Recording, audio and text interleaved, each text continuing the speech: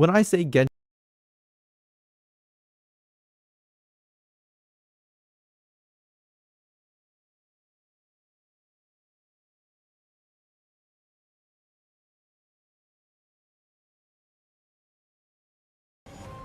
竜の方向。大丈夫さ。二人に不可能はな。花々よ、咲いて。呼ぶ声がする。来る。さらに前へ進むしかない。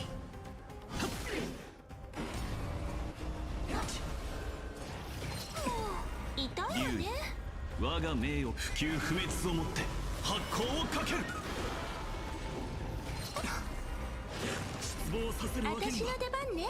星々よ、きらめいて。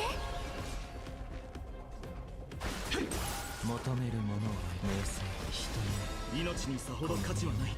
あなたを守り導こう。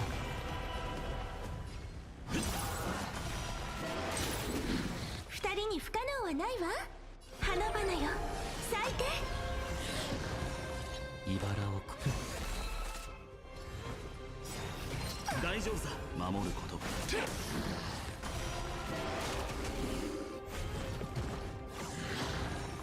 短い星々よ、きらめいて。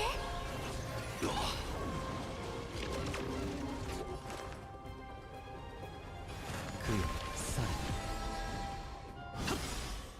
記憶は流れ星を待ってる。愛で私を心に刻んで。よいよ、黎明を照らして。瞬き禁止よ。世界を望み通りに。怪物の結末を書き換えましょう。竜不朽不滅をもって発光をかける。この身をくべよう。余人よ、来世に暁よ。運命に屈する気はない。血で鍛えよう。その程度。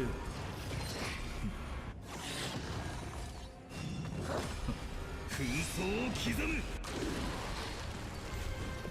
烈日よ、天を引き裂け。血で鍛えよう。その程度。心に刻め。余人よ、来世に暁よ。血で鍛えよう。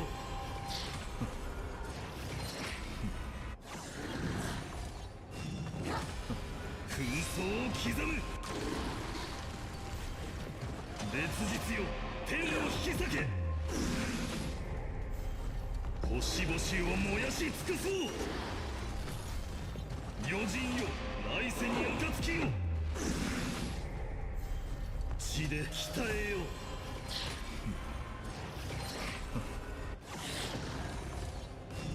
その手を心に刻め。烈日よ、天を引き裂け。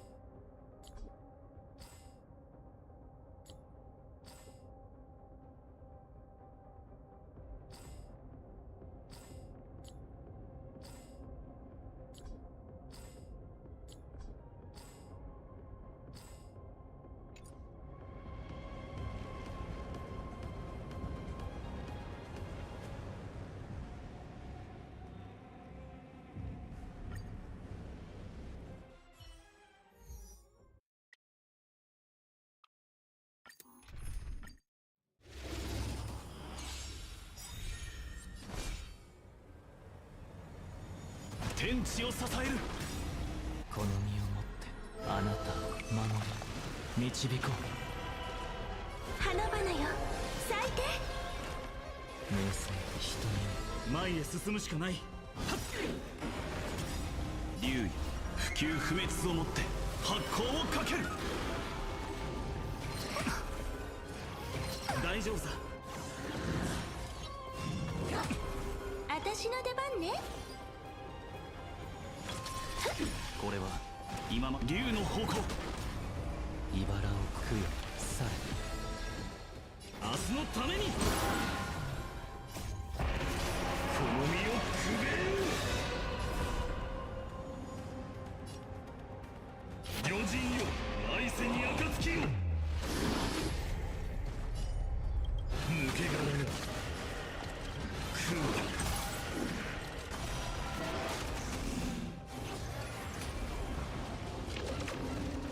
炎がまだ足りない。抜け殻が。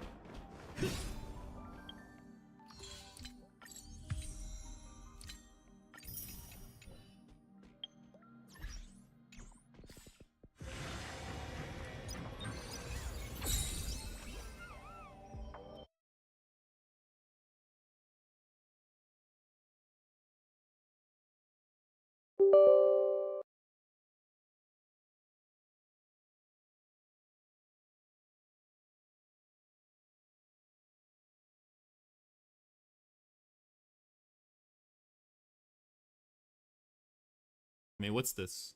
Oh, okay. 5K? 5K? Are you crazy?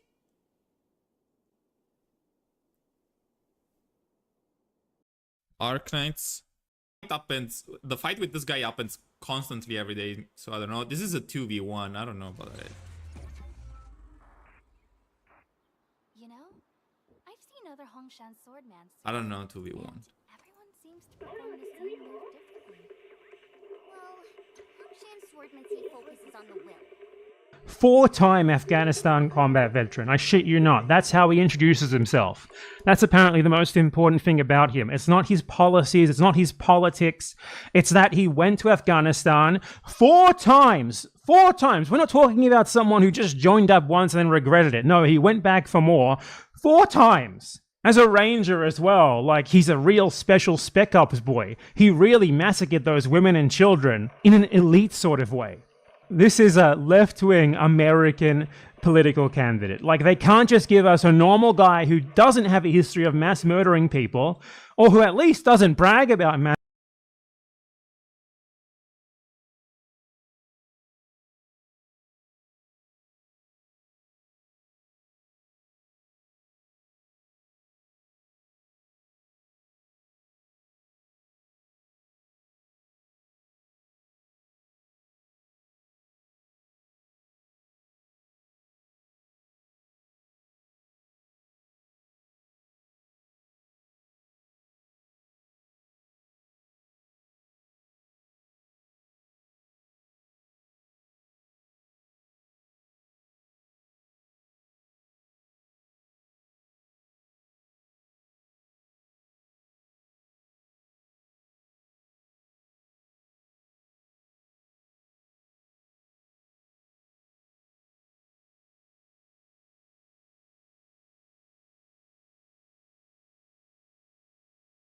murdering people like this guy does. No, they just have to.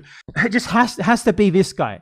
How do you let this happen? How do you let these people even think that they should be anywhere close to a leadership position after the things they've done that they've never repented for? It's unbelievable. That should have you guys thinking about how fucked up your left-wing movement is there. And then in his platform, of the 4 core priorities that he espouses as his most important policy positions, one of them is veterans first. I quote, "Those who have served our country deserve our highest support, access to benefits, healthcare, and opportunities to thrive." This guy literally thinks that if you join the US military and go and kill and rape people in foreign countries, you are a special class of citizen who should get more privileges than anyone else. He wants there to be incentives to sign up to murder people. Unfucking real. He wants people like him who committed genocide for the US Empire to be rewarded for it even more.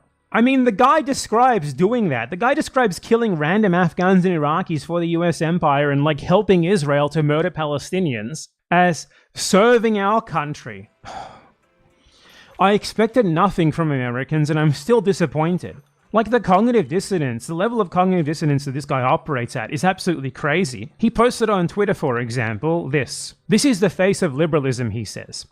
He's denouncing this lady who is a Zionist Jew who went to the West Bank to provide a so-called protective presence, right? He's denouncing her because her position is a contradiction between upholding human dignity and personal privileges over others. But he's a guy who went to Afghanistan and massacred people in order to obtain perverse personal privileges from doing so, and now he brags about it. So what the fuck is he talking about? He's much worse than this lady. At least she hasn't killed anyone, to our knowledge. At least she hasn't held a gun to anyone's head. You talk about being caught between a contradiction. Look in the fucking mirror, you murderer. Like, this guy is just a fucking barrel of American imperial mass-killing hypocrisy. Everywhere you look, he just can't help but contradict himself. Here he is, for example, denouncing a Ukrainian military unit for displaying a Waffen-SS symbol. That's literally a Waffen-SS unit crest, he says. Here's a picture of him proudly bragging about his own skull and crossbones unit crest from when he massacred Afghans in Iraq. This is from one of his Instagram reels. Check out my platoon patch. Skull and crossbones. Yep, that's what we delivered to the Afghan people. What fucking right do you have to denounce anyone else for showing a fucking Nazi insignia when you proudly keep souvenirs of your time literally doing genocide against people you consider to be subhuman in Afghanistan, literally symbols of death and destruction? Who the fuck are you to say anything here? This is so much worse than Graham Plattner. It's unbelievable. At least Graham Plattner tried to hide this stuff. This guy just brags about it, and people treat him as a hero all the same. No one even seems to call him out for it. As far as I can see, I'm the first one bringing this up.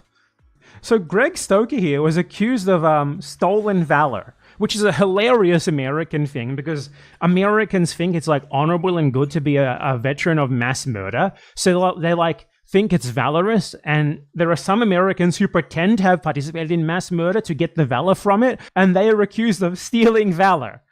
And this guy was accused of that, and rather than just laughing it off, which is what anyone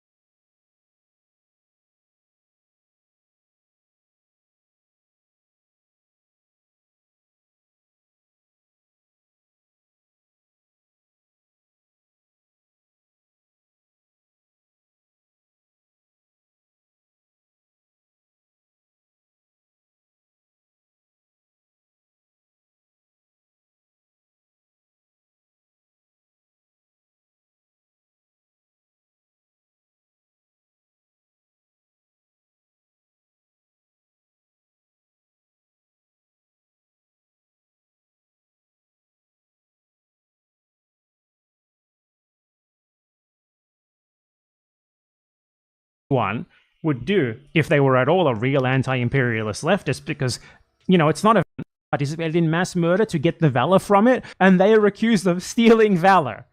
And this guy was accused of that, and rather than just laughing it off, which is what anyone would do if they were at all a real anti-imperialist leftist, because, you know, it's not a valorous thing to mass murder people for the American Empire, so what's valor? And this guy was accused of that, and rather than just laughing it off, which is what anyone would do if they were at all a real anti-imperialist leftist, because, you know, it's not a valorous thing to mass murder people for the American Empire, so why would I care about being accused of that? His reaction was to defend himself and talk about how cool and good what he did to the people of Afghanistan was, and like show everyone all the souvenirs he kept of the time that he committed genocide on the people of Afghanistan. I am not even fucking kidding. Here he is, responding to claims of stolen valor. Let's check this out. To happen, folks. The forces of Team Genocide are uniting to accuse me of stolen valor. The forces of Team Genocide? What exactly do you think it is that you did in Afghanistan? Do you think that because Israel is committing genocide in Gaza and you're against that like absolves you by proxy of what you did to Afghans? Which is where you lie about your military service. The Misfit Patriot and our boy Matan. But stolen valor accusations are risky because they're so easy to disprove, and then you end up looking like the asshole. But now I've got to make this freaking video, so let's go. So if you can explain... He's defending himself rather than just laughing this off. The very fact that he brags about being a veteran in the first place is crazy. Explain all this away and prove that I'm lying, I will thank you for your service. And why would you want to be thanked for your service? Admit I am wrong. So I'm going to take his points down in his video that he makes one by one, but we're going to start with paperwork. Here's my DD-214 exit paperwork with the personal information removed. Wow, isn't that just beautiful, dude? Isn't that fantastic? His response to this is to literally be like, yep, I fucking murdered those Afghans and I'm proud of it. Here's all the proof and the souvenirs that I Screenshot kept. that if you like. You said that I was in at 2014 at Fort Bragg, but I wasn't in the Army in 2014. I was at Columbia University, and 2nd Ranger Battalion is not in Fort Bragg, North Carolina. It's in Fort Lewis, Washington. We're watching here something that is absolutely no different, mind you, to like an IDF soldier who participated in genocide in Gaza being accused of like lying about that by another Israeli and being like, I'll have you know, I actually did genocide, here's all the proof of it. There's no difference between these two things. So my MOS says Ranger Infantry, but I've claimed to have done intelligence stuff. Well, that's participated in genocide. Bragg, North Carolina. It's in Fort Lewis, Washington. We're watching here something that is absolutely no different, mind you, to like an IDF soldier who participated in genocide in Gaza being accused of like lying about that by another Israeli and being like, I'll have you know, I actually did genocide, here's all the proof of it. There's no difference between these two things. So my MOS says Ranger Infantry, but I've claimed to have done intelligence stuff. Well, that's the cool thing about special operations. Wow, that's cool, dude. You did special operations, you did intel to help the military mass murder Afghans, and you're bragging about it while claiming to be a left-wing anti-imperialist? Because if you're smart and you take initiative and you use your own money as a specialist to pay for a language tutor and actually learn Dari Persian, then go to your commander and say, hey, I want to start building a packet to go to Task Force Orange. They're going to be like, okay, sure, we'll get you on the intel side of things. So oh my fucking god. Are you listening to this? This guy, like, on his own initiative, decided to train in Dari Persian so that he could do intelligence for the American military.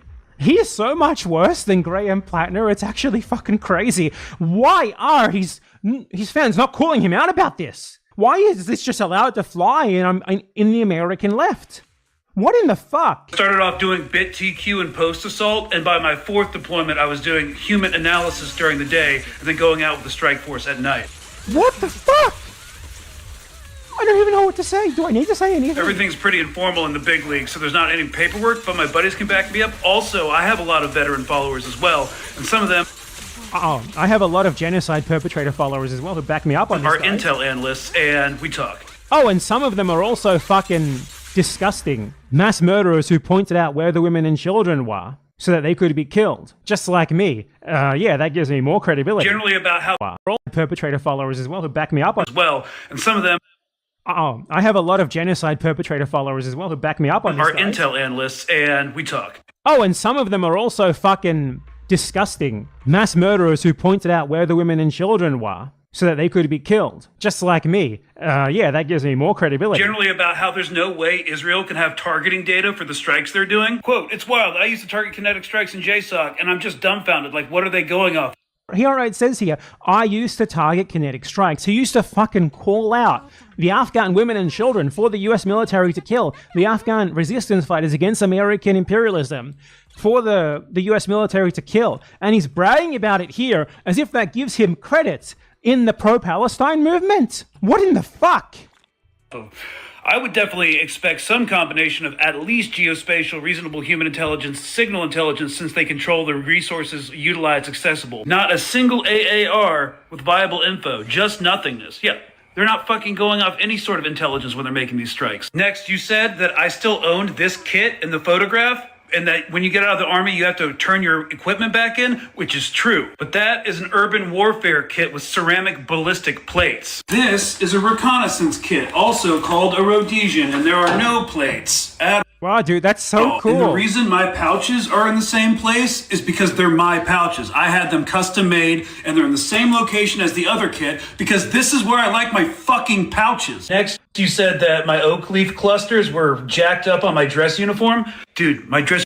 There's his dress uniform, guys. It's in the background. He keeps his uniform. He's so fucking proud of it. Uniform's probably jacked up. I'm also missing a ranger insignia right there. So, do I look like a person who ever gave a fuck about my class A's? Because I didn't. I see all the people in your comment section like, no way that sloppy, shaggy dude was in Ranger Regiment. It's like, bro, I am a combat veteran, anti-war activist. This is the look.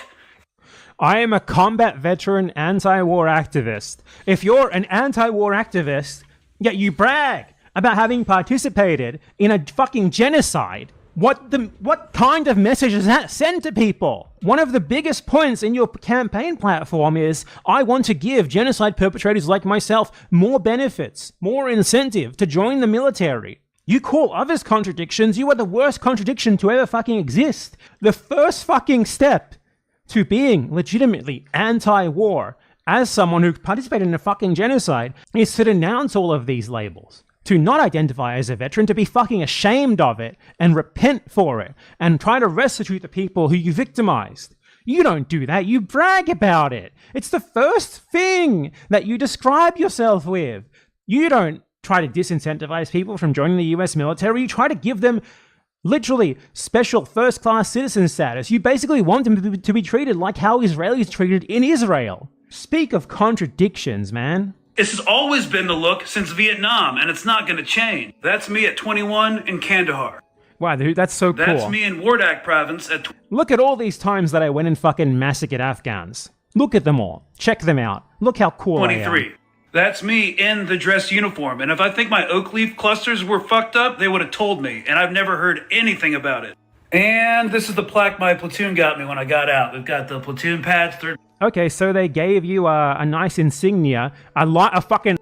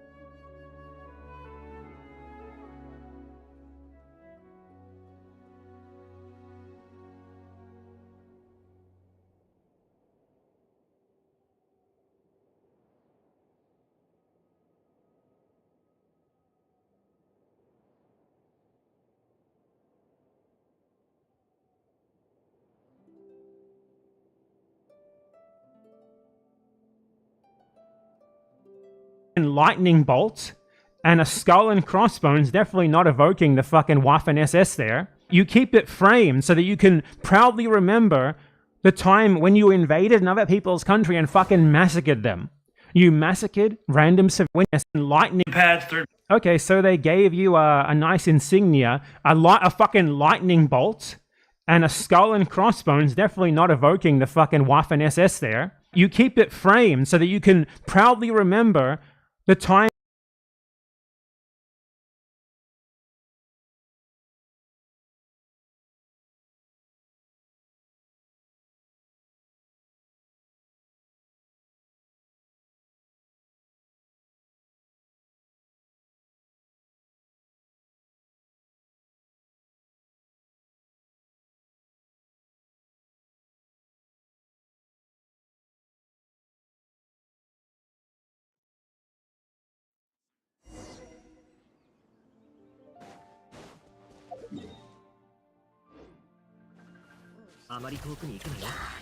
夢礼拝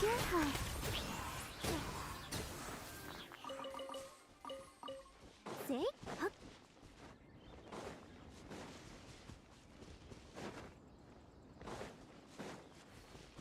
顔が曇ってるぞ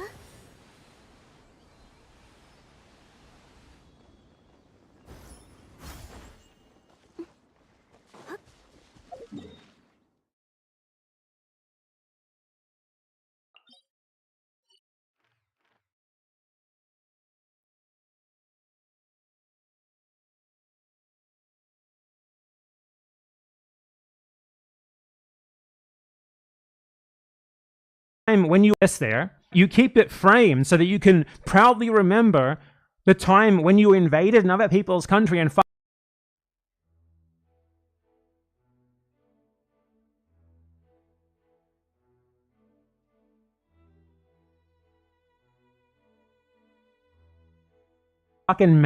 proudly remember the time when you invaded another people's country and fucking massacred them. You massacred Waffen SS there. You keep it framed so that you can proudly remember the time when you invaded another people's country and fucking massacred crossbones, definitely not evoking the fucking Waffen SS there. You keep it framed so that you can proudly remember the time when you invaded another people's country and fucking massacred them. You massacred random civilians and random desperate poor people trying to defend their country.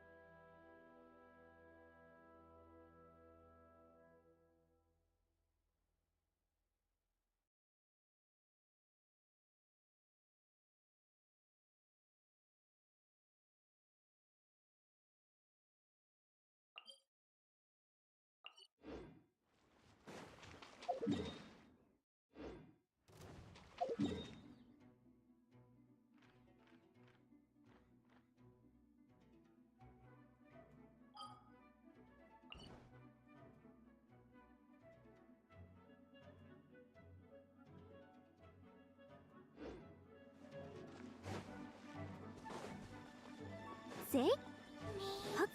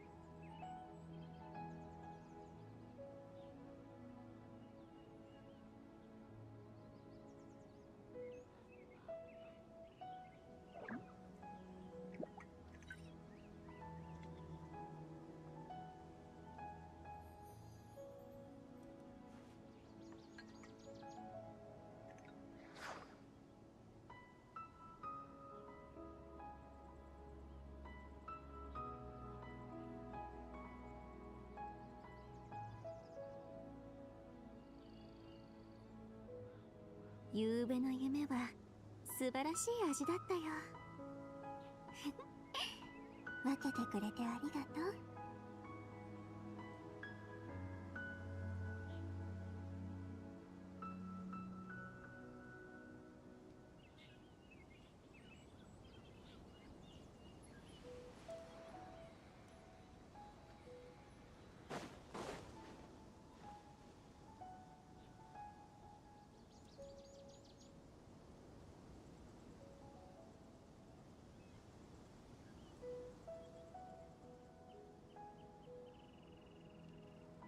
前期の財務諸表の確認がまだできてないんだ。はあ、頭が痛い。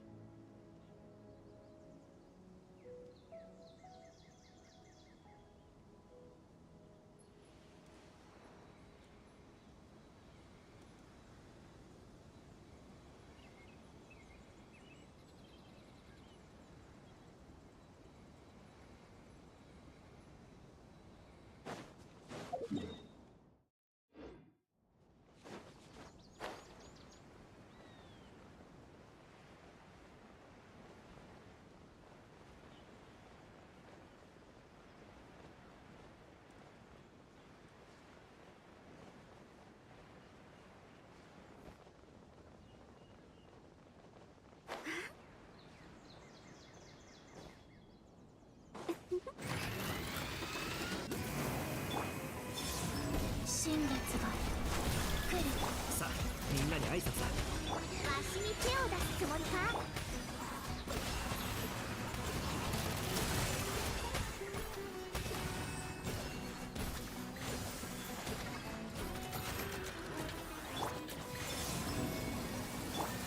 今に見ておれ。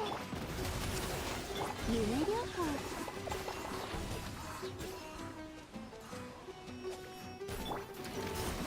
周りを見張っててくれ。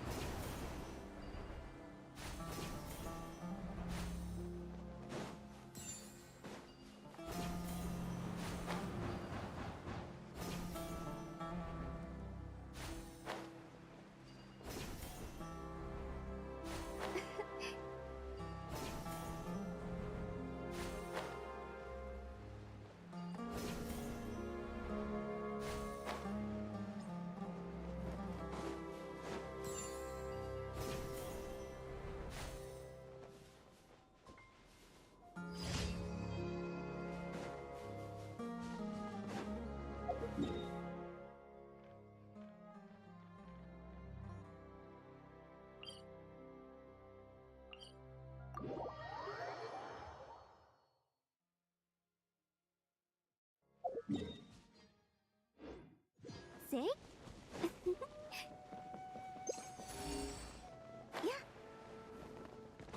顔が曇ってるぞ。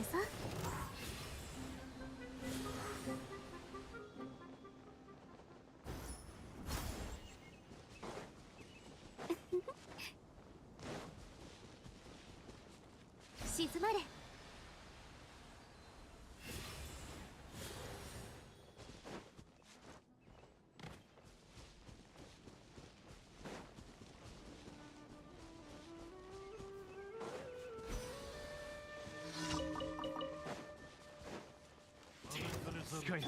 真理は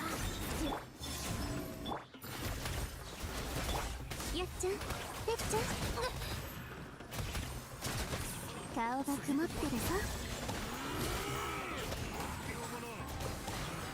三月よ、輝け。流れて後悔しても遅いから。さあみんなに挨拶だ。夢療法ひどいっす。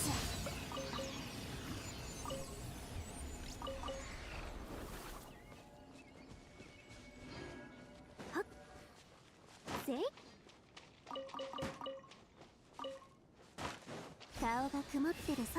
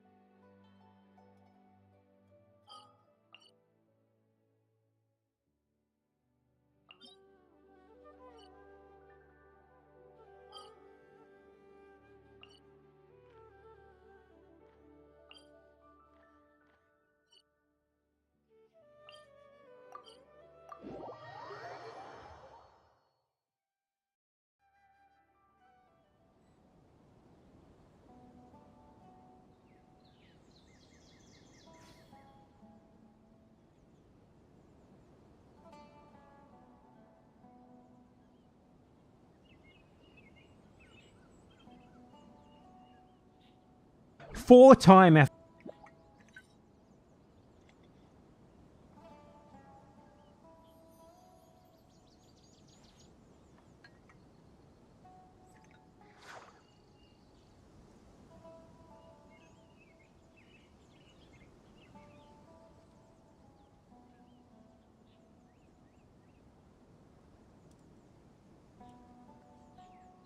夕べの夢は素晴らしい味だったよ。分けてくれてありがとう。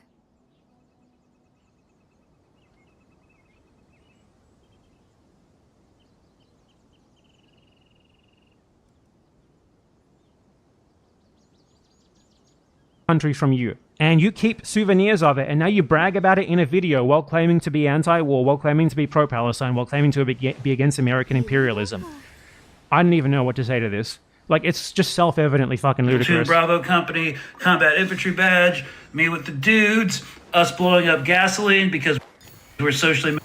This is like one of the fucking pictures that the Israeli soldiers in Gaza take about themselves and post on social media. Here's us just fucking blowing up some random house to post it on social media for fun. You know, literal war crimes, by the way. This is a war crime. And he's just showing it in a fucking video. Maladjusted, Sergeant Gregory Stoker. This guy is the most spiritually Israeli, so-called pro-Palestine person I've ever seen. Got out in 2013, Airborne Wings, Ranger Tab, and Scroll. Look, I don't know what else I need to do to prove it, but I shouldn't have to in the first place, because all I'm saying is killing 10,000 children and conducting a genocide is bad. And I know... Was it bad when you did that in Afghanistan? Do you repent for it? Have you done anything to restitute your victims for it? Why do you brag about it? The cognitive dissonance, the contradiction is insane, and he accuses others of being contradictory. Super annoying to have a U.S. Army Ranger who actually knows what sophisticated counterinsurgency operations look like, and for him to be saying, no, this is not a military operation. It's a... So it would be okay if it was a so-called military operation. That would make it fine, right? That would make it cool and good. If only the soldiers were as good at murder as this guy is. Then that would make the Israeli genocide in Gaza just fine and dandy. Like, according to this guy, how what he did in Afghanistan is just fine and dandy to the point that he decides to brag about it first thing, literally everywhere that you look. It's the most defining thing about him, the fact that he went and murdered Afghans. And he wants you to know all about it. He's proud of it. He wants more benefits from it, and he wants others who participate in it to get more benefits from it. Like this guy apparently sees no difference between him joining the US military and going back 3 times to murder Afghans. He sees no contradiction between what he did and him posting about, like, how bad ICE is and how bad people who join ICE are. He says, does your daughter no longer talk to you? Instead of going to therapy, join the no education required goon squad and help ICE. Are you a fucking pathetic loser who wants to get personal privileges from doing mass murder? Join the US military. Don't worry. Greg Stoker has you covered, because he wants veterans to be given real, tangible, material privileges, real deference in society just for doing just that. And he sees no contradiction between that and his hatred for people who join ICE. Now, I just know that some people are going to say, oh, but he went on the Global Summit Flotilla to try to break the blockade on Gaza, and that apparently absolves him of every single thing that he's ever done to Afghans, that he still brags about to this day, that he's still trying to incentivize people to join up and do as well. And no, it doesn't actually, it doesn't. Doing something good to try and help Palestinians doesn't automatically absolve you of every fucking other thing you've ever done, okay? That's not how this shit works. Especially when you've never even remotely repented for what you did and you still brag about it. For 2, I think it's embarrassing that he was even allowed to go. I think it's genuinely embarrassing that someone who brags about being an American military veteran constantly, who wants to give people more benefits for being in the American military, it's embarrassing for the organizers that they let him join, as if advocacy for Palestinians is important than advocacy for the other victims of American Western imperialism, as if the sort of veteran lionizing rhetoric that this guy engages in doesn't in of itself help to enable genocide against Palestinians, because without the US military, obviously there could be no Israel in the first place. Everyone who has ever been in the military, even if they weren't literally directly involved in the Middle Eastern region, has been contributing to helping to prop up Israel. So to brag about it and then to claim to be pro-Palestine is super mega contradictory, and it's embarrassing that someone like this was even allowed on the flotilla, but that doesn't really matter in the first place, because even aside from that, as I said, first thing, doing one good thing for other people doesn't outweigh the horrible things that you did, committing fucking genocide in this case to another people. Especially given the way that you lionize veterans is, if anything, going to encourage people to become so-called veterans themselves, and thus help to oppress Palestinians. If you are even remotely anti-imperialist, you should look upon the sort of thing that you did with shame. And I would question any notion that you are even remotely imperialist, given that you went back for more 3 fucking times. It's one thing to join, do one tour, realize how fuck up it is and sincerely regret it, and just be quiet about it. It's another thing to go back for more 3 times and then brag about it fucking endlessly for a decade afterwards, and try to become like a leader as well, like a political leader. And as well, he's used it to form a very lucrative influencer career here, on the back of claiming to be a US military veteran. He has hundreds of thousands of followers, he makes tons of money, at least tens of thousands of dollars a month of this, all because American so-called leftists just can't help but lionize mass murdering military veterans. So no, going on a flotilla to Gaza does not absolve you of having mass murdered Afghans on 4 tours. Of course not. That's ludicrous. And if you're someone who legitimately makes that argument, I want to pose you a simple question, okay? How many Afghans does one get to kill if they went on the flotilla to Gaza? How many? How many Afghan lives is going on the flotilla worth? please give us a number. If you're not willing to give us a number, you're not willing to give us any sort of standard of where the line is drawn for you, I think it's pretty clear that you understand just how ludicrous the rhetoric that you're engaging with is. You don't get to murder people because you did a good thing later, especially when the sort of identification, the sort of rhetoric, the sort of policies that you now uphold instill in people the exact opposite of what we need to instill in them to stop the things that you claim to oppose from happening again. Now, I have an extremely extensive video which uses Graham Flatner as the framing device, where I go over and debunk all of these typical, supposedly left-wing, pro-veteran talking points, where people who brag about having massacred, usually Iraqis and Afghans, but sometimes others, and use it to gain credit for themselves rather than denouncing it, are just like accepted among the so-called American left without so much as a whimper. It's this video right here, called American Left Troop Apologism and Graham Flatner on my main channel, Bad Empanada. So, whatever dumb talking point you're thinking of leaving down below to defend this guy and to defend your support of him, it's already been refuted and debunked in that video. So at least do me the courtesy of going and watching that in full first, before leaving your generic, easily refuted, genocide perpetrator apologist bullshit down below. Please. I don't even know what to say about the American left at this point, man. The least that you guys could do for the rest of the world is not enable this shit. Is to have a firm red line where it's like, trying to become a political leader as a genocide perpetrator is not okay. This is like an IDF soldier who just committed genocide in Gaza trying to run for fucking political office. Would you accept that? Someone who bragged about doing that? Someone who didn't repent for doing it at all? Would you just accept that? Someone who wanted extra benefits for IDF genocide perpetrators? Would you just accept that guy as your representative without a whimper? If you wouldn't, then apply the same standard here. I am sick of everyone just creating special exemptions for them and theirs. Americans do this more than anyone else, though others are also guilty of it. You need to uphold firm lines at some point, and clearly the line for the so-called American left ends whenever it comes to themselves. They can forgive anything, they can allow anything to stand, they can allow the breaking of every single ideal they claim to uphold, provided that it's an American who is breaking or who has broken those lines. That's why they are so anti-ICE, because, you know, they perceive of the victims of ICE as basically their neighbors, as basically Americans, and yet welcome someone like this who brags about doing way worse than ICE to the people of Afghanistan. This shit needs to stop. Someone like this should be shamed for bragging about what they did, and should not be allowed anywhere near any left-wing movement until they have outright repented for it and they stop bragging about it. Instead, he's running to be a political leader. He's running for a position of authority over others, and people are lapping it up and supporting it. How does this look to the rest of us Americans? That you consider the lives of people outside of your country, especially those in the third world nations that you victimize, as worth so little, that you are willing to just uncritically support people who brag about having murdered those people. I want you to think about that the next time you claim to have international solidarity to be against imperialism and against war. And I just want to make a quick prediction here, which, if there was a prediction market for it, it would be literally the easiest money ever, because it's absolutely 100% going to happen. Hassan Piker is going to support this guy. Hassan Piker is going to make a video talking about how epic and base this guy is. He always does.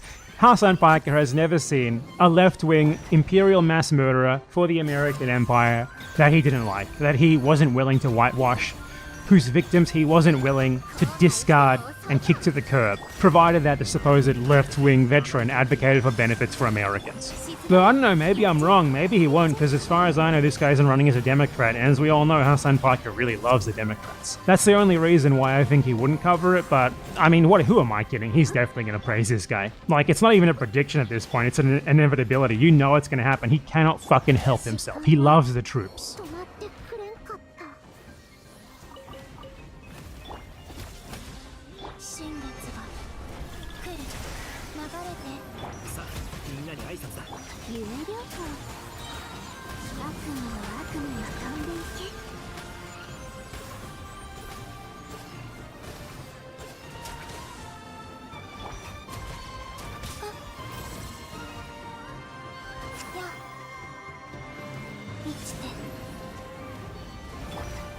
じゃあなよっ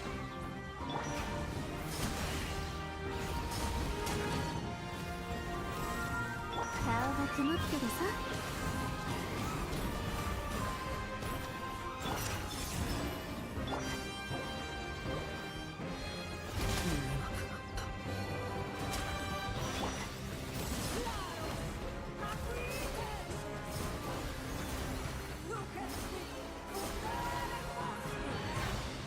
流れて。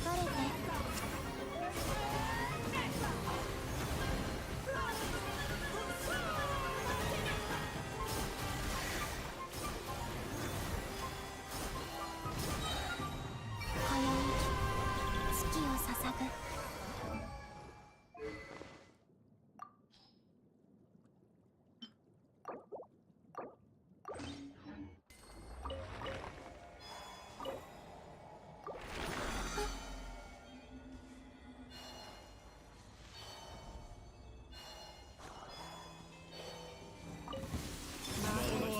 白組の夢バクと覚めて。ぶちかましてやる。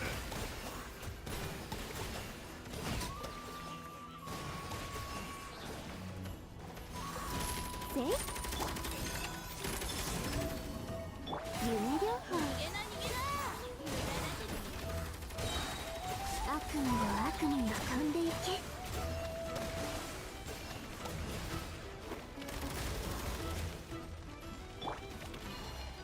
満ちて静まれ。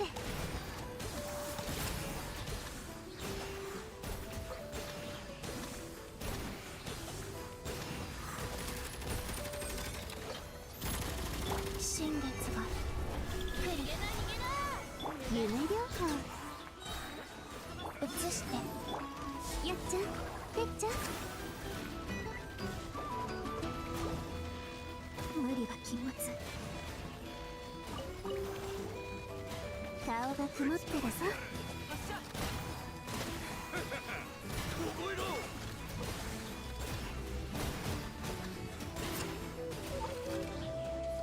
満ちて夢療法。ぶちかましてやる。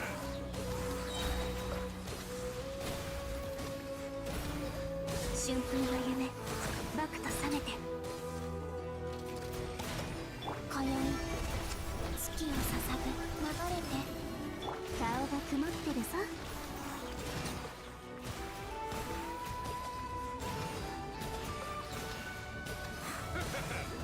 凍えろ。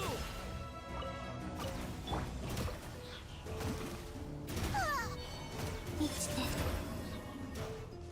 静まれ。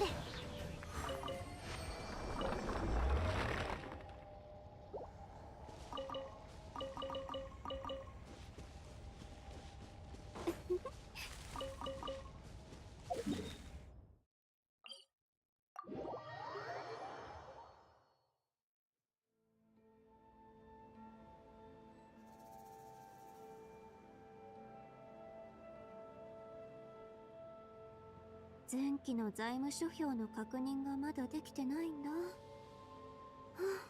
あ、頭が痛い。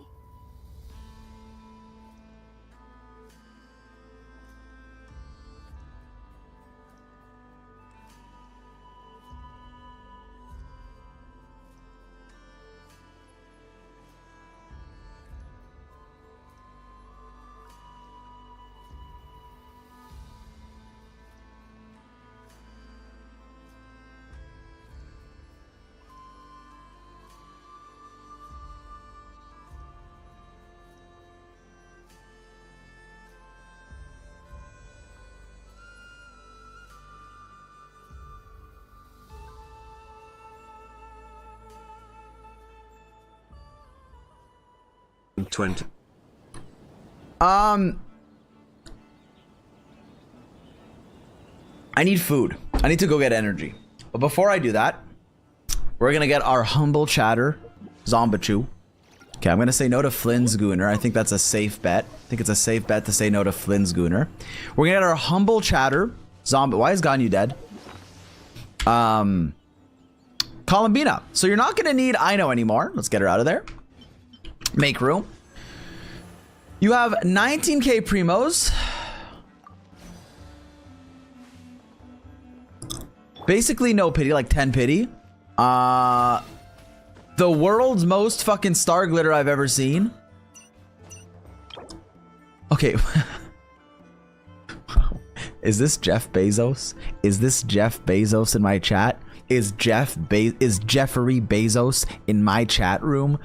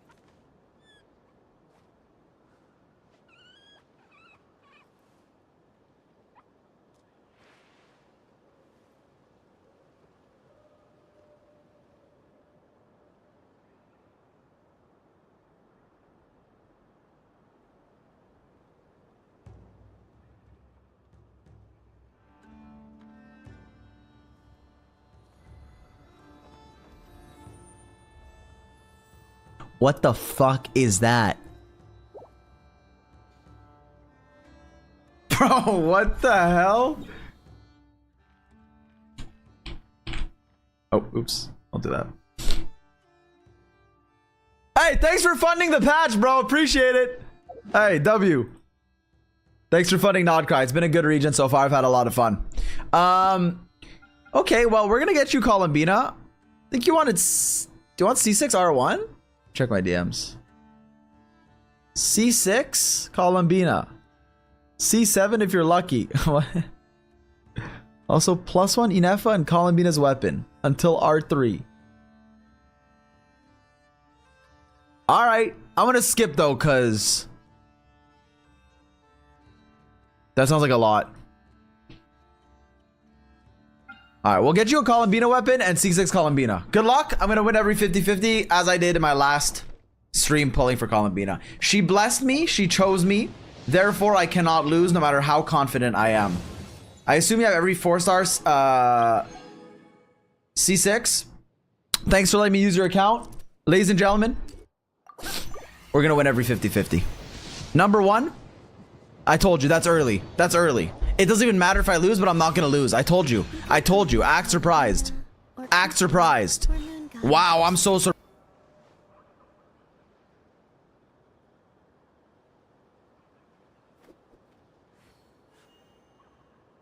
surprised. I'm winning on this banner.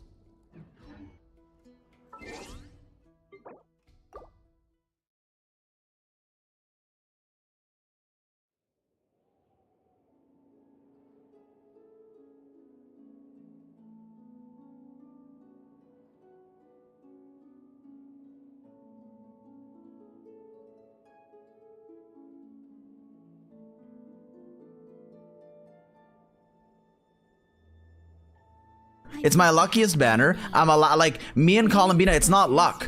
We have a connection. I'm a Fatui. She was a Fatui. Together we're Fatus. Boom. Columbina number 1. Easy, bro. Watch this. Another Columbina. Back to back. Act surprised. Just kidding. We got Rust. Okay, that's fine. Double Sethos. No Gamba in chat. Oh my! That's like 50 pulls. That's a second 5-star. 50 pulls. That's a sec.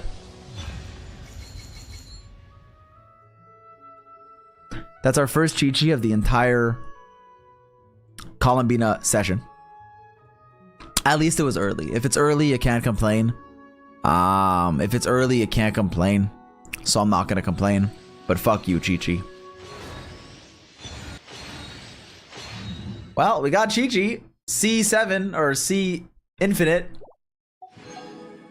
Okay, well. Double set those again. First Chi-Chi of 2026, that is true. With Sith, that's pretty good. I doubt you'll ever use it though. Okay. Aoife! First Aoife? Oh, you actually need that. Is this the viewer pool? No, I have a lot of gems. Like, this is me. Yeah, that's me. No big deal. No big deal. Just a little bit of like disposable income or whatnot, you know. Another Aoife? Nice, nice. Maybe we'll get you an Aoife C6. Imagine we get C6 Columbina before C6 Aoife. That would be crazy. We got the flute. Or like the garbage. That wasn't funny. This is Columbina, I feel it. She just called me. Ring, ring, hello. Columbina, guaranteed. It's on the 3rd click. 1, 2, 3. It's on the 5th click. 4. It's on the 6th or 7th. 6, 7, boom. Oh, official. And then Columbina. Hi, I'm Columbina. 2-1. We're 2-1, bro. We're 2-1. We're gonna make it 2-2. I mean, we're gonna make it 3-1. Boom. We're gonna make it 3-1. Boom. Official. Love to see ya. We're gonna make it 3-1. Boom.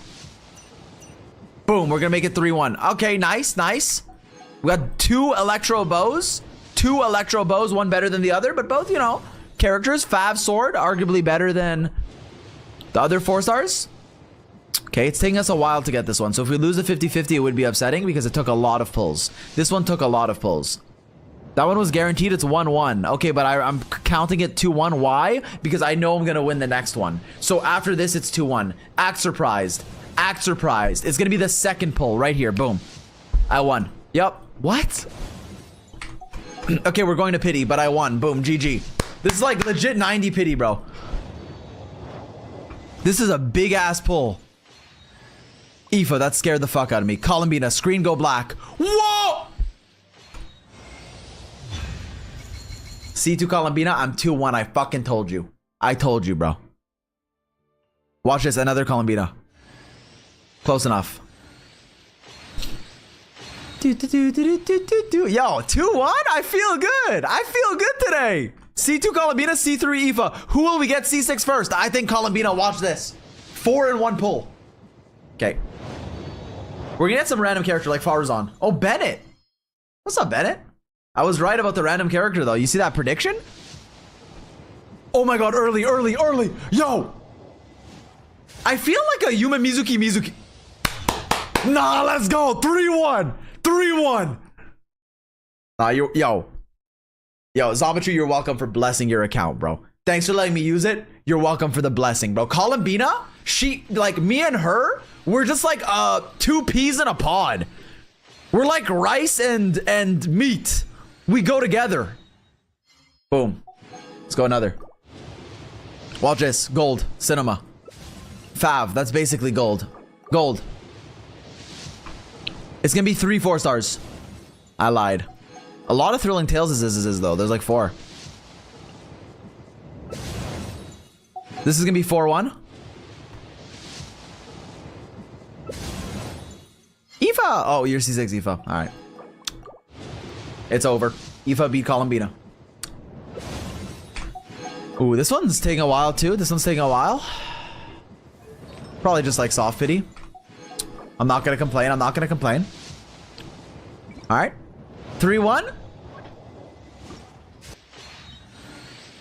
Black screen. Black screen. Black screen. Black screen. Black screen. Yeah, I forced it too much. I said it like 4 times. Of course it was gonna fail. Aoife. Honestly, yeah, like a beginner team, bro. That's fine. 3-2, bro. 3-2 is not bad. Hey, watch this. Early. Boom. Cinema. All right. 3-2 right here. 4-2. Boom. Oh, no. It's guaranteed, so.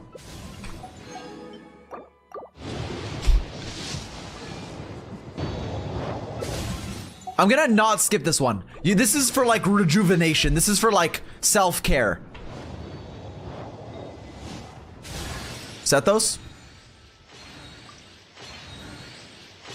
That did not help at official. Still did not help at all. All right. Bro, what? I need to reunite with her. Give me a second. Give me a second. Oh my god. After we get the guaranteed Columbina, let me do it. What the fuck? It's taking so long. Okay, I think we're guaranteed here. Then let me do a ritual after we get this one. Let me do a quick ritual after we get this one. What the fuck? I'm going to hard pity. That's okay. It could be a double, bro. It could be a double. Thank you. Thank you. Yeah, on the first one, bro. Now that I got a Columbina, let me do a ritual for the next one. Wait. How does her humming go? Columbina trailer.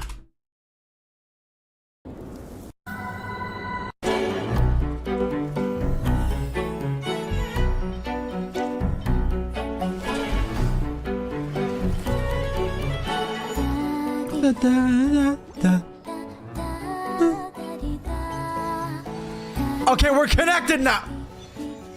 We're connected now, me and Columbina. We repaired the ties.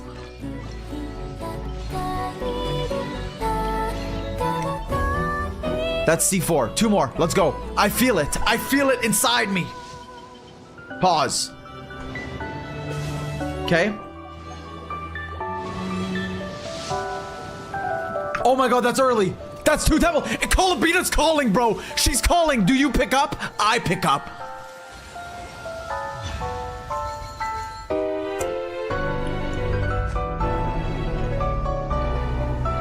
At least it was early. Hey, you can't complain about early. No. You can't complain about early. You can't. You can't complain about an early 5-star. It is what it is, bro. I know it's Mona and it looks Sag, but at least it's early. So that's a win in my book. Watch, this is gonna be another early one. Done. 5-star.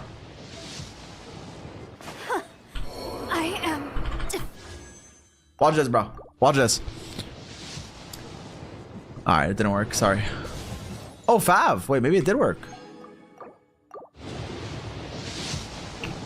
What did Sara do? I don't know, actually.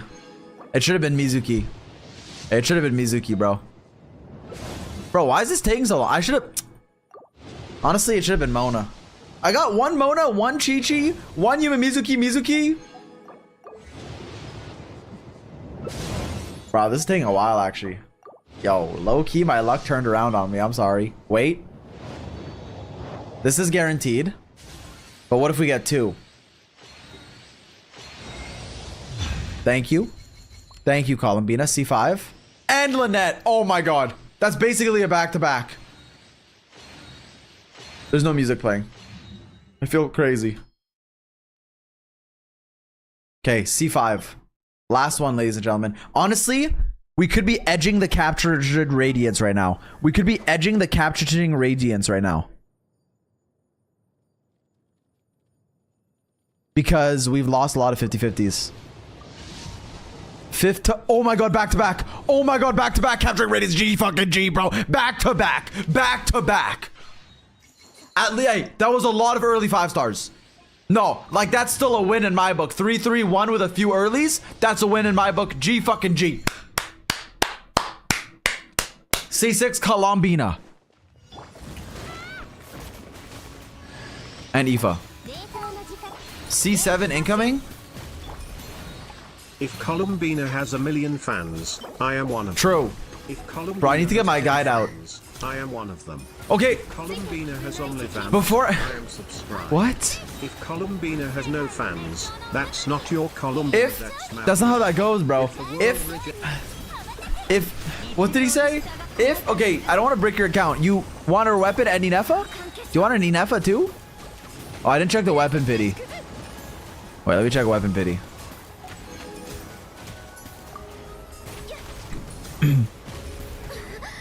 Basically none.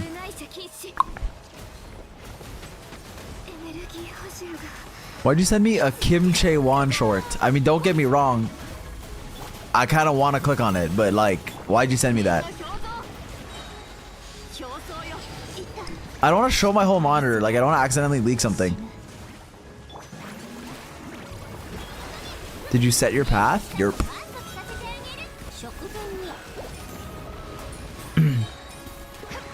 Yo, the Torre, the Reverie takes it 3 months.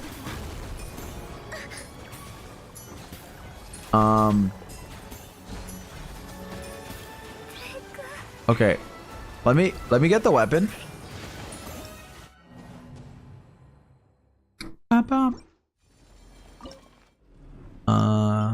Okay. Okay. I'm gonna get the weapon. Do you want it? Okay, so, okay. Let's just win this really quickly. Oh my god, wait. Razor, Fab, and Drill. It's not even bad, bro. Wait, so, to confirm, you want Inefa after this, right? One Inefa? I don't know if I have a good connection with Inefa or not. Okay, we're gonna win. We're gonna win rushes, bro. We're gonna win. Honestly, I could have set the path to the other thing because it doesn't matter. I could even undo the path right now. Why? Because I know we're winning. So it doesn't actually matter. The path doesn't matter because we won. Like, that's a win. GG, bro. Congrats, you won. It's because we were talking about Inefa. We were talking about Inefa. Alright, well. Hey, at least now we're guaranteed. At least now we're guaranteed, so we can just get the weapon. Oh, back to back. No. Every time I'm unlucky on a Columbina or adjacent pulls, I get a back to back. So it's not even unlucky. Every time I'm unlucky, I get lucky. So technically, we win. GG. Back to back, that's better than winning. Boom. Cinema, bro. You're welcome for the blessing. G fucking G. Stay hard.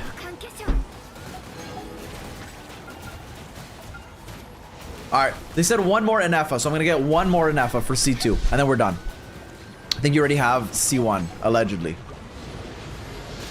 Boom. That's it. Let me speak to Inefa in Morse code. Let me talk to her in binary. Beep boop. Beep beep beep. Bop.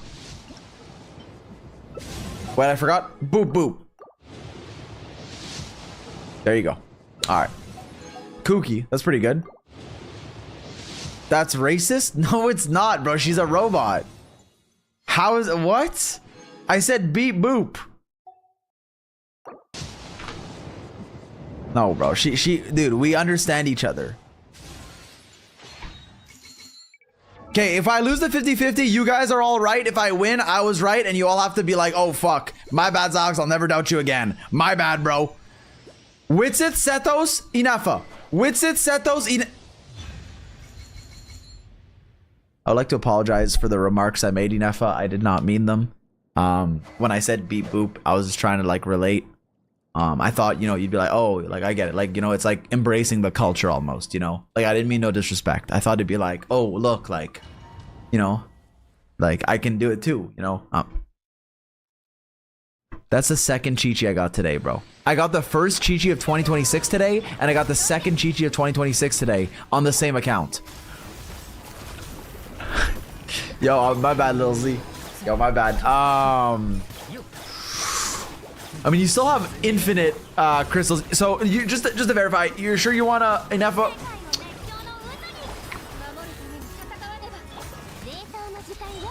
Can you pull this up? It's my Magnus Carlsen. What the fuck? You mean Magnum Opus? What the fuck is my Magnus Carlsen? I don't think that's the saying, but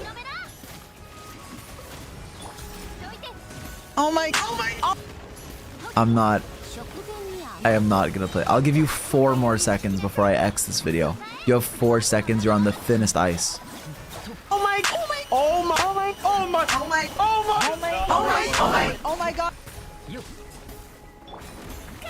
I'm lunar LARPing.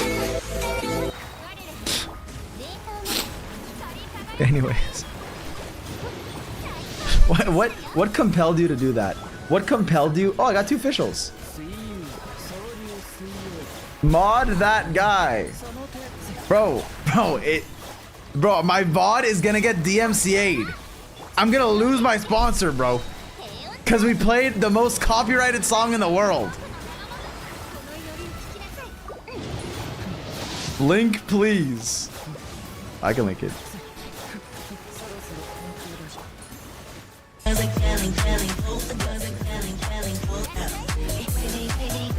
There's literally clips of me playing to the music. I can't even find my chat. I literally can't even find my chat. I found my chat. It had fire editing. Wait, how did I click on blood tainted? Okay, this is gonna be an F, bro. I promise. I promise you. I promise you. Okay, if I've ever been truthful ever, it's right now. You have 4, 6, 7 gems. It has to be this. If I've ever told a lie, it's not now. If I've ever been truthful, it's right here. Are you fucking kidding me? Bro, where is Inefa? Alright, well, that took a while. Honestly, not my best work, this account. Not my worst. There's Inefa. Not my best luck, not my worst luck. Not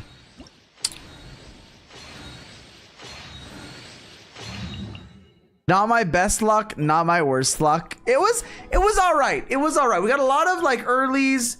We got you know,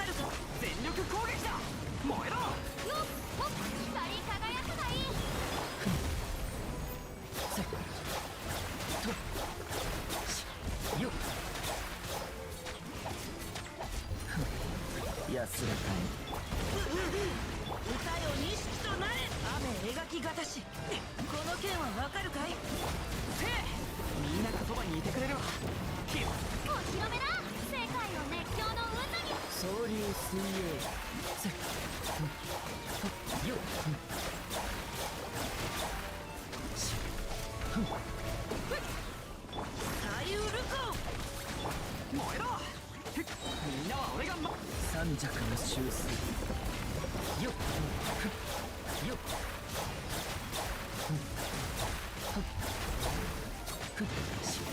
じゃじゃ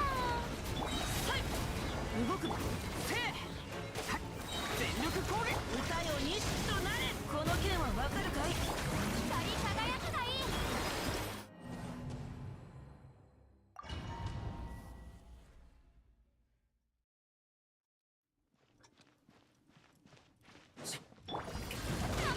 雨描きがたしこの剣はわかるかい燃えろ股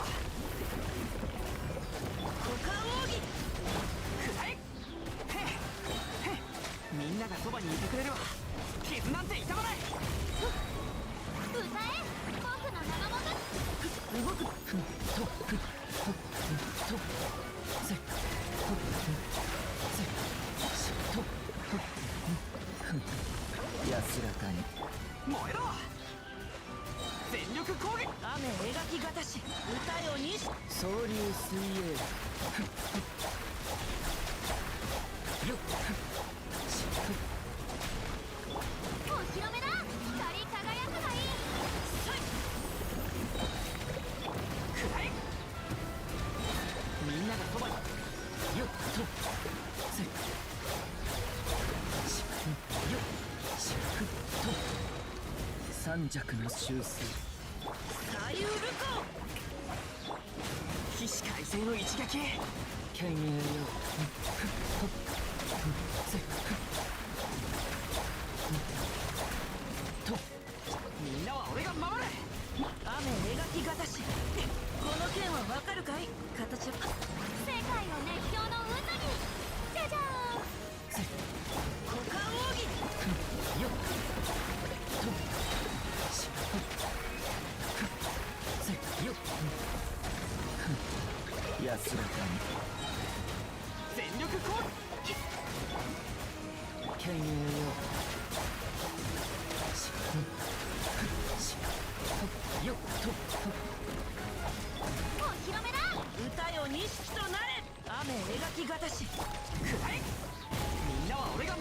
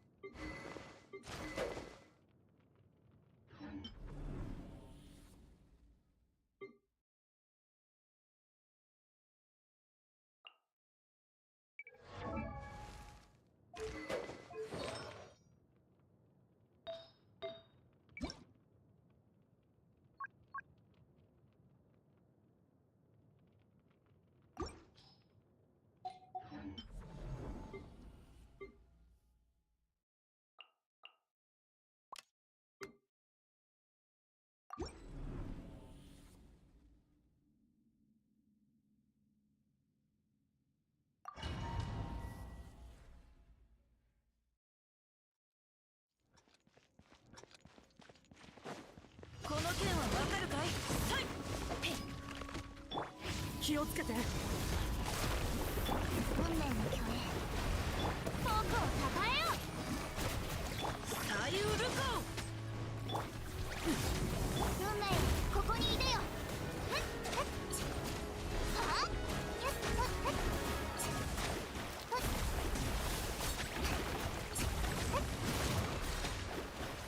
水中弦がこの件はわかるかい。歌よに物語は始まったばかりだよ。これが運命です歌え僕の名のもとにお披露目だ運命よ水面に映るのです運命の巨栄しつこいです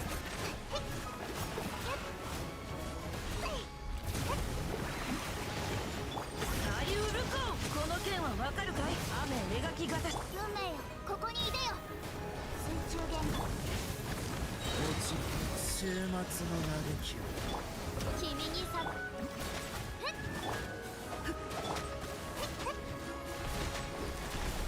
運命よ水面に映るのです歌よ錦となれ。この件はわかるかい。これが運命です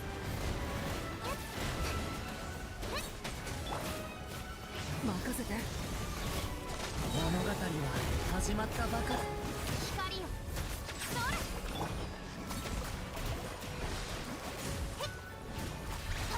左右ルコ雨描き型し。運命よここにいでよ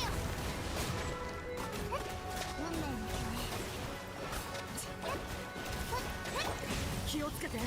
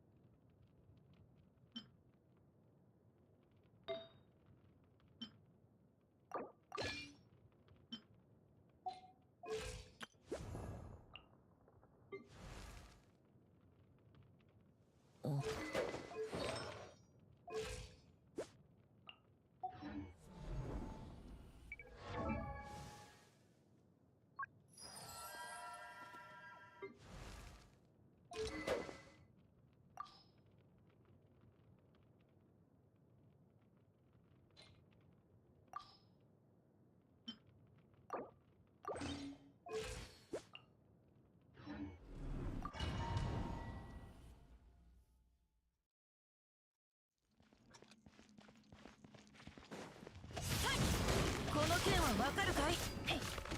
水中弦こ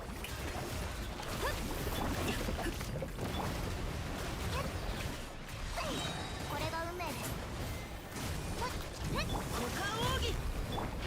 落ちろ影を燃やしつく。雨描き型し。この件はわかるかい。運命よここにいでよ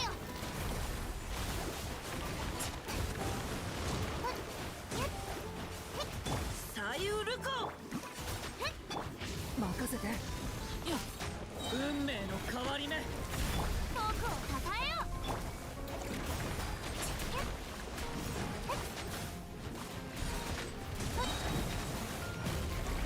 運命には逆らえません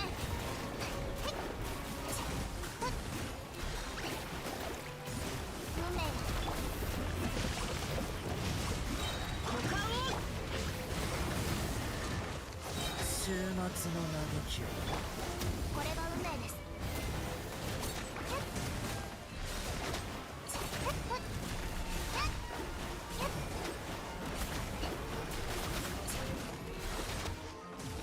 運命のはあ、君にさくらえ燃やす最ウルコ雨描きがたしさいそら運命よ、ここにいでよ。水中玄関判断に参ります。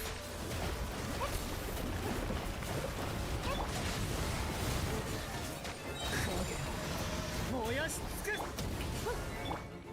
股間を運命よ、水面に映るのです。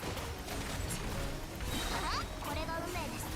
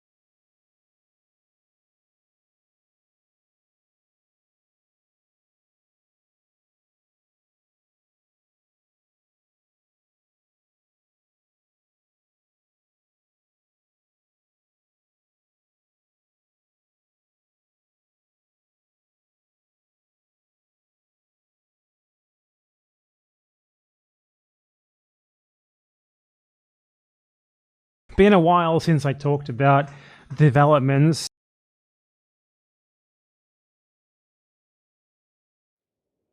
in the American kidnapping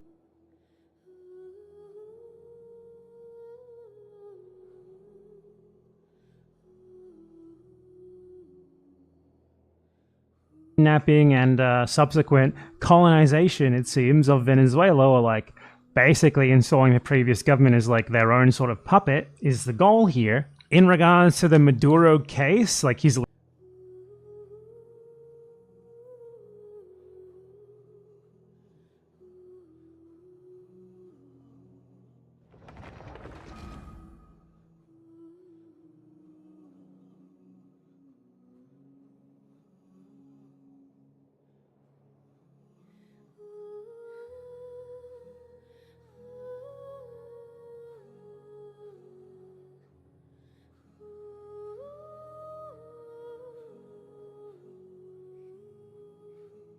legal case. I don't know if I mentioned this the last time I talked about this, but the only real development is that the prosecutors have dropped the idea that the Cartel de los Soles, which he was supposedly the leader of, doesn't actually exist. So the whole justification for him supposedly being like a massive narco drug lord is gone entirely, because I guess they decided they couldn't hold up in court. Not that the rest could ever possibly hold up in any remotely serious court. And as I said last time, Maduro's hearing isn't until fucking March or April, I think it was. So we're not going to hear anything here, really. He's just going to be in fucking jail. Apart from that, there's been some pretty worrying developments regarding American control of Venezuela. The CIA director literally met with the now acting president of Venezuela, Delcy Rodriguez, in Venezuela. He traveled there to meet her. CIA chief visits Maduro's successor as Machado vows to become Venezuela's president. Now, I don't know why that's there. We can just ignore her idiotic wish casting. We know that's not happening. And what an egotistical moron. She herself declared that she was going to be the president. Like, not just that she wants a democracy in Venezuela, she herself wants to be the president. God, she's such a fucking jerk. But let's ignore her. She's irrelevant. So the CIA director John Ratcliffe met Delcy Rodriguez in Caracas less than 2 weeks after his agents helped to oust her predecessor. This is obviously not a good sign at all. Now, there's a couple of potential theses here. One is that there was some sort of pre-existing contact with Delcy Rodriguez and others in the Venezuelan government beforehand, perhaps even with Maduro himself involved, to organize like a sort of attack that they knew was coming, which I don't know, I don't think that's very likely that Maduro was in on it. Especially because, you know, would he really just let them kill like 40 members of his or 50 members, or however many it was, of his security team? I don't think so. That seems a bit much. I don't think he's that bad of a person that he would agree to that. So I think the two most likely options are that there was a sort of prearranged betrayal behind-the-scenes contacts of people in his government, potentially Delcy Rodriguez and Diosdado Cabello, who I'll talk about in a second, or they are like getting threatened with invasion behind the scenes, and given that the US took out basically all of their already clearly inadequate air defenses in the attack on Maduro, they are just desperately trying to avoid more military attacks that would be even worse than the first one was, because they simply do not have the capacity to defend against American air power, obviously. That's also an option. As for which one is more likely, I mean, it's really up in the air. I'm leaning towards it being, like, this is just desperation. Like, they're realizing they're completely outmatched militarily, and they are against an opponent that is willing to use military force against them, so they don't really have much of an option than to just give them what they want, which is the oil. And, like, they're meeting with the fucking CIA director now. This is just fucking dire, obviously. There was a report in Reuters regarding Diosdado Cabello, the interior minister. The problem is, there's no real source for this, and it could just be them trying to, like, a US government source that fed bunk info to Reuters to get them to report on it, to, like, sow dissent in the Venezuelan government. But they claim that Trump administration officials had been talking to Diosdado Cabello for months before they attacked Venezuela, killing 100 people and kidnapped Maduro, which, if it were true, would explain part of why there was so little resistance to the American attack, because he's the interior minister and he has control of, like, the police and a lot of militias and such. But again, not sure if it is true or not. It could just be them trying to sow, like, doubt and dissent in the government, get people to mistrust people, because he has been very loyal to Maduro previously. So yeah, it's difficult to discern what the fuck happened here. And I don't think we will know what happened, potentially ever, or for a very long time, because we need to hear from the people who were directly involved, you know? It's the only real way to tell. I think, like, just ceding to the US to prevent, like, genuinely disastrous, like, Iraq-type situation, like a full-scale invasion and full-scale assault against the country, is really the only real option anyway, regardless here. Once it became clear they were genuinely willing to use military force, like, what else can you do? Venezuela is a decidedly, like, a Latin American country without a serious military. The only Latin American militaries are all directed towards killing their own people, and even then they're not very good at it. So they weren't exactly prepared for, you know, an attack. You know, Iraq was attacked by the US and it was able to mount a serious defense, and they still lost within the course of a week. And that was the first time. The second time, they still had more serious defenses than Venezuela does, and that was after their military had already been destroyed in the first Gulf War. So Venezuela has no fucking chance, especially with the technology of today making it so much easier to just destroy whatever little defenses they have. Like, they could force a surrender from the air alone. They wouldn't even need to put troops on the ground. It really doesn't matter if we're talking about, like, betrayal in the government, or if we're talking about, like the other end of the spectrum, the other extreme of the spectrum, which would have been like a negotiated settlement where Maduro gave himself up and just let his presidential guard all die in order to avoid, like, a more serious military attack on the country. Regardless of what the option is here, I don't fucking see what else they could do aside from just bend the fuck over and let the Americans have the oil. Because ultimately, they don't have the capacity to fight against the might of the whole American empire without help, and no one's helping them, and the Americans at home aren't doing anything about it, and no one's even announcing it. You know, the Europeans or anything aren't seriously announcing it at all. No one's putting any pressure on them. There's nothing. So what do they have aside from just trying to mitigate how bad the circumstances are? Anything else would be suicidal here by my calculations, but yeah.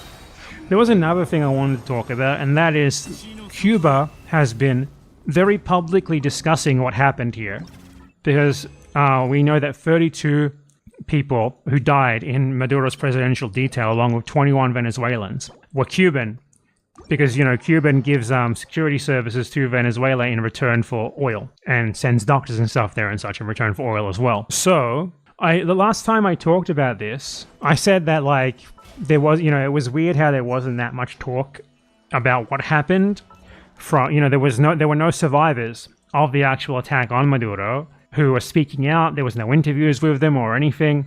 We did have a couple of interviews with Venezuelan soldiers, but these were Venezuelan soldiers at other bases who just, like, were there, like, defending against helicopters and such and airstrikes. But there is now actually a real testimony of a Cuban soldier from the presidential security team. Not a soldier, rather. I'm not sure if it was a soldier or from the Ministry of the Interior, you know, civilian security personnel, one or the other. But there is an interview that I wanted to talk about. This is the only interview that I have seen going over what happened from someone who was actually involved. And he doesn't actually talk about what I would really like to know. Like, did he surrender, or did he just, like, hide, or did he, like, escape? How did he get away?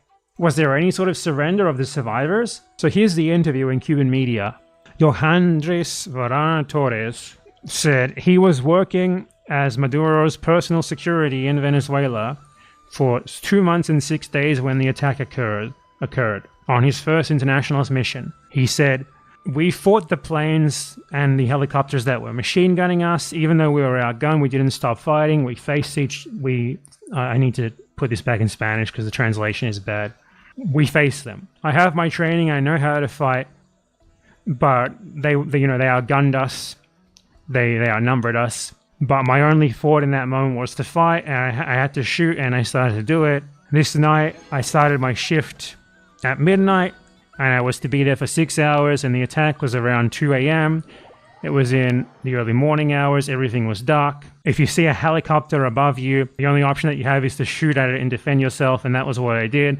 We were shooting until the last moment." Yeah, they do say here that he was there. He said he was there that night in the same place where his compatriots died, 32 of them. And he says, "Our compatriots are a glory for all of Cuba. They were my brother." And he had trained from the about what happened from, you know, there were no survivors of the actual attack on Maduro who were speaking out. There was no interviews with them or anything. We did have a couple of interviews with Venezuelan soldiers, but these were Venezuelan soldiers at other bases who just on Maduro, who were speaking out. There was no interviews with them or anything. We did have a couple of interviews with Venezuelan soldiers, but these were Venezuelan soldiers at other bases who just, like, were there, like, defending against helicopters and such and airstrikes. But there is now actually a real testimony of a Cuban soldier from the presidential security team. Not a soldier, rather. I'm not sure if it was a soldier or from the Ministry of the Interior, you know, civilian security personnel, one or the other. But there is an interview that I wanted to talk about. This is the only interview that I have seen going over what happened from someone who was actually involved. And he doesn't actually talk about what I would really like to know. Like, did he surrender, or did he just, like, hide, or did he, like, escape? How did he get away? Was there any sort of surrender of the survivors? So here's the interview in Cuban media.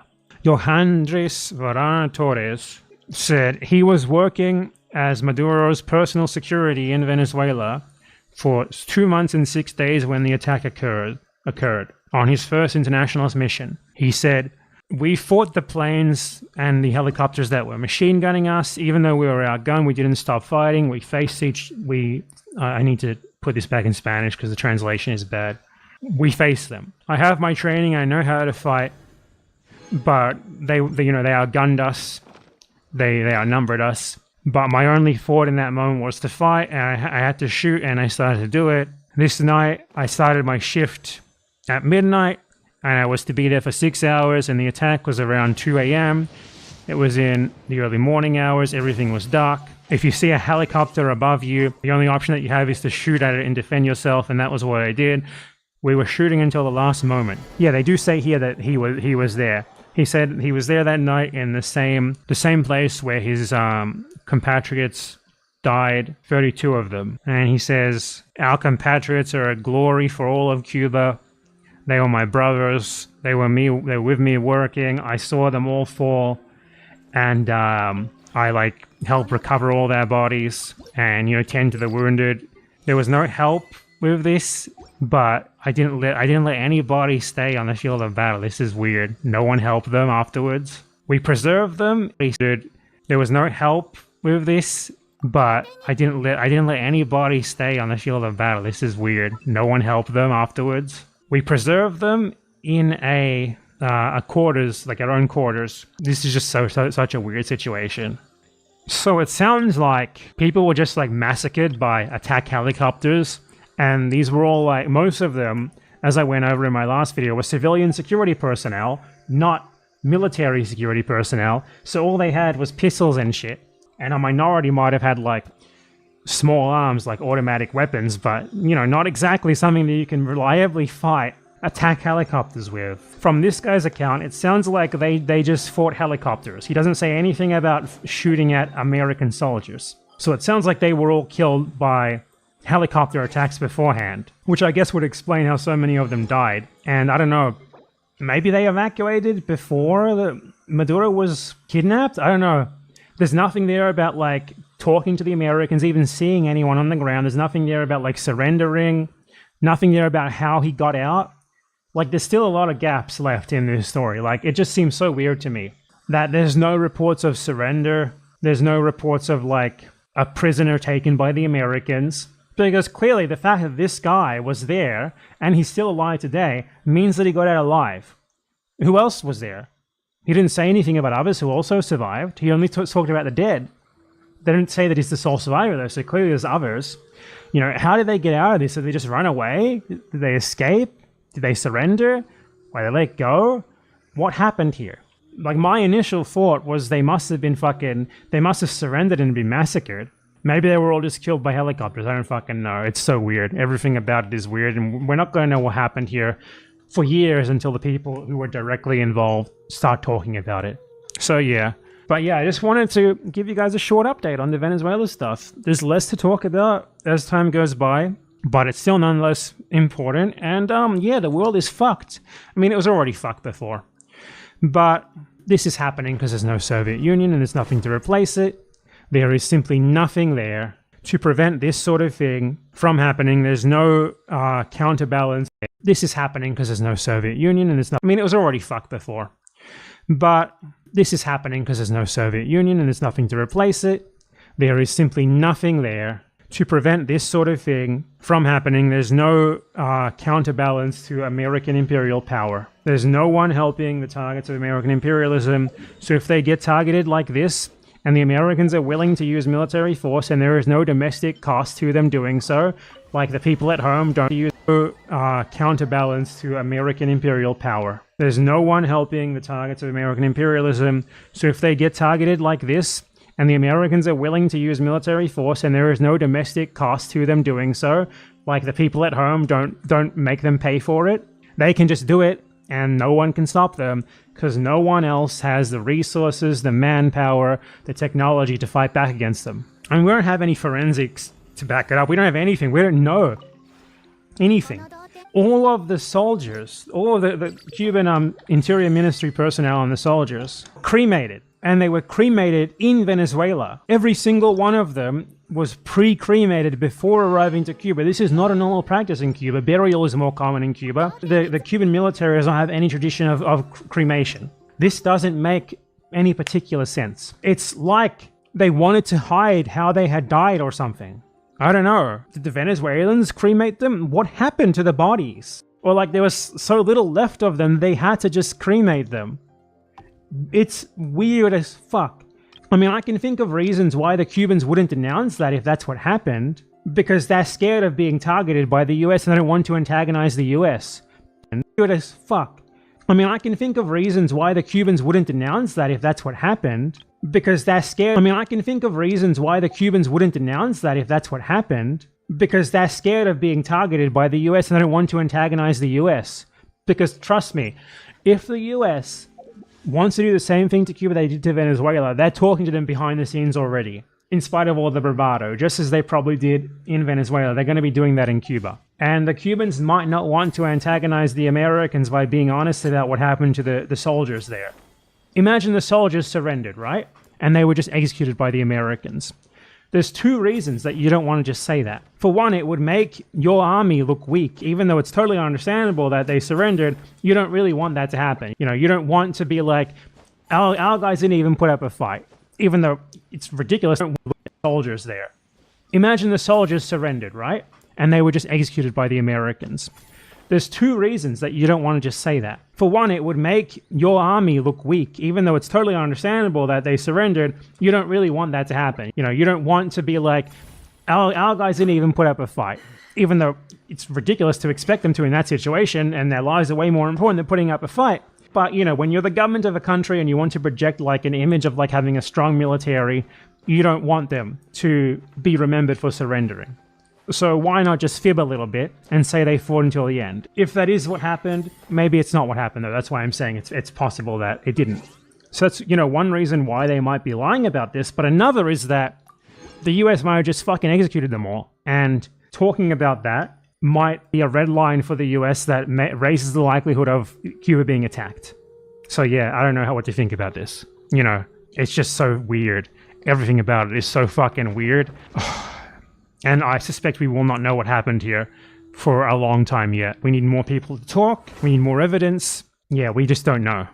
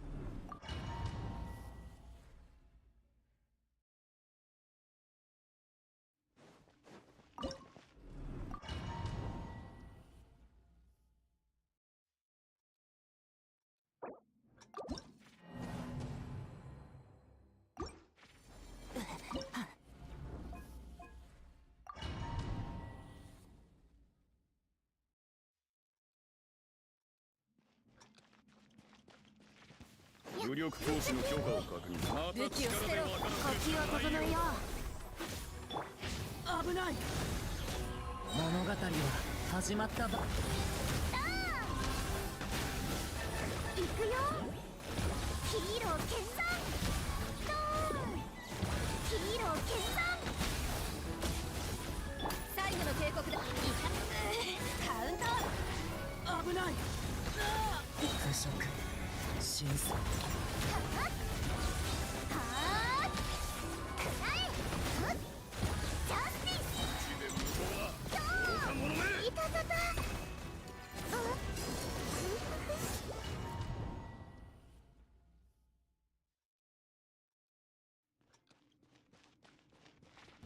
武力行使の許可を確認。また力で分からせるしかないようだな。腐食新鮮。動け。ジャスティス。頭突き。ヒーロー剣山。行くよ。突撃。くらえ。頭突き。はーっ。ドーン。任せて。腐食新鮮。動くな。カウント。ドーン。ヒーロー剣山。負けを認めたくないよ。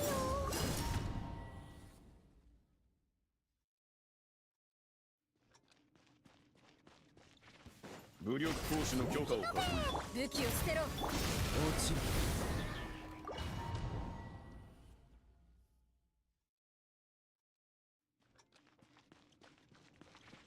武力行使の許可を確認。また力で分からせるしかないよ。気をつけて。運命の変わり目。動け。突撃。はっ。ジャスティス。はっ。突撃。はっ。投降しろ。危ない。運命の変わり目。もっと早く。もっと頭突き。ジャスティス。ドーン。ドーン。はあ。ドーン。動くな。運命の変わり目。よく見とけ。アイ頭突き。突撃。ドーン。はあ。くらえ。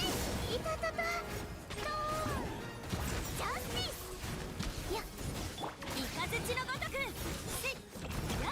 カウント。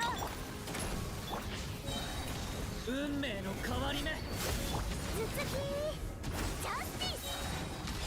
くらえ。行くよ。ドーン。カーン。どうせ。物語は始まったば。呼吸を整えよう。頭突き。ジャスティス。くらえ。ドーン。超必殺ハンマー。はっ。吹き飛べ。くらえ。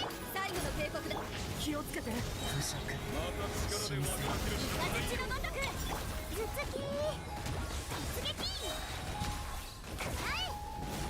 はっ。はっ。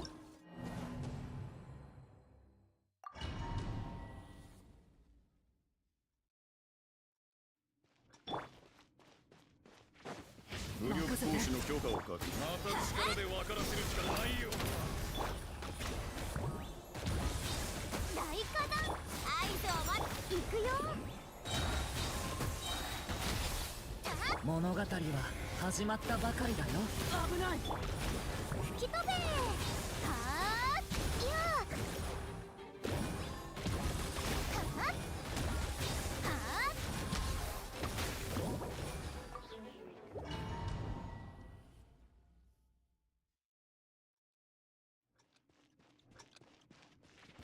武力行使の許可を確認。また力で分からせるしかないようだな。物語は始まったば。もっと早く。もっと強く。ヒーロー剣山。頭突き。突撃。くらえ。行くよ。は遠い。危ない。運命の変わり目。最後の警告。よく見とけ。突撃。ストーン。超必殺ハンマー。ダイビングヒープ。ヒーロー決断。呼吸を整えよう。買う。物語は始まったばかりだよ。頭突き。ジャスティス。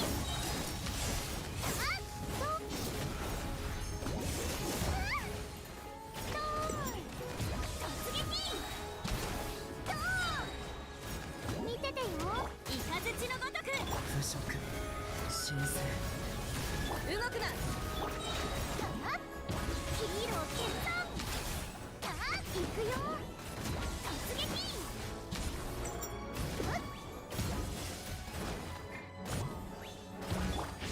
気をつけて。腐食。神聖。最後の警告。呼吸を整えよう。ジャスティス。はい。ジャスティス。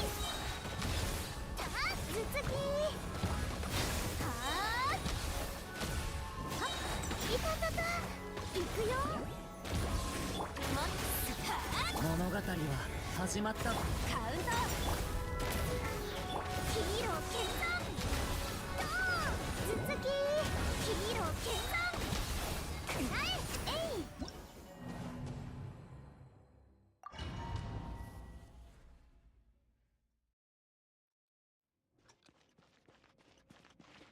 武力行使の許可を確認。また力で分からせるしかないようだ。物語は始まったば。呼吸をとって合図を待つ。ヒーロー決断。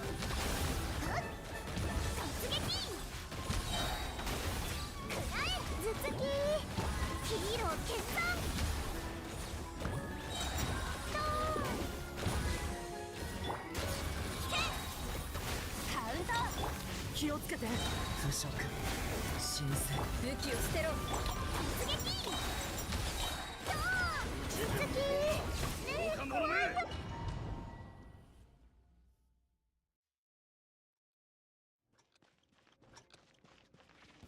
武力行使の許可を確認。また力で分からせるしかないよ。危ない。物語は始まったば。イカズチに引け。動け。ジャスティス。ドーン。大火弾殺し。ドーン。ジャスティス。見ててよ。気をつけて。腐食。神聖。呼吸を整えよう。カウント。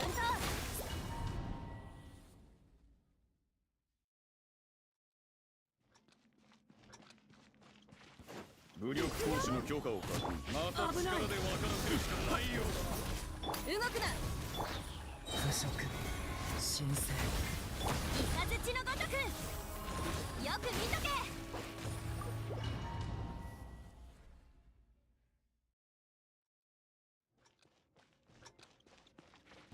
武力行使の許可を確認。また力で分からせるしかないようだ。運命の変わり目。呼吸を整えよう。動け。ジャスティス。行くよ。突撃。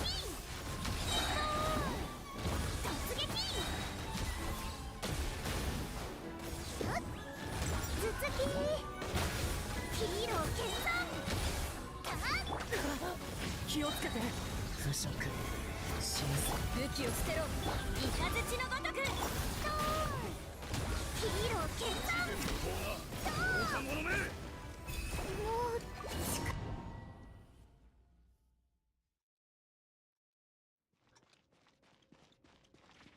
武力行使の許可を確認。また力で分からせるしかないようだ。物語は始まったばかりだよ。もっと早く。もっと強く。ジャスティス。ヒーロー決断。ドーン。行くよ。突撃。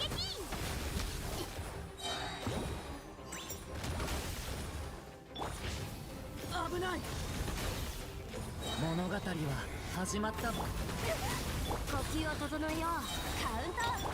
不意打ちはずるいよ。ヒーロー決断。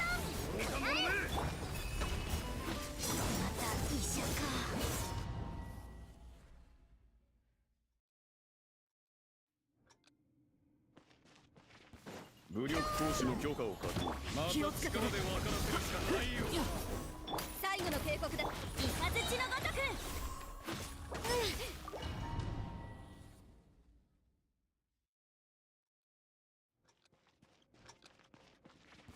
武力行使の許可を確認。また力で分からせるしかないよ。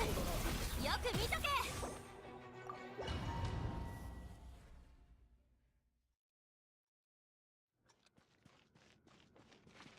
武力行使の許可を確認。また力で分からせるしかないよ。よく見とけ。聞け。聞け。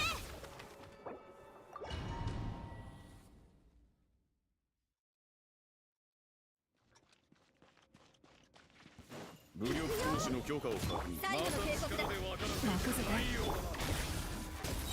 動け。運命の変わり目。はーっと突撃と突撃超必殺ハンマータハッ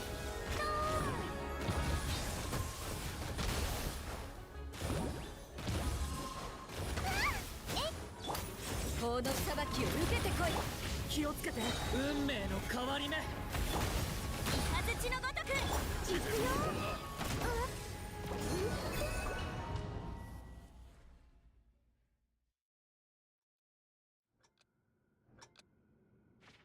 武力行使の許可を確認。また力で分からせるしかないようだ。呼吸を整えよう。最後の警告だ。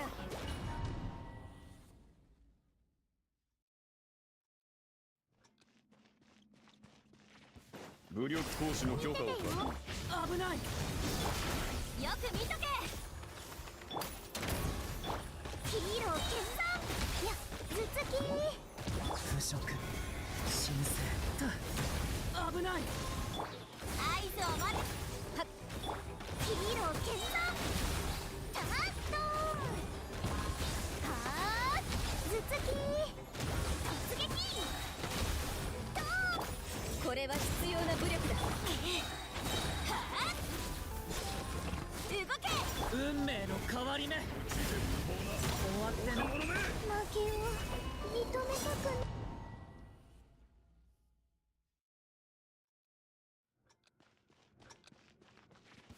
武力行使の許可を確認。また力で分からせるしかないようだな。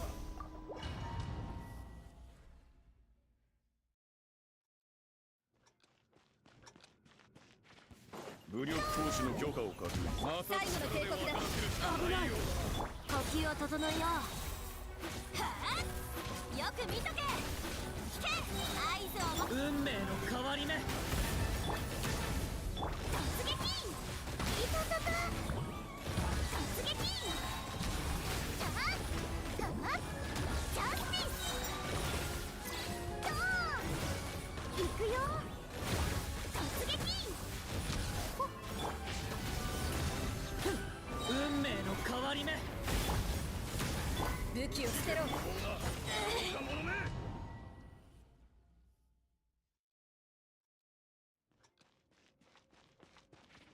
武力行使の許可を確認。また力で分からせるしかないようだな。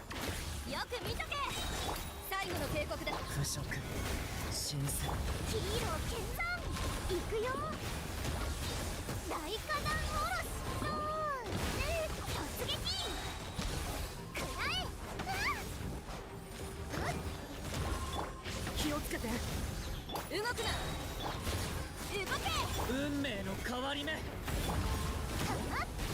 ヒーロー剣山くらえ頭突き超必殺ハンマードーン。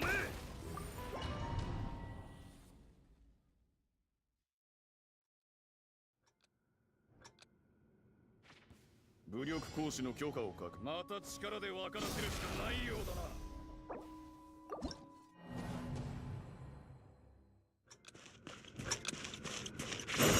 Use the force up! I warn you! Control! Use the force up! I warn you! Control people! Rise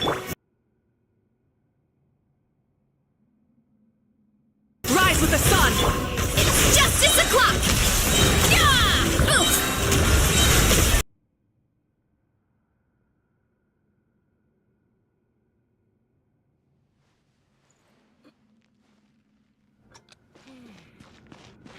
Hurry up, Use the Grassa! force authorized. Rise with the sun!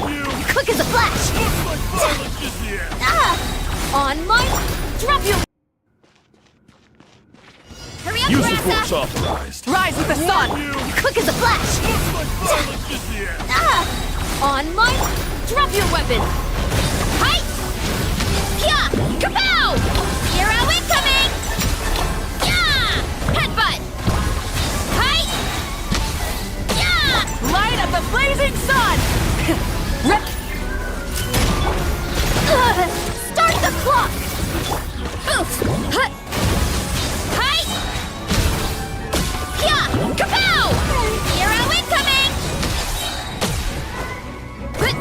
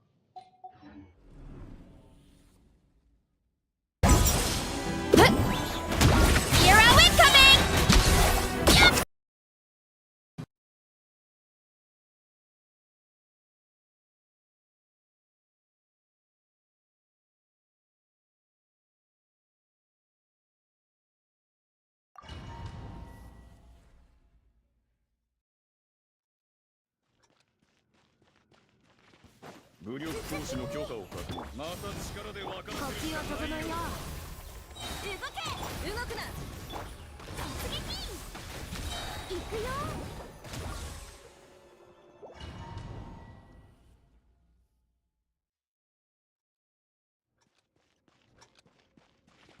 武力行使の許可を確認。また力で分からもっせると早く、もっと強く。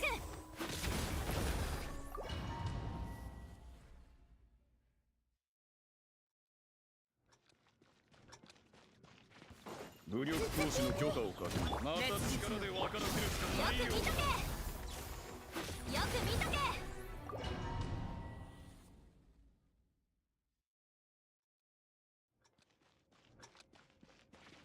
武力行使の許可を確認。また力で分からせるしかないよ。呼吸を整えよう。合図を。最後の警告だ。やっはーったー行くよ。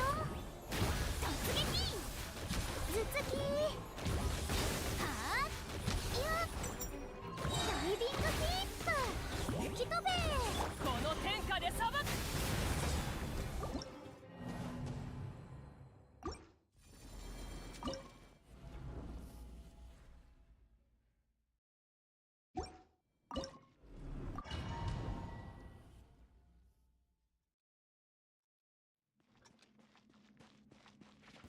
武力行使の許可を確認。もうえい。聞け。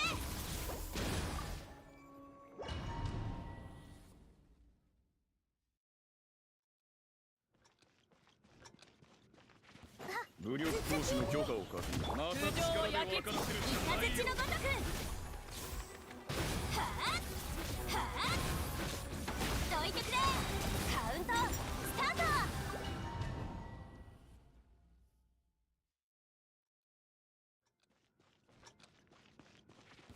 武力行使の許可を確認。また力で分から呼せるし吸をかないよ。整えよう。はあよく見とけ。よく見とけ。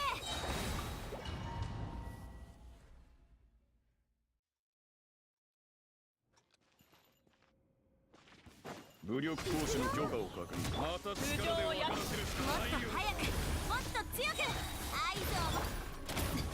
突撃頭突きヒーロー見参。たー行くよ。突撃烈日私に従え。聞け太陽の穂。イカズチのごとく。カウント武器を捨てろ。ヒーロー見参。たーたージャスティスくらえ。石煙に葬られよ。これ以上手こずるわけには。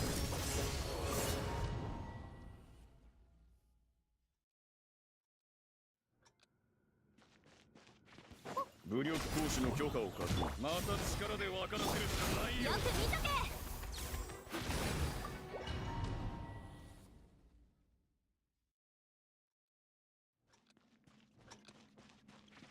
武力行使の許可を確認。また力で分からせるし呼吸をかないよ。整えよう。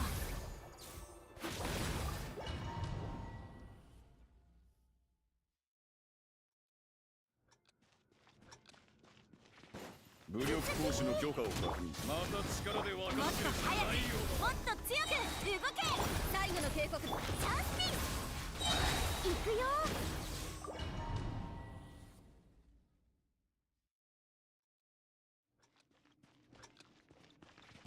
武力行使の許可を確認。また力で分から呼せるし吸をかないよ。整えよう。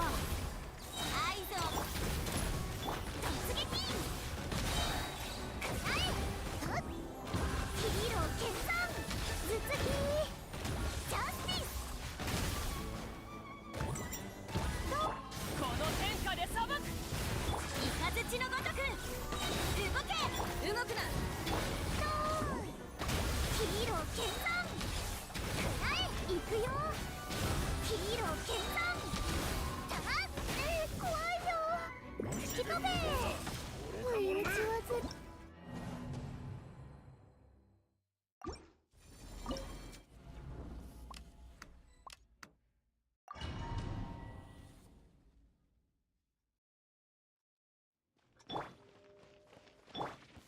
武力行使の許可を確認。また力で分からせるしかないよ。合図をもうええよ。ヒーロー決断くらえ行くよ突撃超必殺ハンマー投降しろはあ動け石煙に葬られよ。止める勇気はあるか。散れ。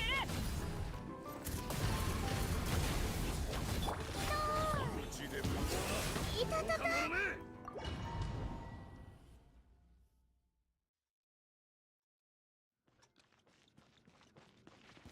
武力行使の許可を確認。また力で分からせるもっとしかないよ。早くもっと強くよく見とけ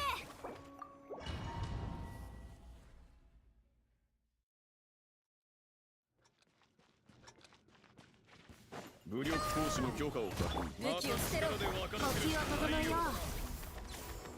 はあ行くよヒーロー決断くらえ頭突き動くなカウンターこの天下で裁く。突撃行くよはあドーンはあくらえはっ吹き飛べ愚か者め。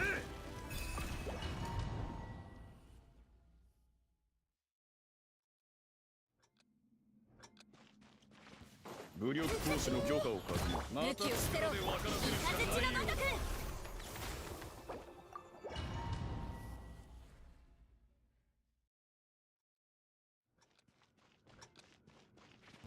武力行使の許可を確認。また力で分からせるし最後の警かないよ。呼吸を整えよう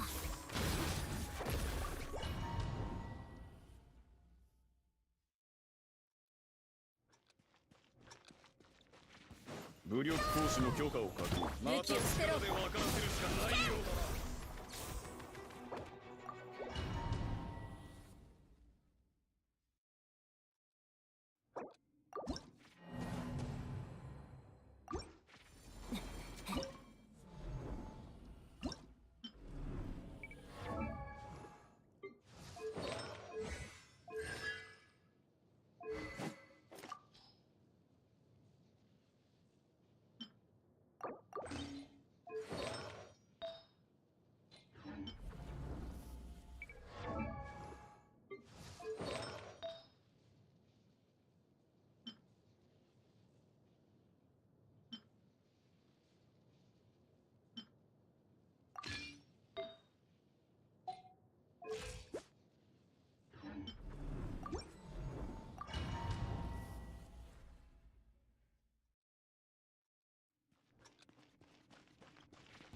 武力行使の許可を確認。また最後の警告力で分からもっとせるしかな早くいよ。もっと強く引けはあ引けはあ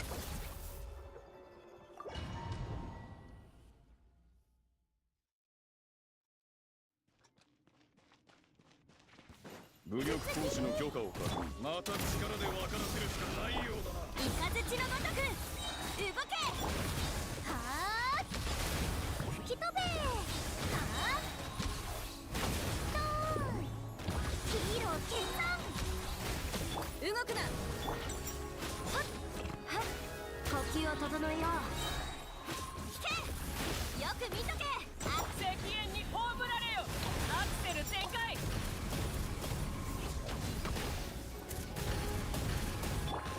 ダイビングフィース突撃あ怒る者め。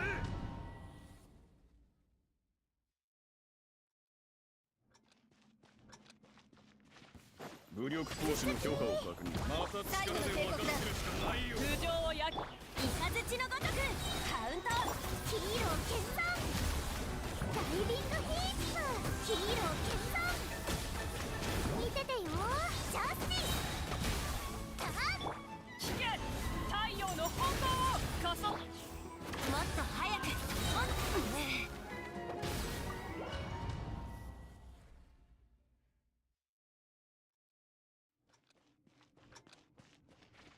武力行使の許可を確認。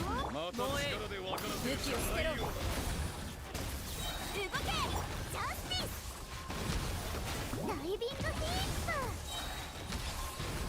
トーン。あジャスティス。石煙に葬られよ。アクセル最後の警告。呼吸を整えよう。カウント頭突き。ヒーロー剣山。見ててよ。超必殺ハンマー。この天下で裁く。武器を捨てろ。無法者が。今回はいつまで休めばいいんだ。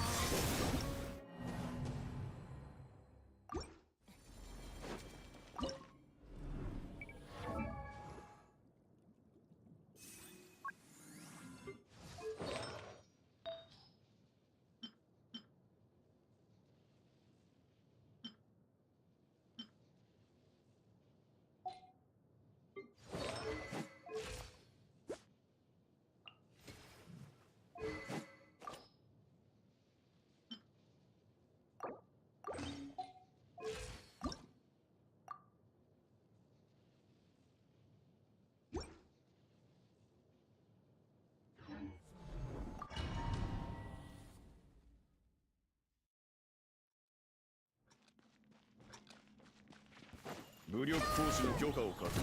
烈日よ。最後の警告だ。もっと早く、もっと強く。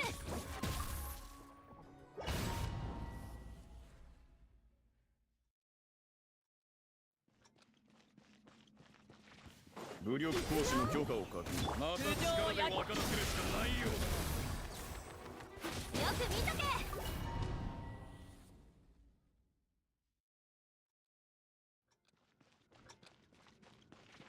武力行使の許可を確認。また力で分からせるしかないよ。引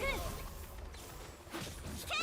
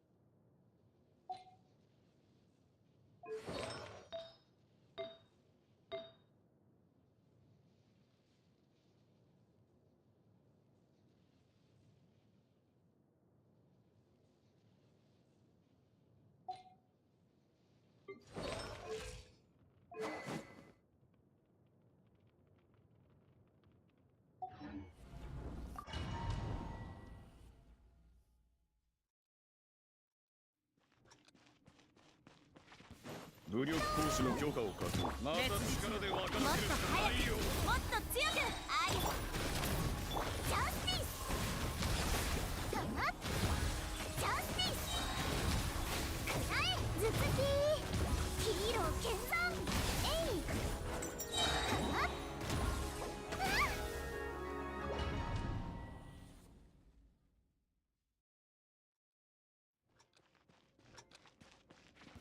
武力行使の許可を確認。また力で分からせるしかないよ。よく見とけ動け突撃行くよ突撃ドーン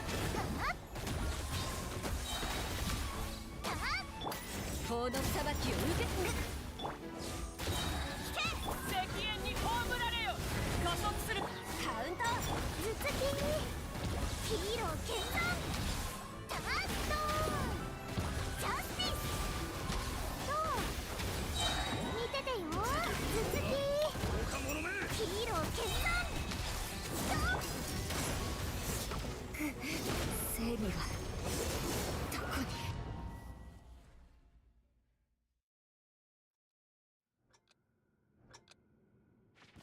武力行使の許可を確認。また力で分からせるしかないよ。雷のごとく動けヒーロー剣山頭突きジャスティスドーン超必殺ハンマードーン最後の警告聞け。太陽の方向を。よく見とけあっヒーロー剣山くらえ頭突きヒーロー剣山くらえ見ててよ愚か者め。もう力が出ない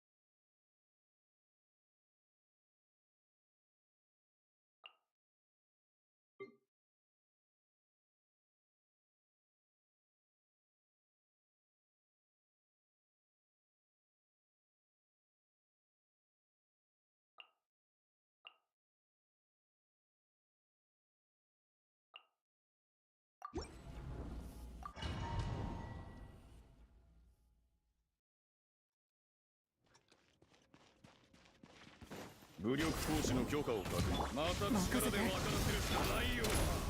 呼吸を整えよう動け運命の変わり目。はあ行くよはあた頭突きヒーロー剣山た怖いよは武器を気をつけて。物語は始まったば。もっと早く行くよはあドーン頭突きはあドーン行くよヒーロー剣山くらえ最後の警告だ気をつけて。腐食新鮮。合図を待つ吹き飛べヒーロー剣山はあドーンダイビングヒー危ない。運命の変わり目。カウントヒーロー剣山行くよ超必殺ハンマーくらえ任せて。また力で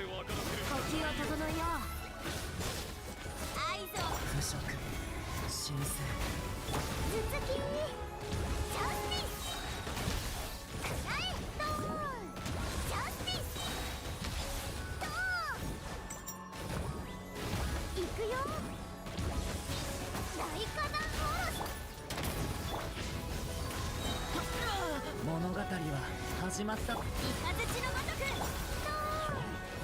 ヒーロー見参。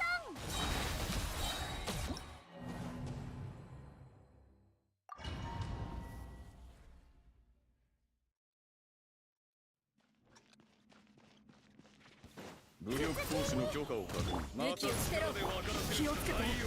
腐食神聖。呼吸を整えよう。動けヒーロー見参。ドーン。ジャスティス。ドーン。頭突き。はあ。はっ。ドーン。動くな。危ない。物語は始まったば。もっと早く。ジャスティス。ドーン。ジャスティス。くらえよ。頭突き。ジャスティス。くら武器を捨てろ。えい。吹き飛べ。任せて。腐食神聖。動け。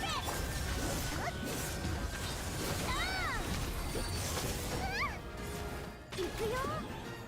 ヒーロー見参。ドーン。動くな。運命の変わり目。呼吸を整えよう。はいドーン。はーたー行くよ。ジャスティス。くらえ。最後の警告だ。気をつけて。腐食神聖。雷のごとく吹き飛べ。あードーンドーン。ジャスティス。見ててよ。武器を捨てろ。危ない。物語は始まったばかりだよ。カウント頭突き。ジャスティス。あードーン。ヒーロー見参。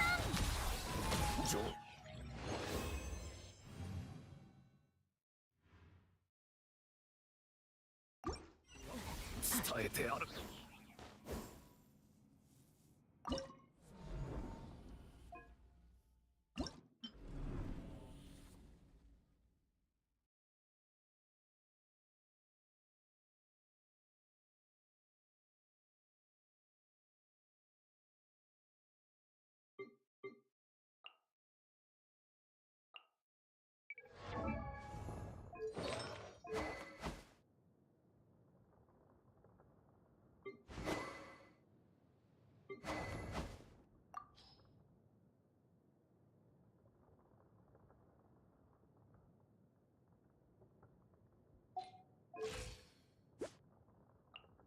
花と咲く。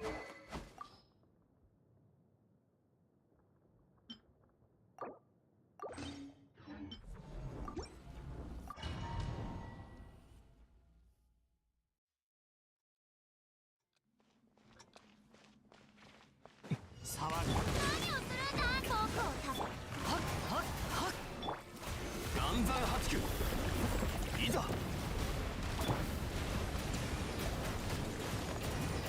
静粛に。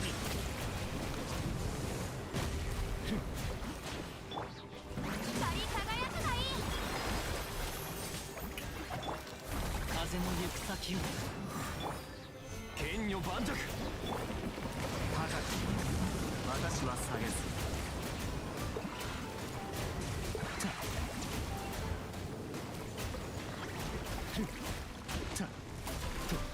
神戸を垂れろ。お披露目だ。世界を熱狂の岩山八九。私は帰ってきた。静粛に。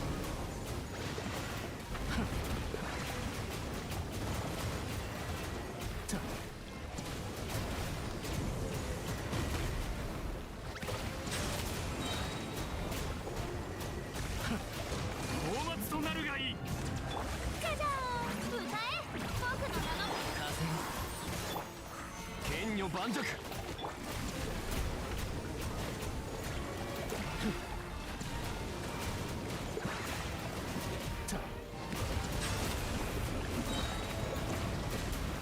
高き私はは下げず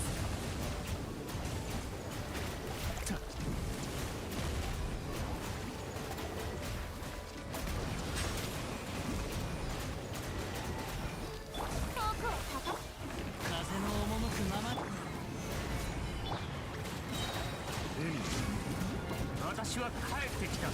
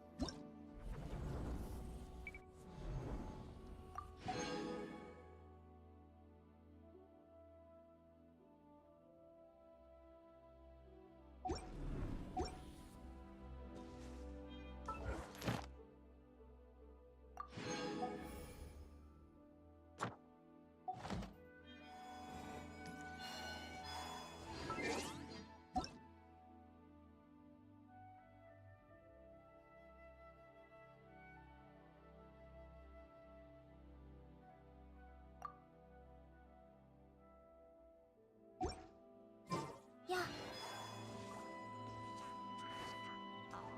いや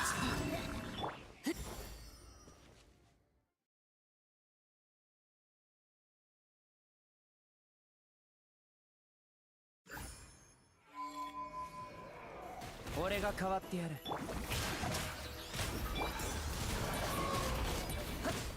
やはあ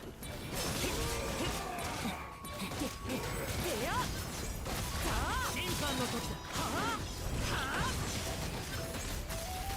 罪を償うがいい。さあ審判はあや君に捧げよう。明けの明星灼熱閃光でや逃げ場はないぞ。そうよしてや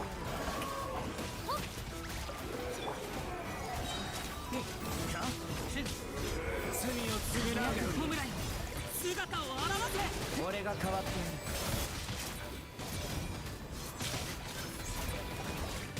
審判の時だ。でや灼熱閃光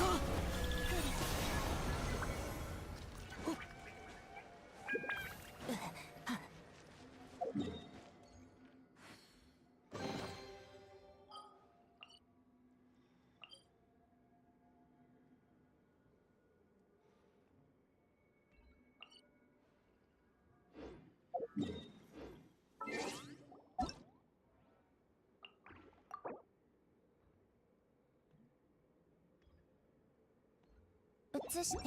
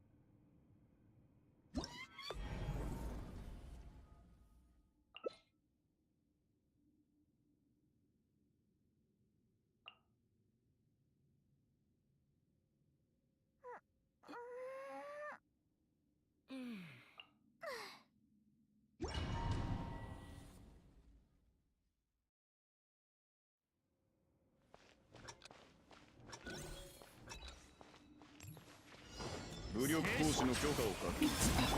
そうく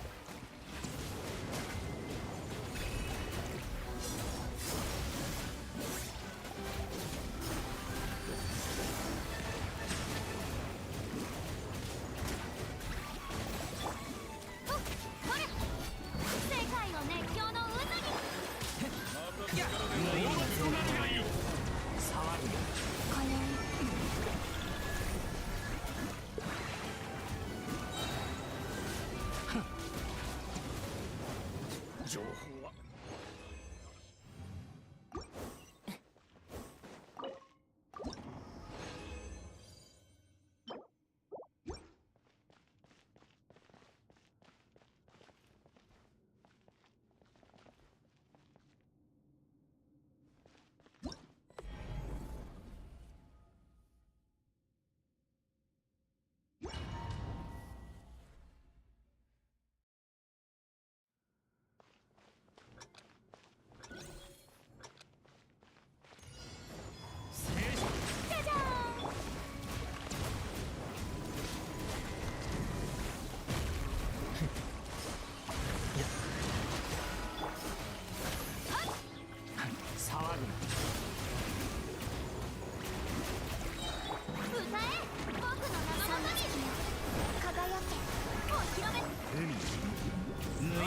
帰ってきたんだ。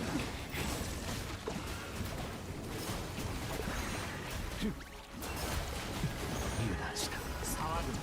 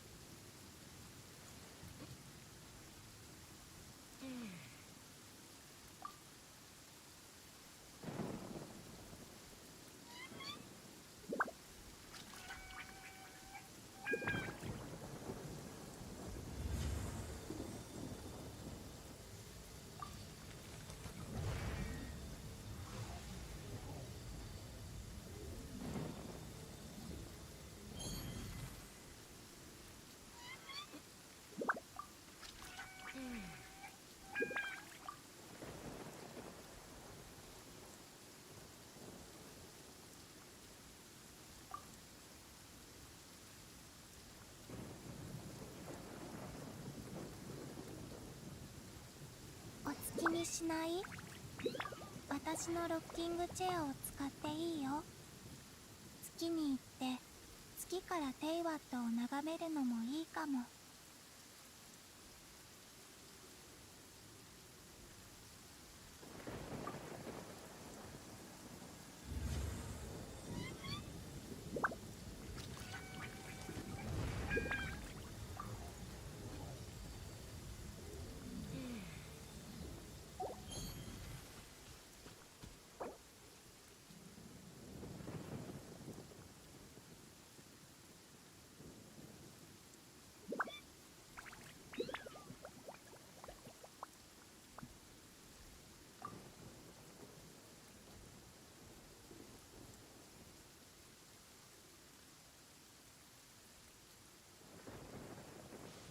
誰かのために歌うわけじゃないけど、もし立ち止まって聴いてくれる人がいるなら、ほんの一瞬でも心の安らぎを感じてくれたら嬉しい。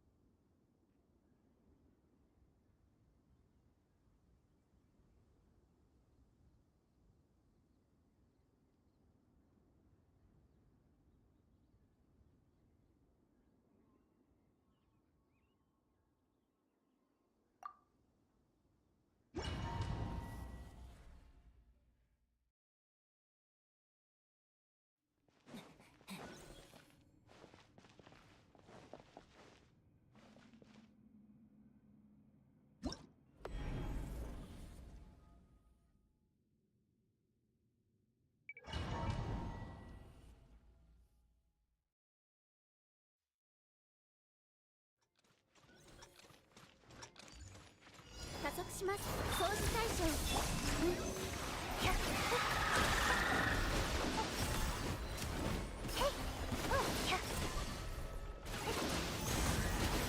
吸引テスト開始。7号式モジュール。安全距離確認。絶縁障壁。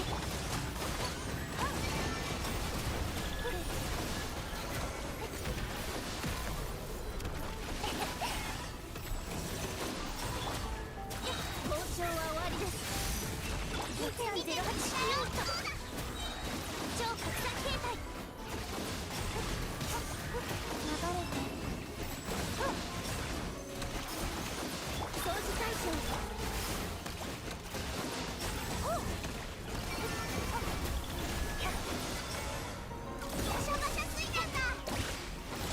安全距離確認。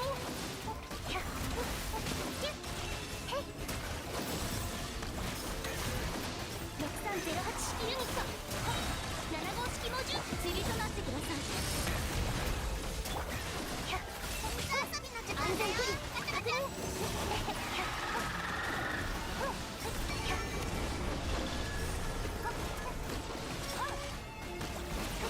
6308式ユニット。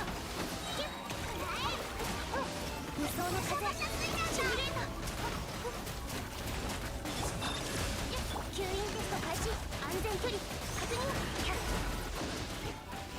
交渉は終わりです。吸引テスト開始。絶縁しよ。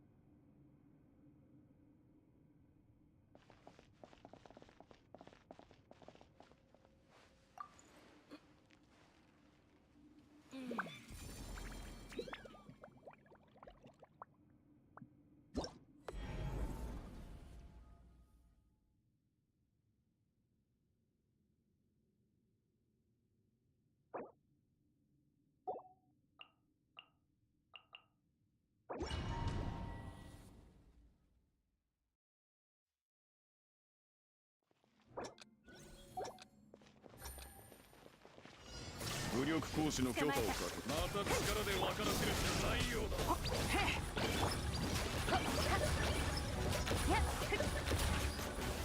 全力攻撃だ。さ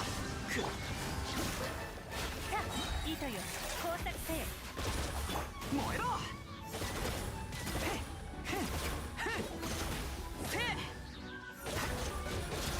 くらえ。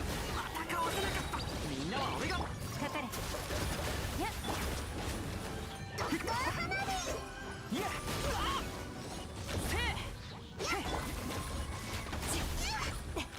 うちで無謀な急がく終わりね。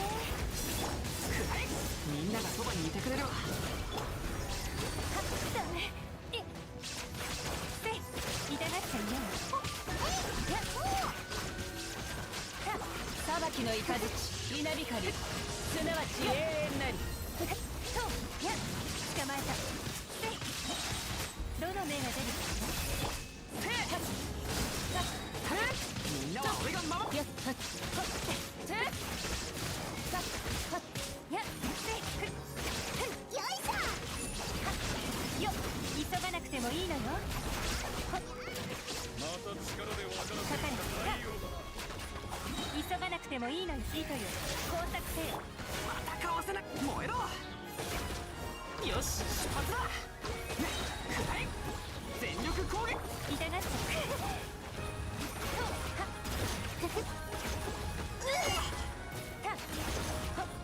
よっせいやったかかれ。いい度胸ね。終わりね。撤収。みんなは俺が守れ。燃えろ。やっ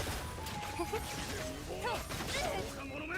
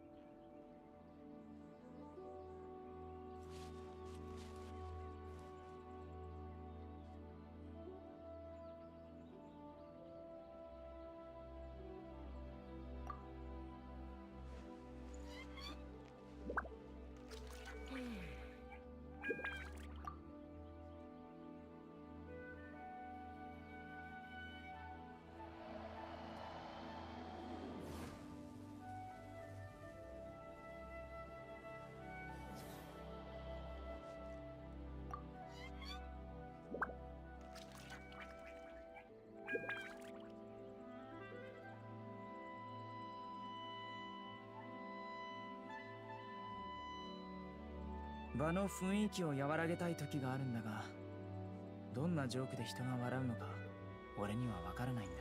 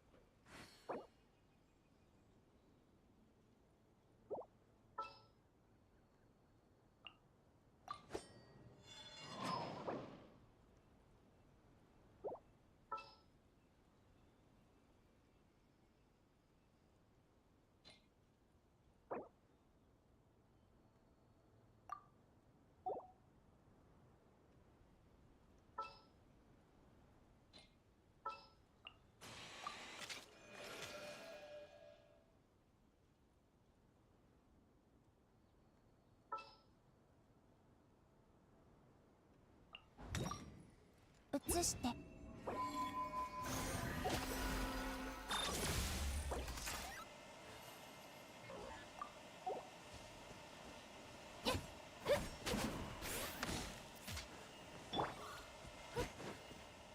6308式ユニット。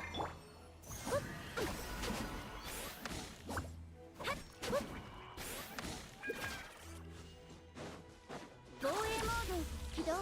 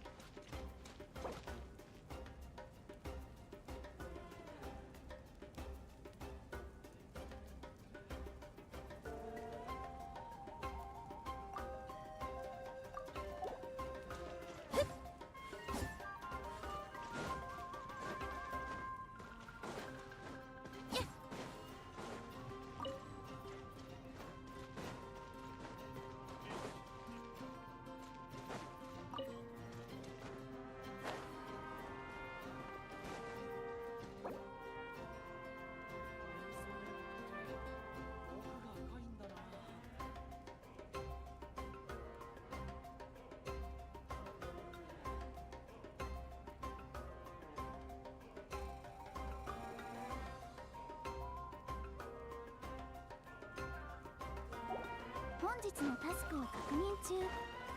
何か追加の指示はありますか？後で思いついたらでも構いません。慣れておりますので。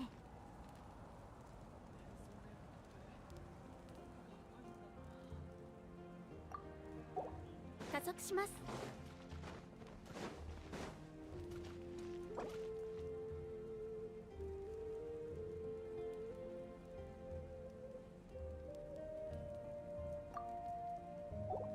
絶縁障壁展開。ほっ。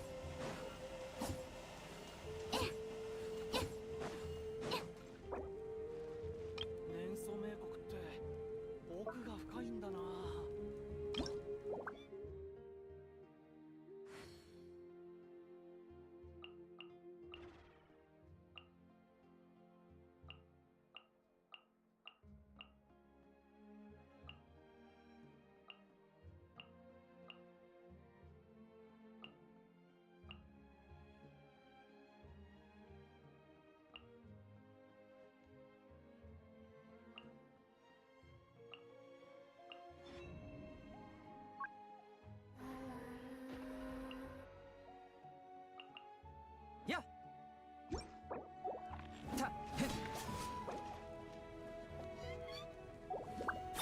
しょう。ロックオン。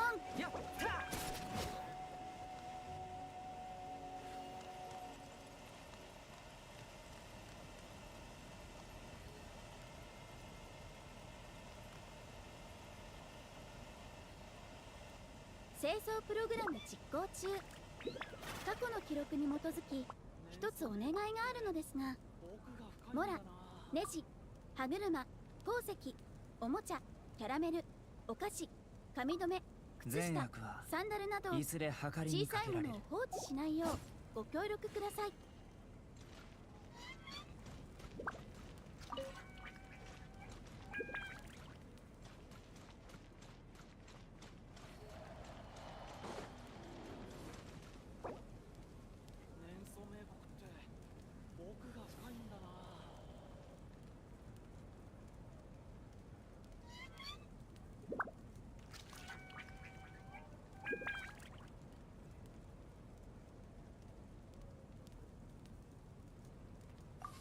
場の雰囲気を和らげたい時があるんだが、どんなジョークで人が笑うのか俺には分からないんだ。年層名国って奥が深いんだな。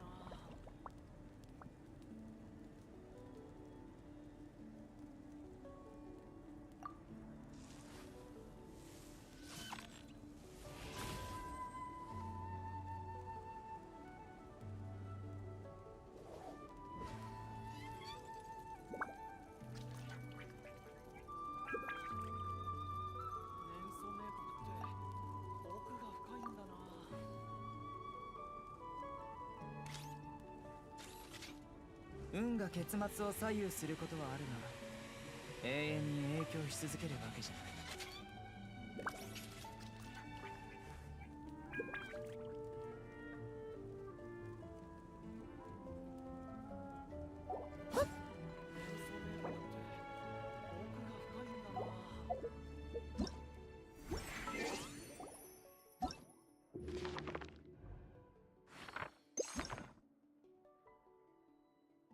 本日のタスクを確認中。何か追加の指示はありますか？後で場の思いついたら雰囲気を和らげたいでも構いません。時があるんだが、慣れておりますので。どんなジョークで人が笑うのか俺には分からないんだ。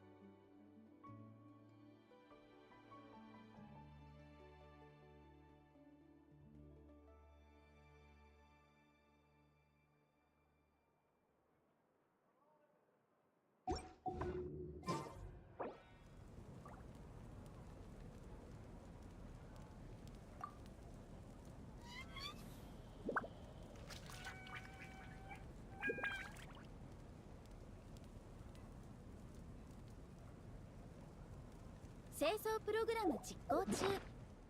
過去の記録に基づき善悪一つお願いがあるいずれのですが、計りにかけられる。モラ、ネジ、歯車、鉱石、おもちゃ、キャラメル、お菓子、髪留め、靴下、サンダルなど小さいものを放置しないようご協力ください。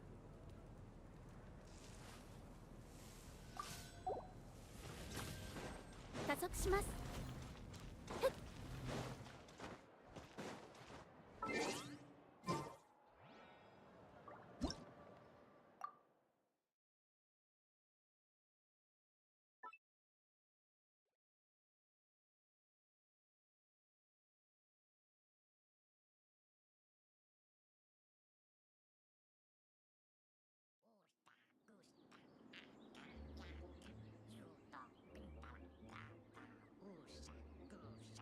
Do you remember 4-star character hangouts? The last one we got was with Lynette in version 4.5, which was released in March of 2024, almost 2 years ago. If you are on social media, you may have seen the official Genshin Impact accounts post character birthday art. You would get one full illustration and one little chibi artwork. As of Zhongli's birthday on the last day of 2025, we are no longer getting chibi artworks. Most characters get a trailer and a demo these days, but in the past we no longer getting chibi artworks. As of Zhongli's birthday on the last day of 2025, we are no longer getting chibi artwork. As of Zhongli's birthday on the last day of 2025, we are no longer getting chibi artworks. Most characters almost 2 years ago. If you are on social media, you may have seen the official Genshin Impact accounts post character birthday art.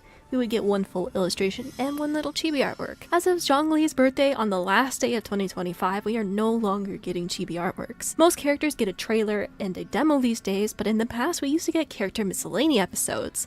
The last one was for Dahlia's, that was released over half a year ago. So what's going on? Why are we seemingly losing content? I've seen some players say that's due to laziness, but there might be more going on. And to be fair, Genshin Impact has added new gameplay modes such as Stygian Onslaught and the new Miliastria Wonderland over the years, but we've lost content too. Content that seemed to be loved by the fans. I have no way of determining why we don't get these things anymore. Only someone from the Hoyoverse staff can officially tell us why that is. However, I think it's an interesting observation and discussion to have, so we're going to talk about it. When looking at the character miscellany episodes, these often tell us more about the characters' kits and a little extra lore blurb of them at the end. Typically, these episodes were voiced by Dainsliff's voice actor and the occasional Alice. I looked at the view counts of these episodes and they are far less compared to the character trailers and demos. Unless it's a popular characters, these tend not to be viewed as much. I'll be honest, I didn't really view these miscellany episodes all that much either. I was always far more interested in the demos, teasers, trailers, and story cutscenes.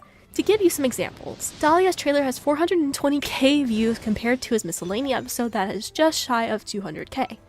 Skirk's trailer has 1.6 million views, while her miscellany episode has 570k.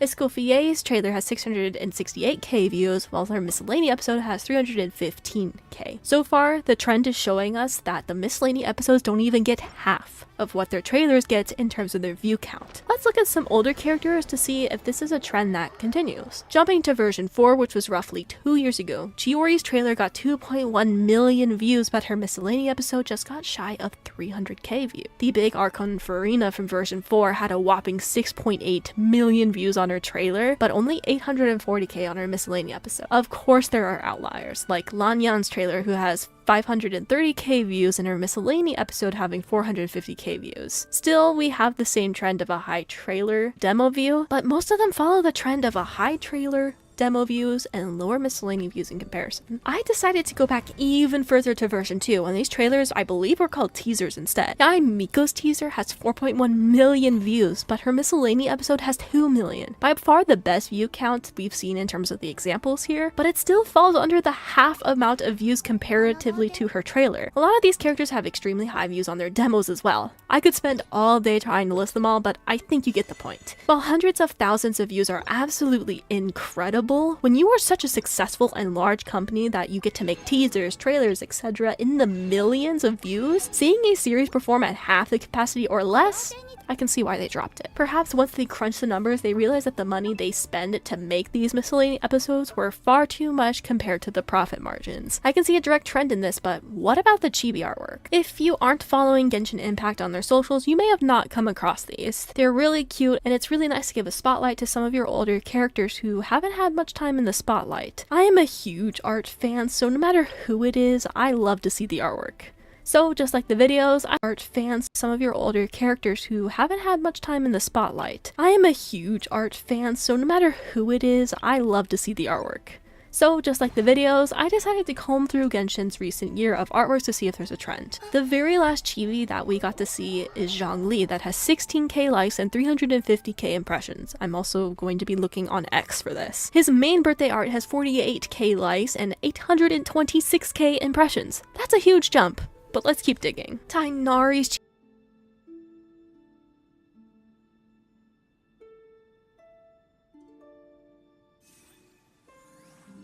chibi art got 15k likes and 320k impressions. His main birthday art got 20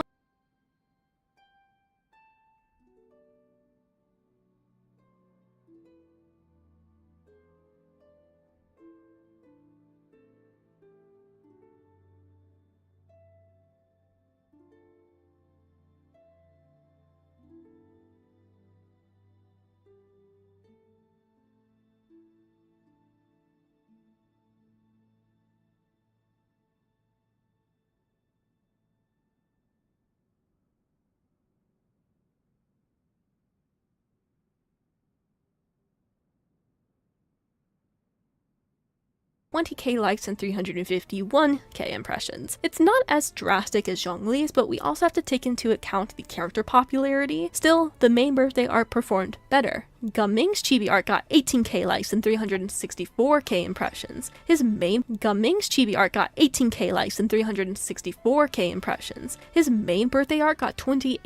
likes and 758k impressions. So far with the last 3 chibi artworks we've gotten, the main art has performed better. Once again, we'll be here all day if I go through every one, so I began to skip around within the 2025 year. Kazuha, one of my personal favorites, has 18k likes and 300k impressions on his chibi art. His main artwork though, 70k likes and 1.3 million impressions.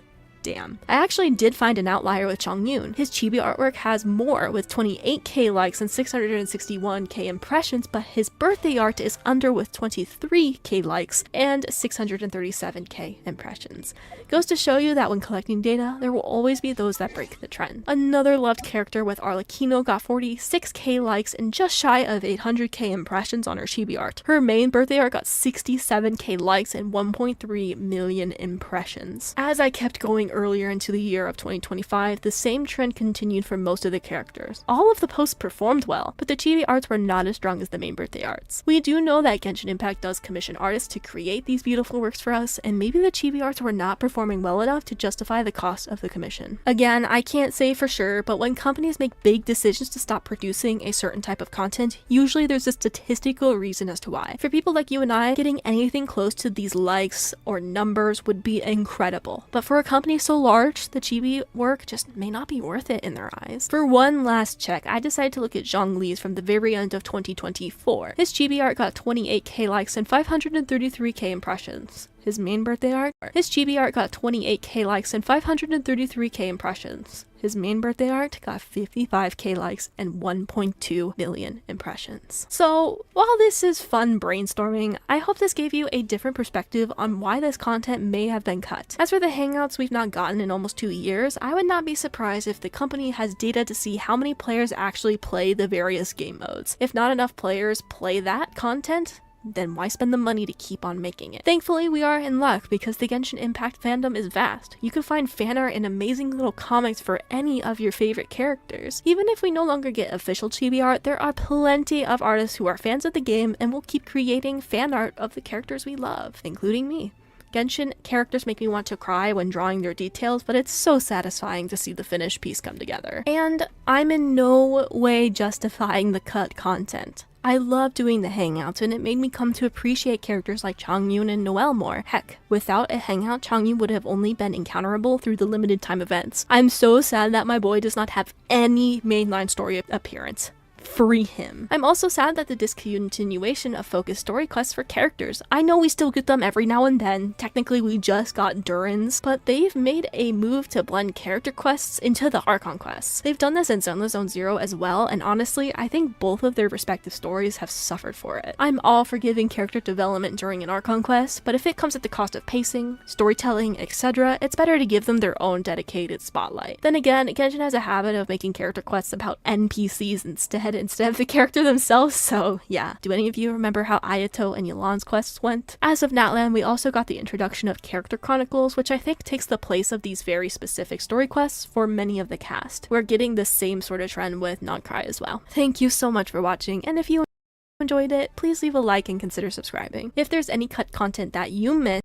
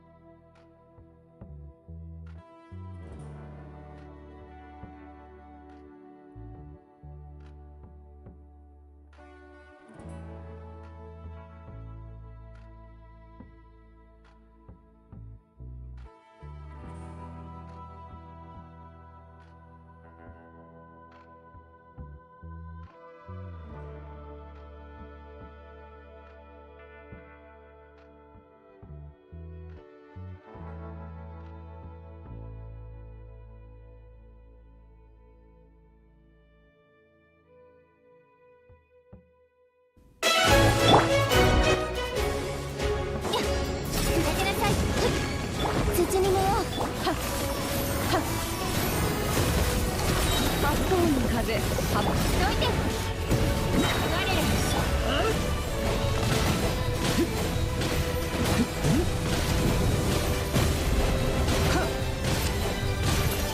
砕けなさいさあ働き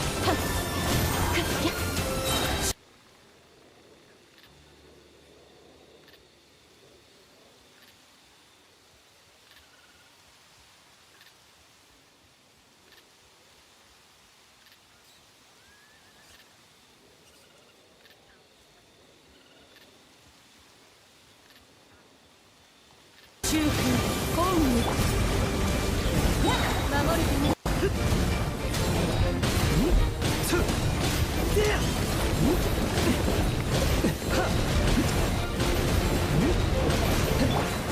らっしゃい土にもよ八方の風砕けなさい我らのあ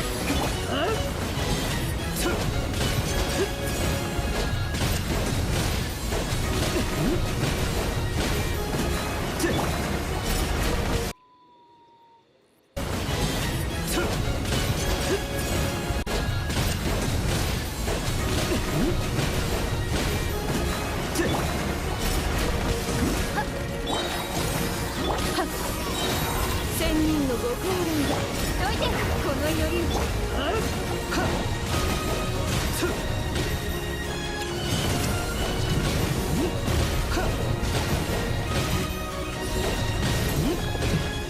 らっしゃいさあ働きなさい八方の風どいて我らの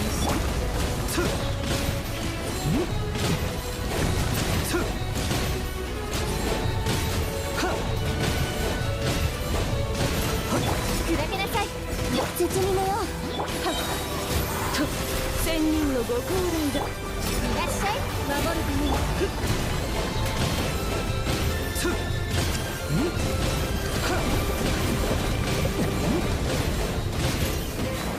砕けなさいやっ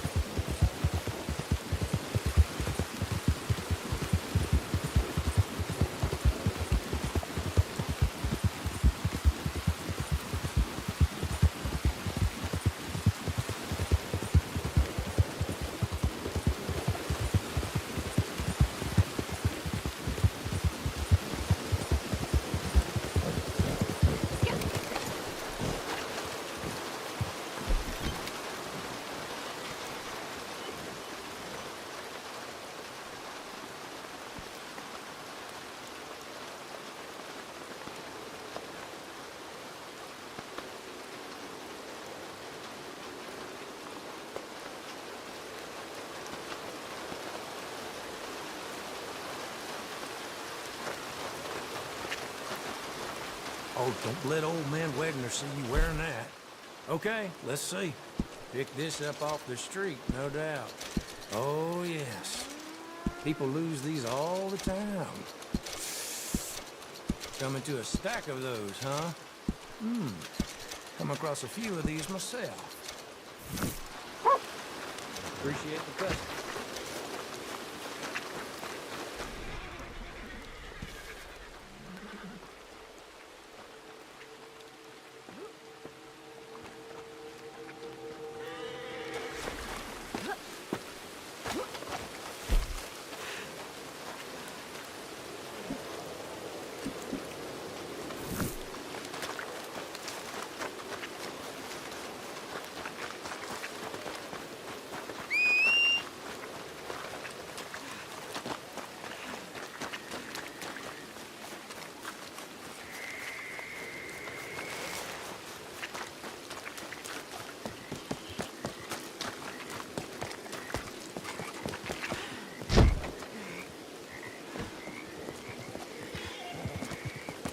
Ah, you're back. Well, look who it is.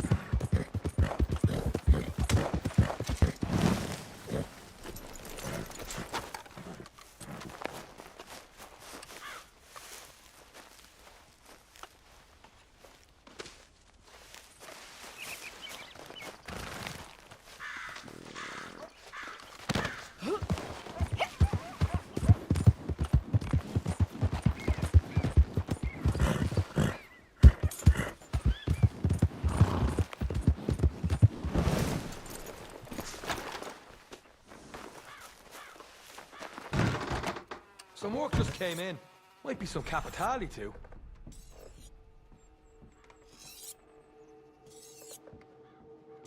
Got some interesting new leads. Maybe some capitali there too.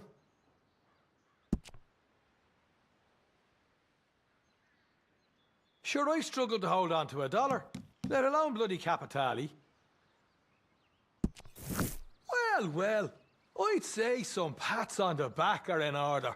The mighty Leviticus Cornwall himself, flustered and in retreat from the likes of little old us. My dad will be proud. Like the Battle of Fontenoy all over again. But don't bring me the celebratory drinks just yet. There's still some cards left in the table. If we play it right, we could turn a victory into a rout. Cornwall is making a bid to get his stock of capitali out of the country. Figures that's the only way to keep it safe. It's leaving from the freight yard in Saint Denis. And you know my rule. If you're bothering to break into a boatyard, steal a boat while you're there.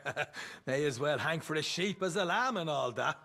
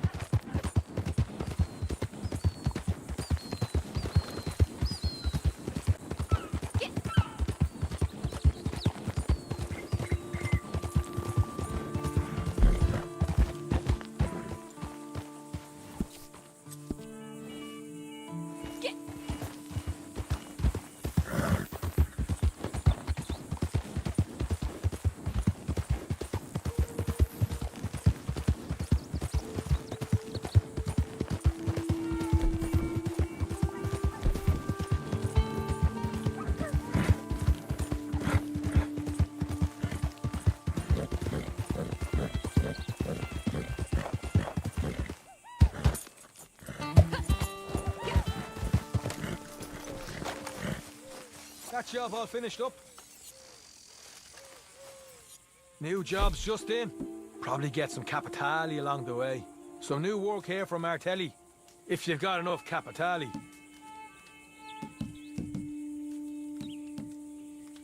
I reckon these jobs go all the way to the top. Politics, like.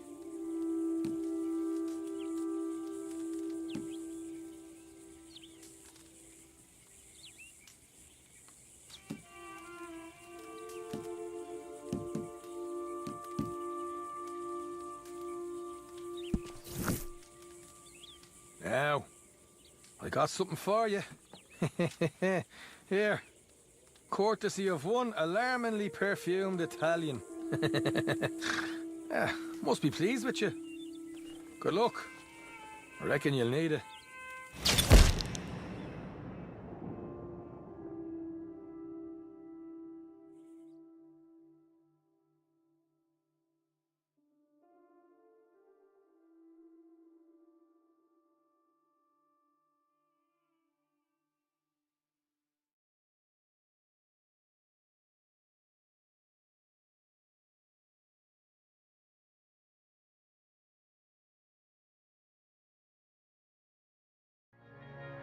Senator Ricard. You recall we spoke of him?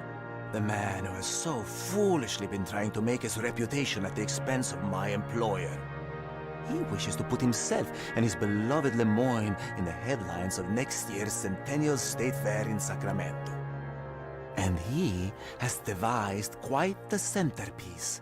3 of the world's most famous jewels brought together for a single exhibit. Except, we will ensure they never meet. One by one, as they are taken west, you will find them, you will procure them, and if you value my friendship as highly as you should, you will bring them to me. Today's prize, the diamond, Il Sovrano, pale yellow, so big you could not close it in your fist. If you believe the stories, it was stolen from a temple in India, and tragic fates have since befallen its owners. For Senator Ricard, we give the Kurds a little assistance. Yes, a consortium of your southern nobility have paid handsomely for the privilege of hosting the stone in the roads before it travels west. Tonight, the senator's representative comes to collect it. You will ensure that it never enters his possession.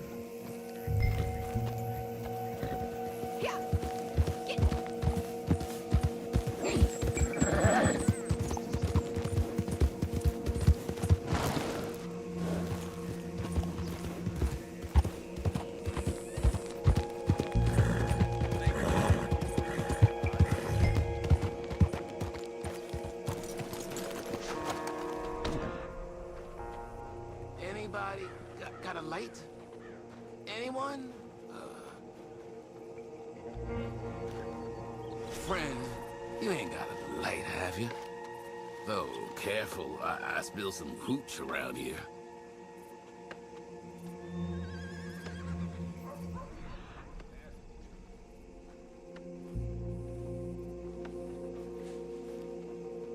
If you was planning to sleep in the stables, I recommend against it.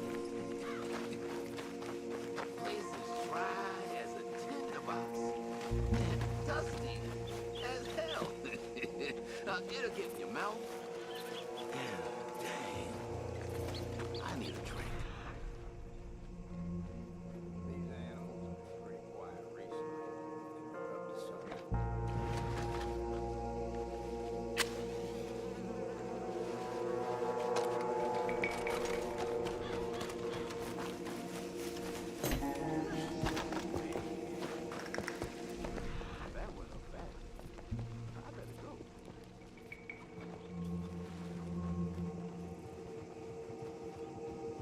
Fire! Fire at the stables! Oh, in heaven!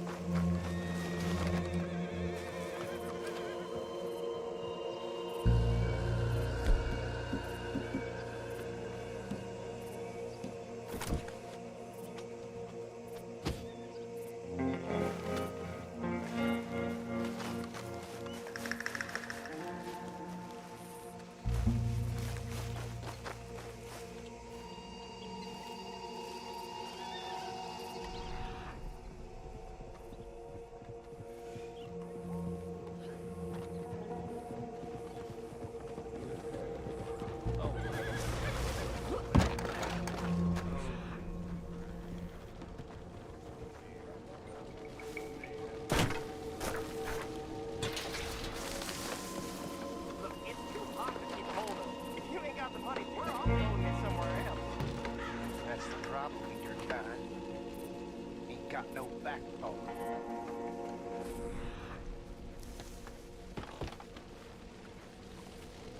So sorry.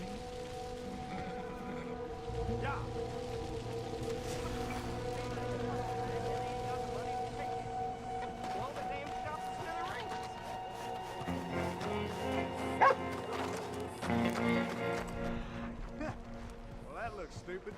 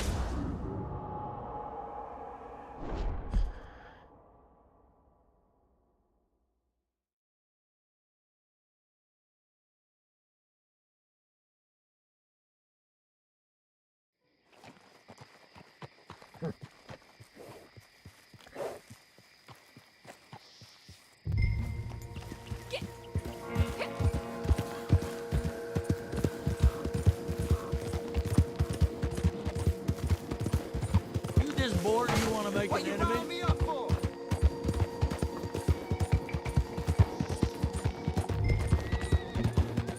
Anybody got a light? Anyone? Friend, you ain't got a light, have you? Though, careful, I spilled some hooch around here. If you was planning to sleep in the stables... Look, it's too hot to keep a hold of. If you ain't got the money, we're offloading it somewhere else. What are you covering up for? That's the problem with your kind. Ain't got no backbone.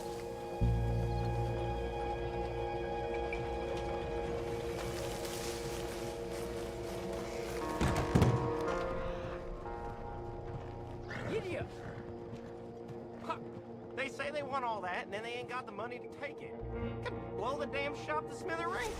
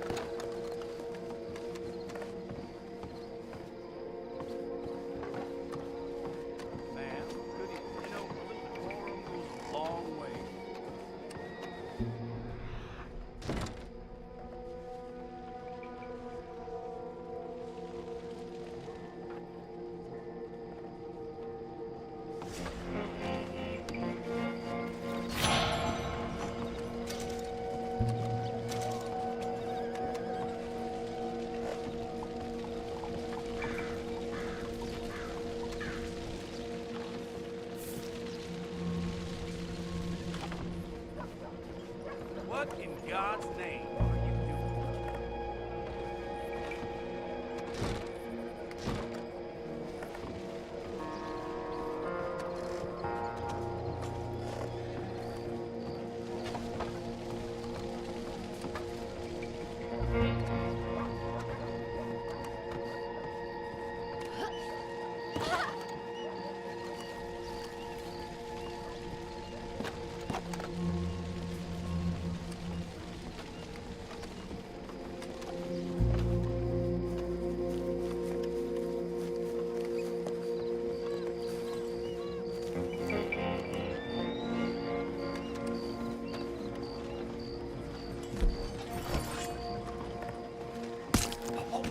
Heaven help me! No! Please! Time to die. What the hell?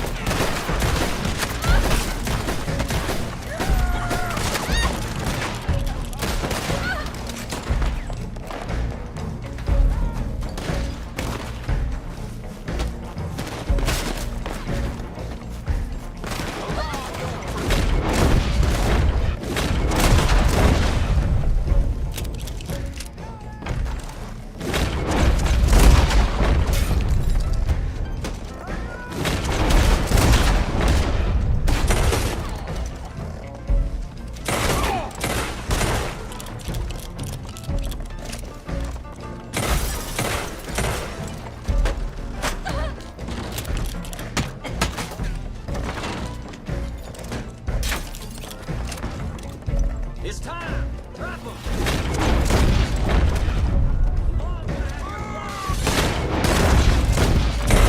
You can go! It's over!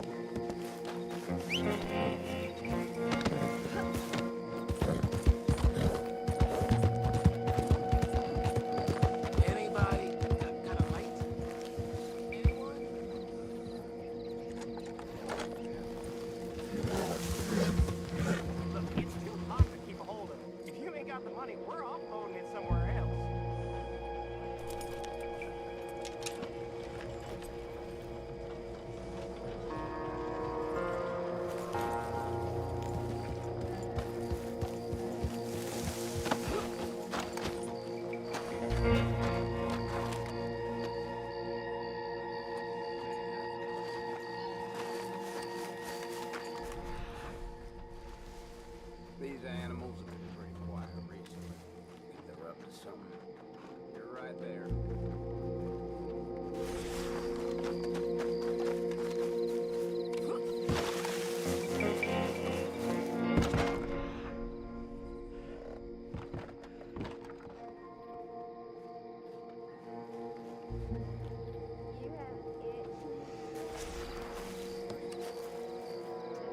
Hey, what are you planning? Getting covered up like that?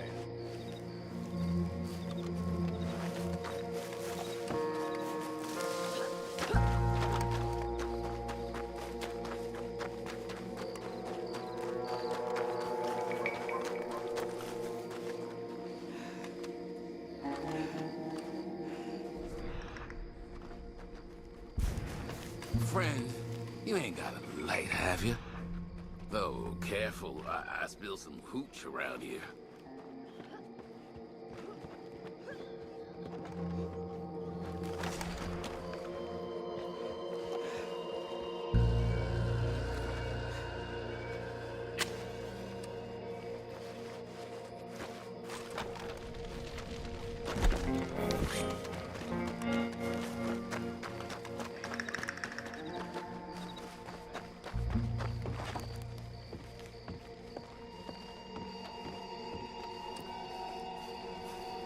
Fire!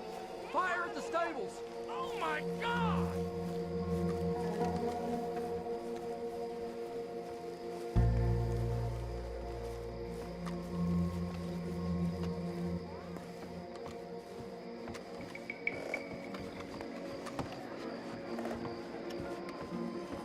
What business have you got holding that out for all to see? God, no! Damn it, Tom! Anyone help!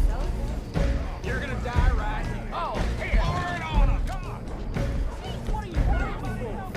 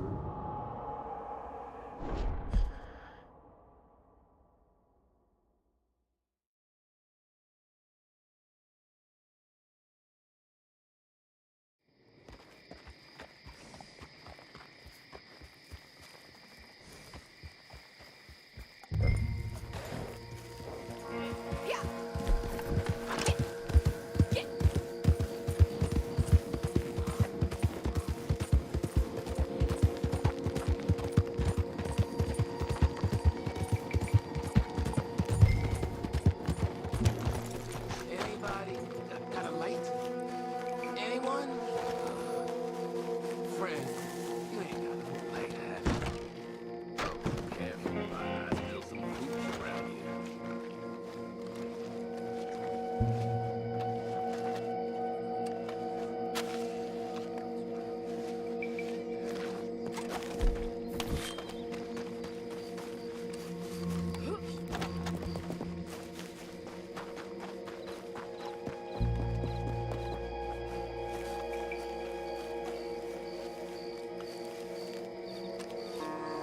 Fire!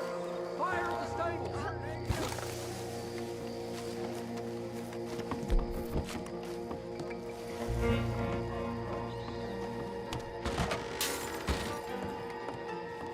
My dear, it's good to see you again. It's about that time, gentlemen. Of course. Well, you must pass on our thanks to Senator Ricard. It's been quite the thrill hosting the infamous Il Serrano. I shall pass that along. Well, Uncle? He's been quite spellbound by the thing. Time to return the stone. Of course, but, Well, I don't have it on me. What? Oh, where is it? Look, son, don't blow your top. It's close by. Made a note of the location and everything right here in my pocket. Oh, well, you know, as I was about to say to the Senator's esteemed representative here, Mr. Just Lieutenant will be fine, sir. Well, yes, of course. Well, Lieutenant, I've been thinking this fair, this state's fair. I mean, How can I help you? dress it up how you may, but the very word gives the game away, does it now? Why, it's nothing but a carnival.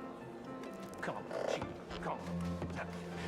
The civilized among us here in roads are a certain stock, and therefore in a far better position to exhibit this jewel in the manner to which it has surely become accustomed. Yes, I'm certain you would, sir, but this is the Centennial Fair, see? I assure you it is not a common carnival. The El Serrano Diamond is the centerpiece exhibit, and Senator Ricard is expecting it to be there. Of course.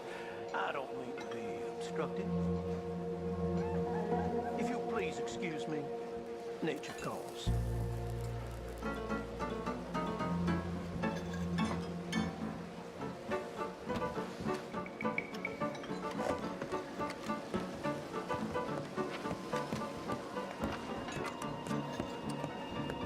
Oh! Don't you have that? You need to leave.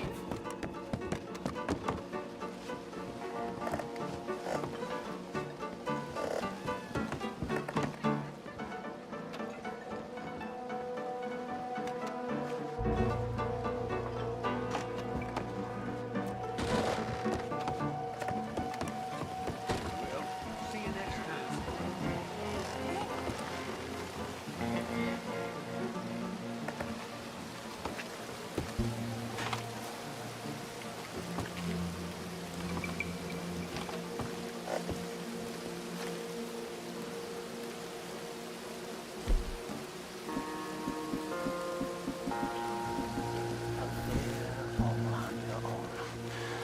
Don't worry. I won't let anything happen to you. I won't. I promise.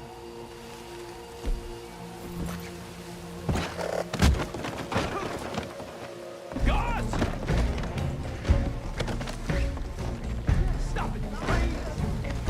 No! Don't walk! Got a trail!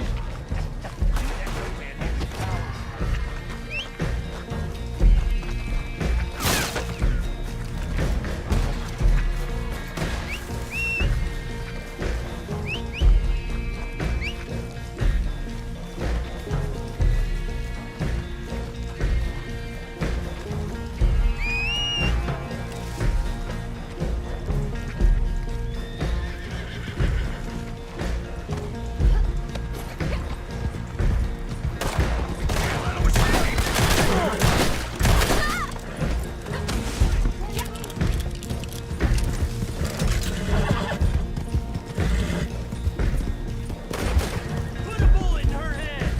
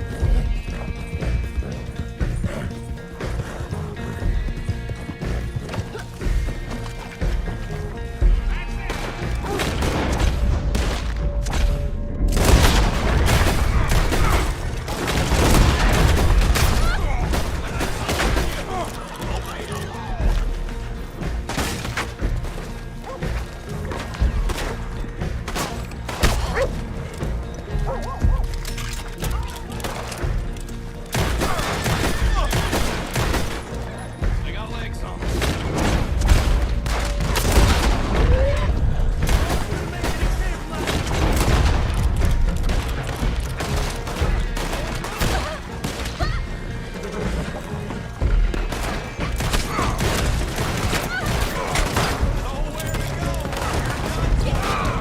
Don't just let him get away!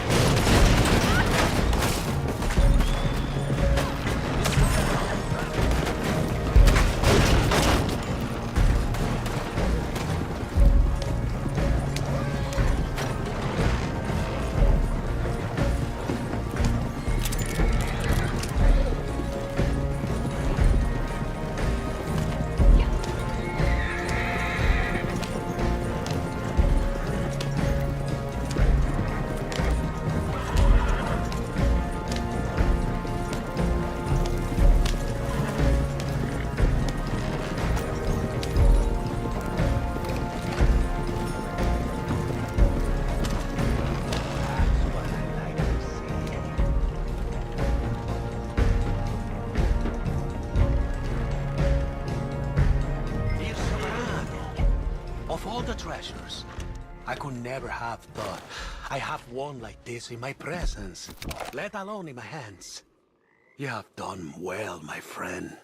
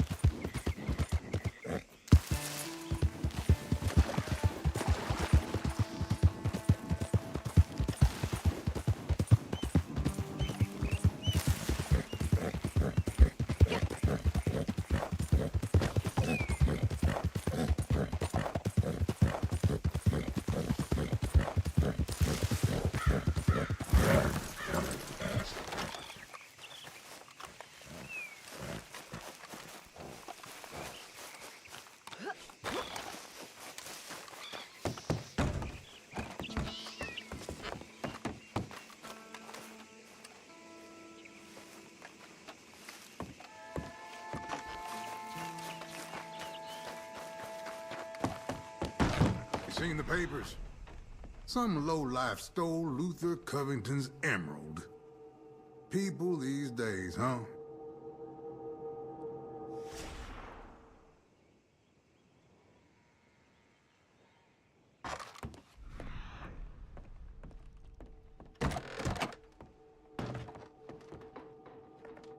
So how you getting on with Capital A? Find any?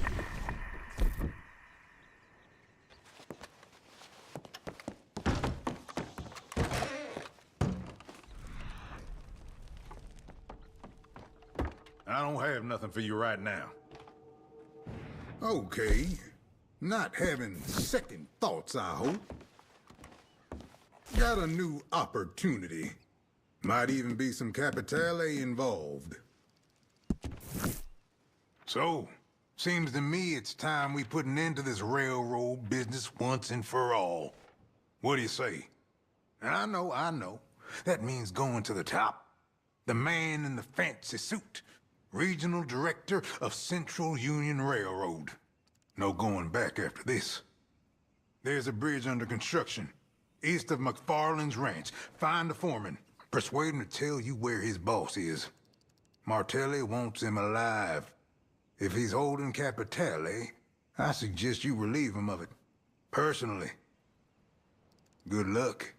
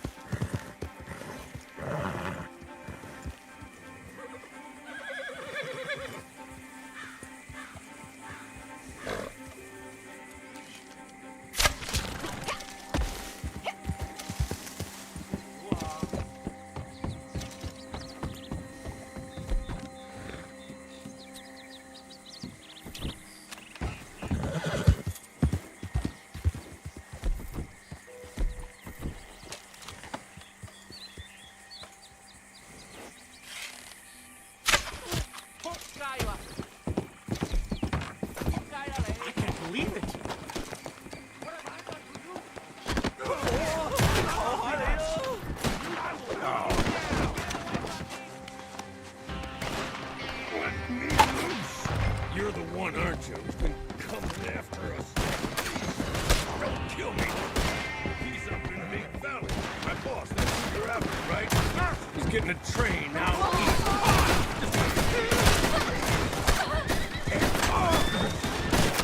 You don't pay them.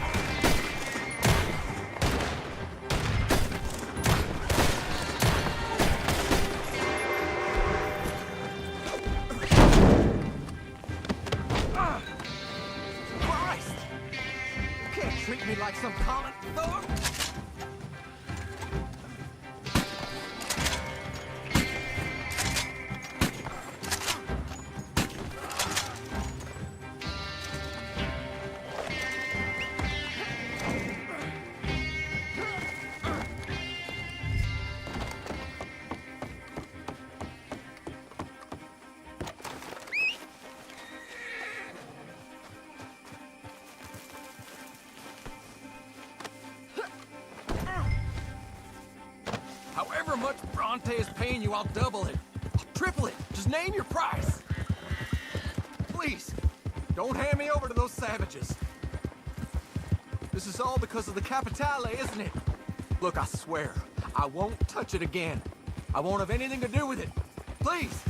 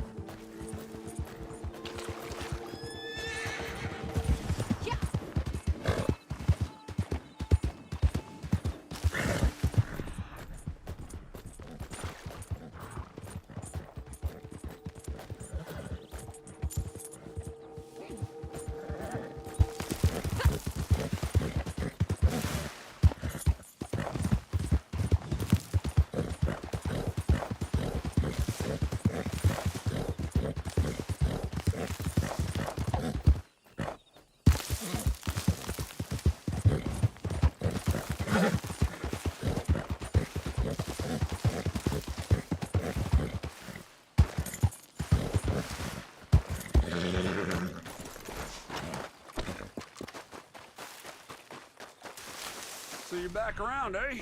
Looking for work?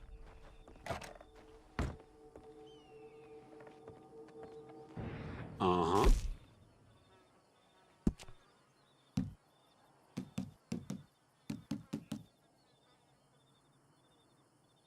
Only one who's earned the right to dawdle here is me. You are becoming quite indispensable now, aren't you? New opportunity come up. Good money, too. Maybe even some capitale. Martelli been real clear with me. You want him to tip his hand, he needs one thing. Capitale.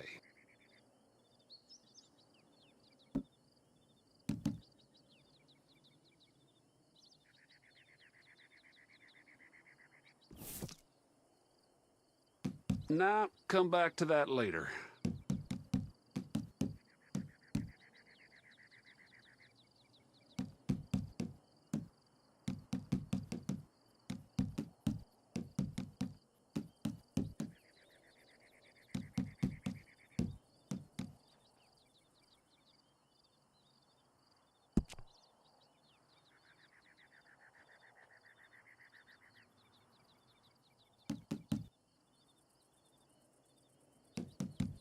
You wait. In a year or two, won't be no one even remember Capitale.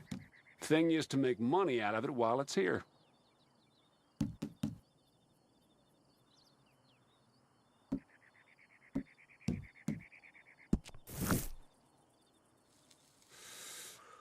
Ever wonder how a commodity as precious and unusual as Capitale gets moved all the way down here to New Austin? Well, there's only one way, my friend. By road.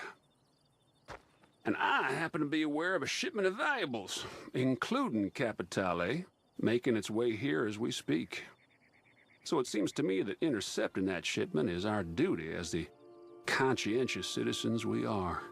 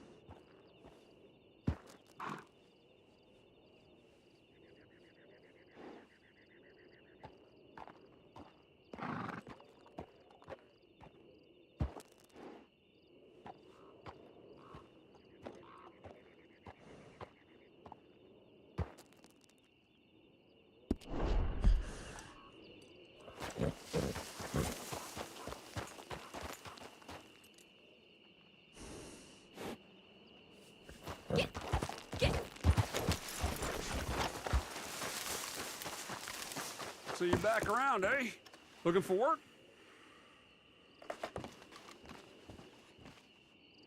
Back off.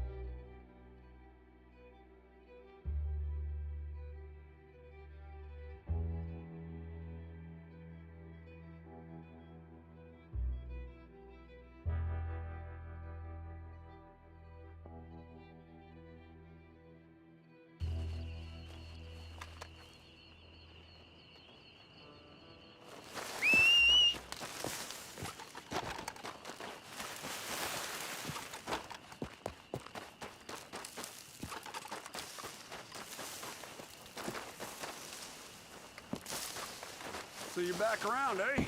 Looking for work? I got some new jobs down the wire. Looks to be some capitale up for grabs, too.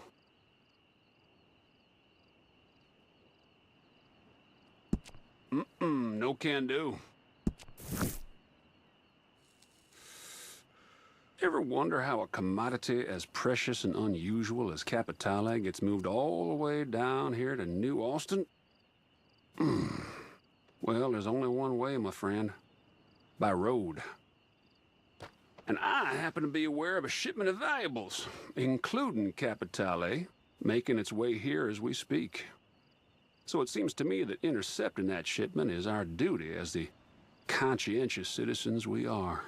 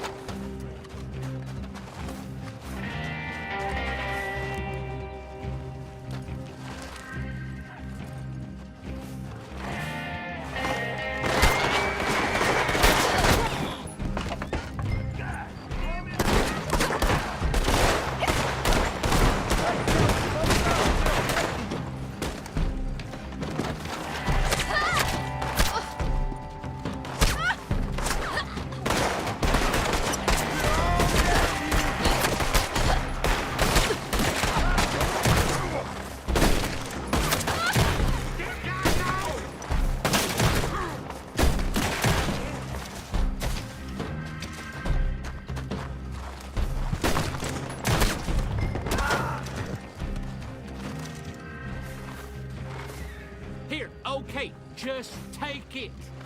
Please. Someone, I need help. You can go to hell.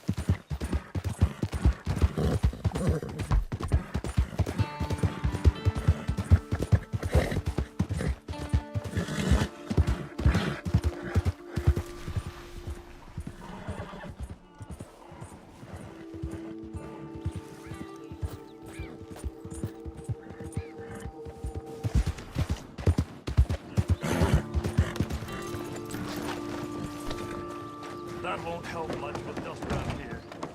It gets through everything.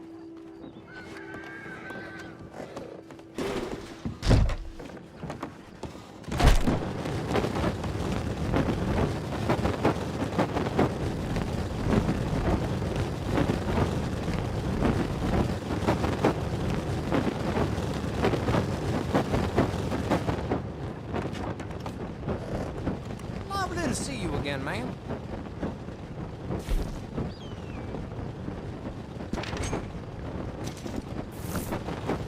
All right, well, see you again. Good idea. Keep the dust out of your face.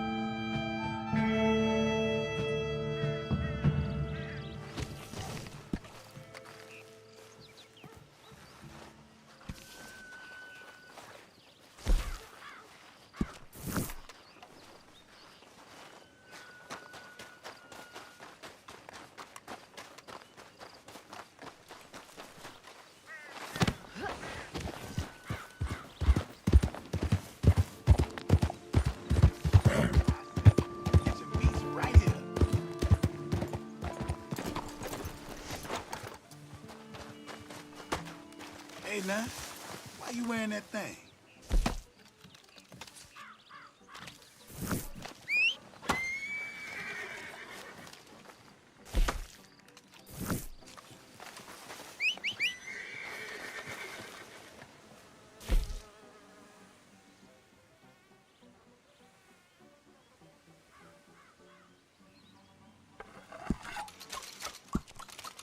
Sure, I'll take another.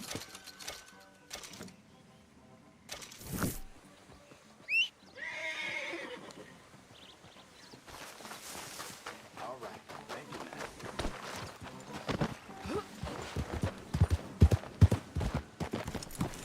Didn't get everything you needed, huh?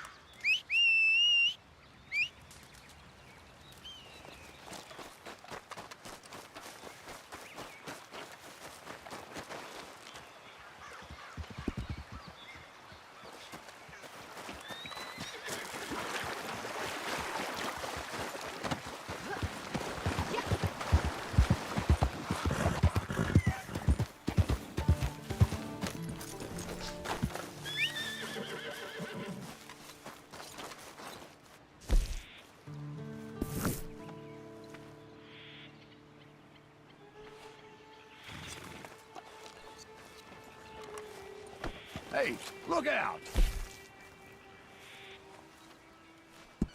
Gonna be out of supplies before too long. Guess beggars can't be choosers. I suppose this'll do.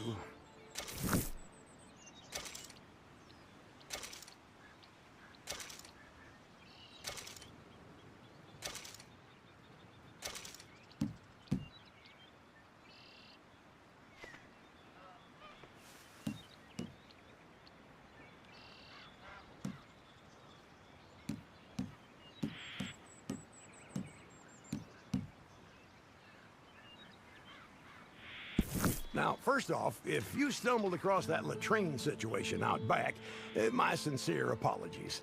You know, you leave soup out in the sun, you pay the price.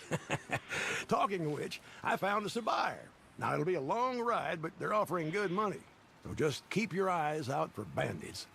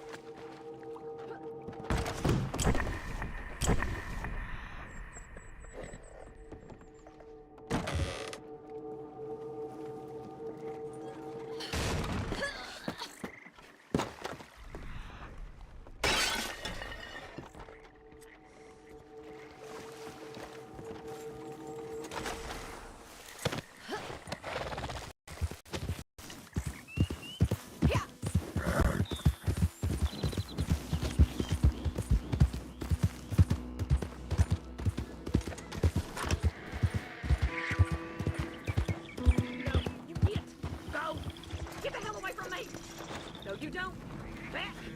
Get back!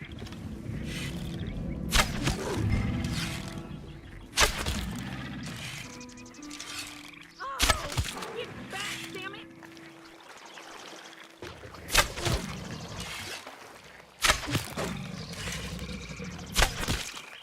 Crawl back to the hell you came from, goddamn you!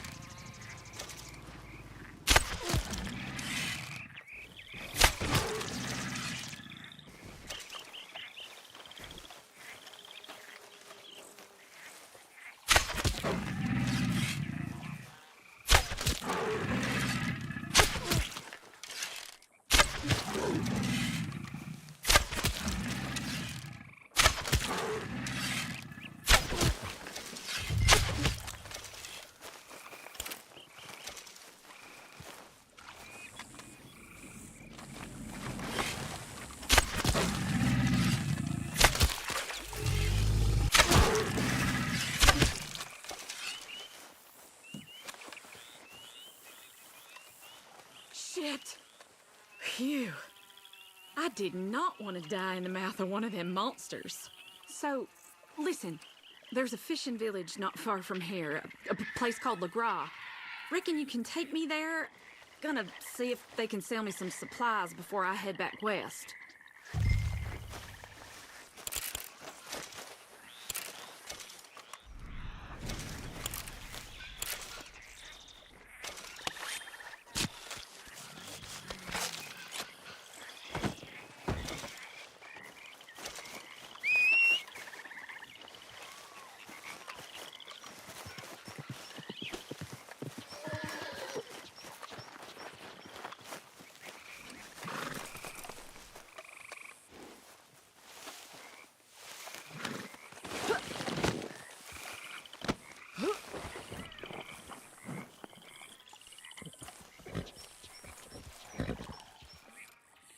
Hey, what you doing?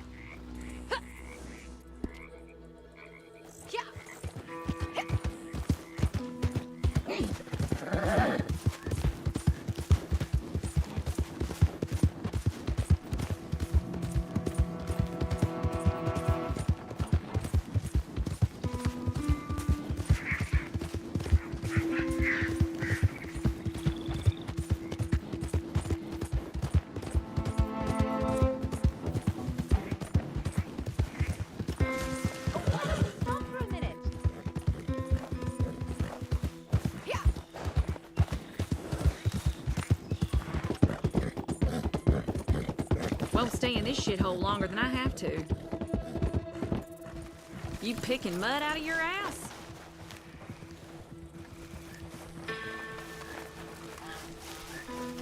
Okay then, I ain't expecting the warmest of welcomes here. This is for you. Good of you to help me out. Watch yourself out there.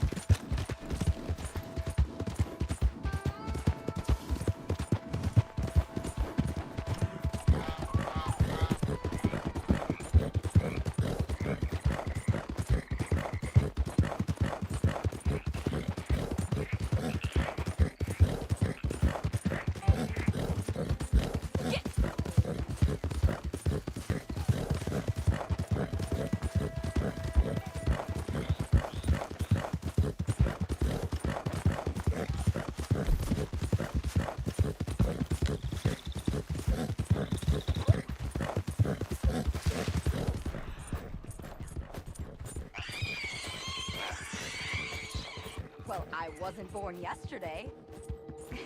Oh, you.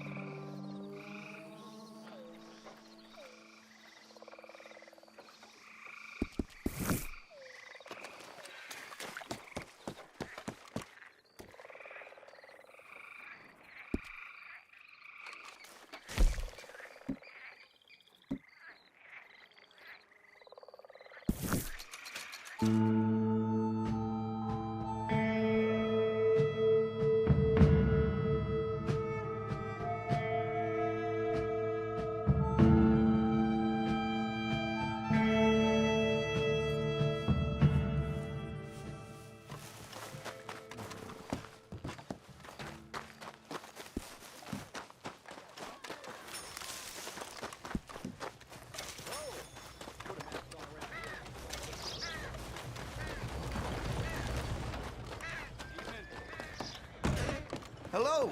Wasn't sure if I'd see you again. So, what are you in the market for? Let me know what catches your eye.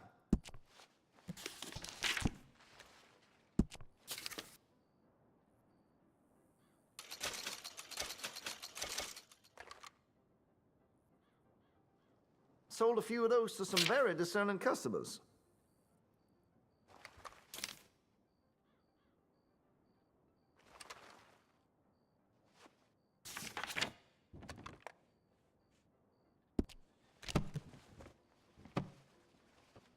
Not done shopping?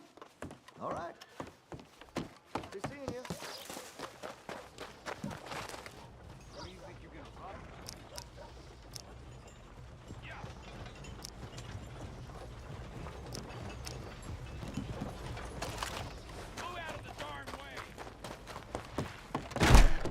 You came right back, huh?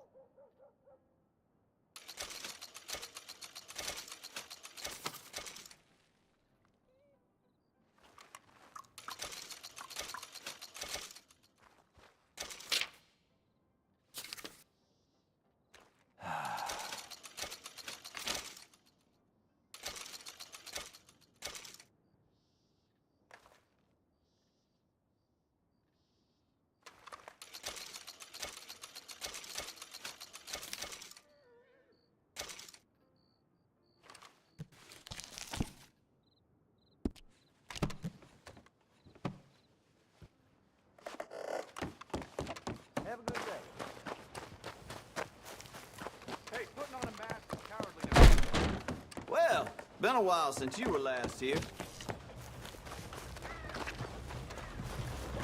Get a move on, will you?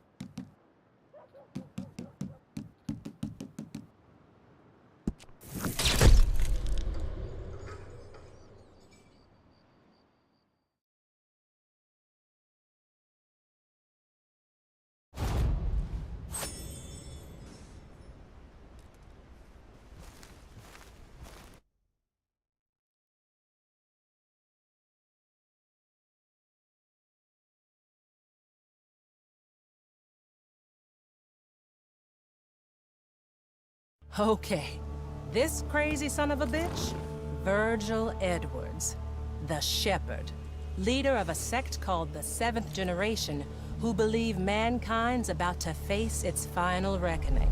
A sadist with a silver tongue who's been gathering lost souls from far and wide, promising eternal salvation. He's gone to ground, hasn't been seen in months, but folk been saying he's put out a call to arms for some kind of mass cleansing of sin. Groups of his followers are camped out in Roanoke Ridge, north of Annisburg, waiting for their shepherd to appear and show them the way. Maybe one of them has some information that'll lead you to him, so he can face his own reckoning.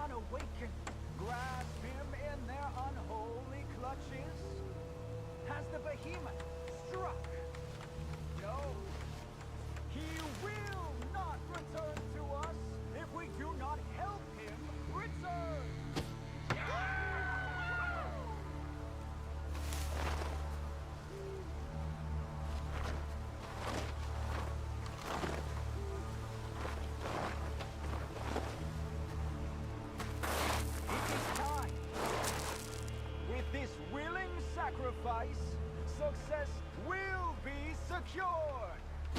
For the shepherd has foretold it, that the seven shall rise. Save me! Enough! You never get out!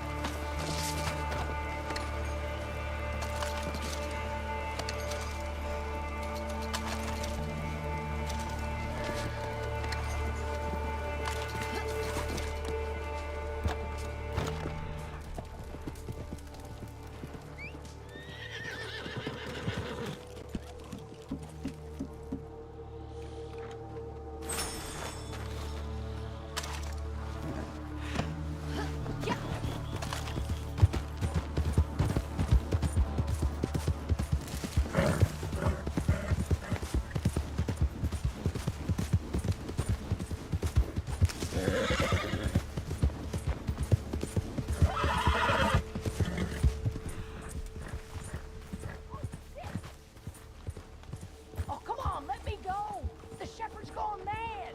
We ain't heard from him for weeks! Look, I ain't gonna mercy murder nobody! My child, I am sorry you have been blinded by the darkness. It will all become clear when you are cleansed in the mercy. Me? Cleansed?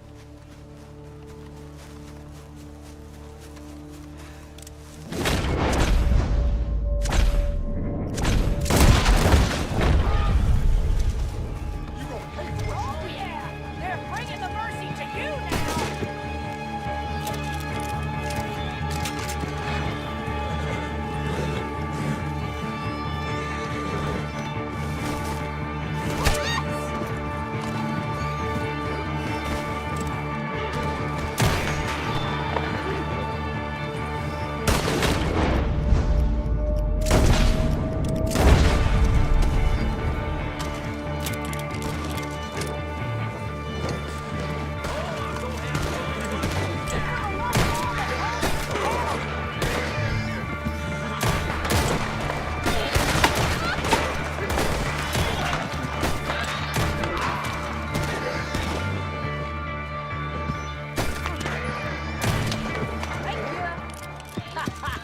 Your behemoth killed you in the end, cocksuckers.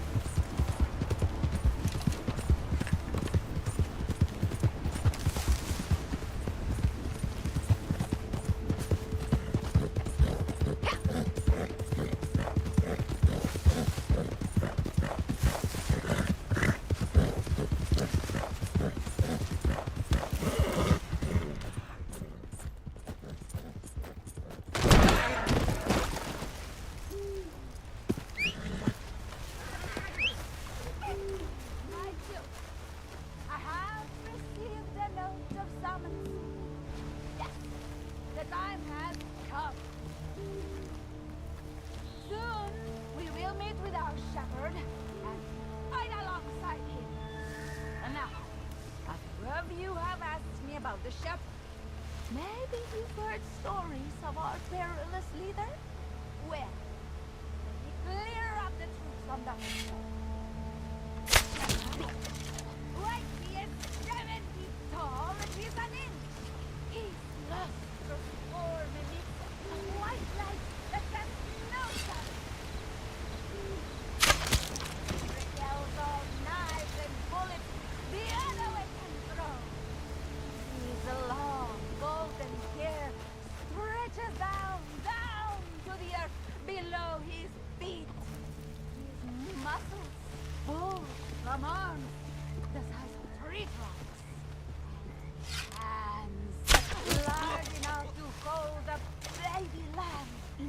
bones. And yet, within this imposing form, his eyes so deep and noble, seeing safe the caverns of knowledge you find there. When he looks at you, it penetrates in your fears melt away. You are left as a child before your mother, the purest form of trust and innocence. And when the fire enters his eyes, nothing in this wide world can stop him. No, and nothing can stop us. Hold on. You must pay for your shit.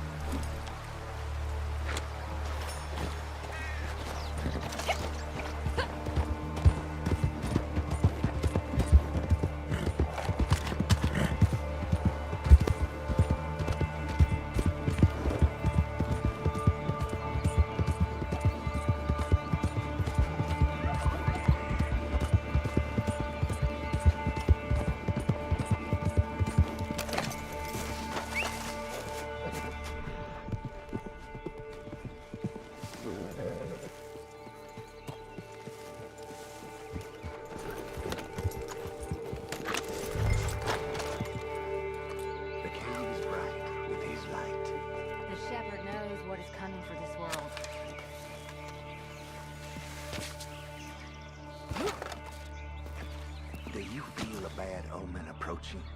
Yes, I feel it. He has many enemies. Stay awake, my brother.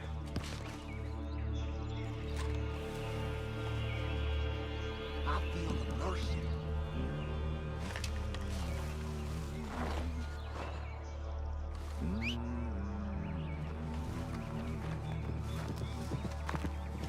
Watch out, brothers!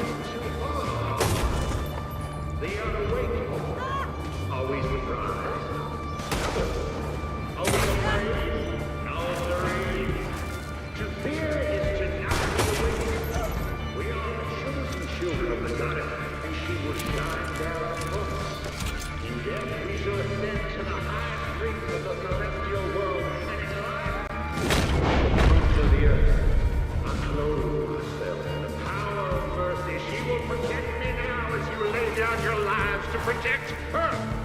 I can hear her now. Can you hear her? Listen, my children.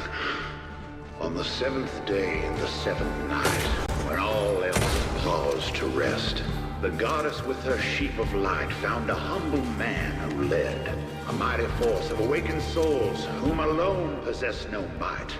But when stood behind their shepherd, yes, we sent the world a light. Oh, mercy, mercy, mercy you. Mercy, mercy, mercy me. It is the final generation. Yes, a new world soon shall be. On the seventh day in the seventh night, when all else took some time, the seventh generation, from their hibernation, they did rise. They stood aloft and looked around and said, I do not like what I see. And they took the clay, molded the world to what they knew it could be. They said, mercy, mercy, mercy you. Mercy, mercy, mercy me. It's the final generation, yes. A new world soon shall be. Oh, mercy, mercy, mercy you. Mercy, mercy, mercy me. It's the final generation. Oh, a new world soon shall be. And though time it passes by us and many lay down their lives, we still feel a light beside us. That light keeps us alive. That light is what they do not. Aha! An unawakened vermin. So it is you and me.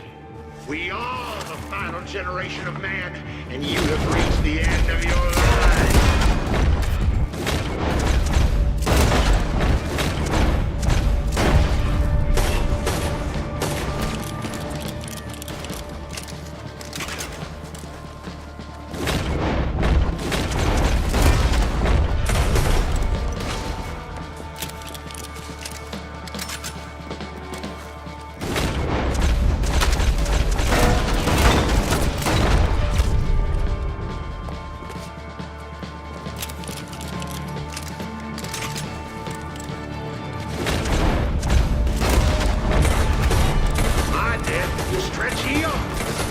Yours is at the tip of my fingers.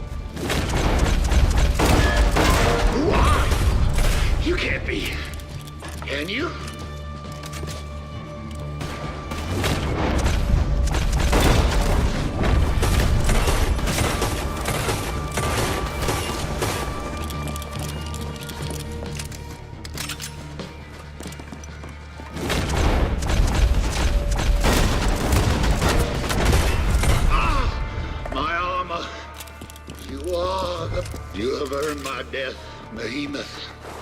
Will you take it? I'm at your mercy, devil of darkness. I saw you coming in the rope. Kill me, Behemoth, like a true god.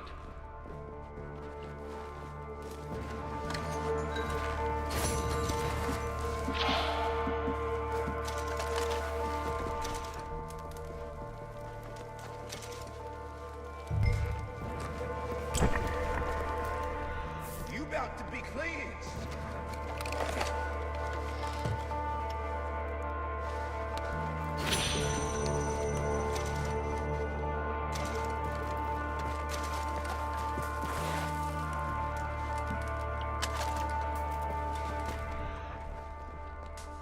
I'm gonna kill you myself, lady.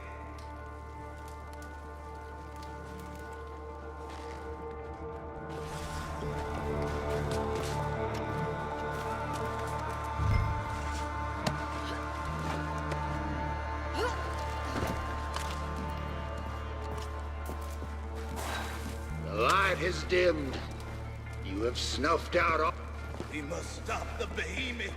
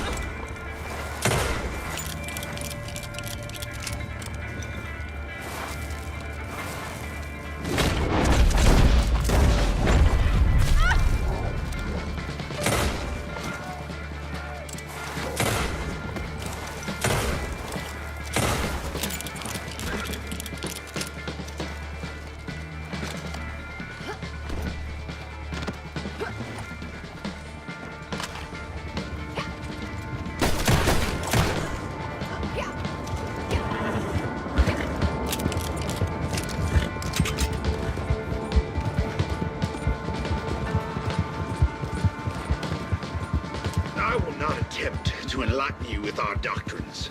I do not think you could see them. I will afford you one piece of advice, Behemoth. After you drop me, pray. Pray and hide, Behemoth. This is not the end. It was just a battle. My flock is everywhere. In every town, there are those who see the rich have become fat and bloated leeches. In every homestead, there are those who hunger for a fresh beginning. You know men and women. Perhaps you know them well. But have you peeked under the brim of their hat? Have you peeled back their bonnet? If you have not, you have missed the 7 born into their skin. They're all around you. And I will not languish in chains for long.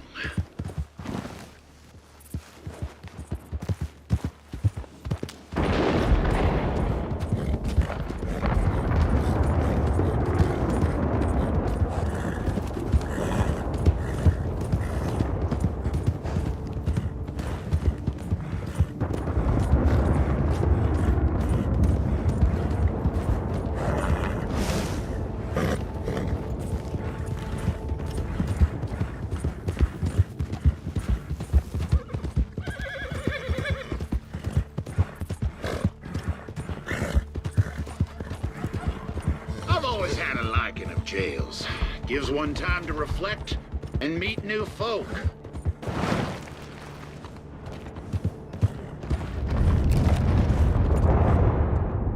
I'm glad you brought them in alive. They're gonna stand trial. There's your money.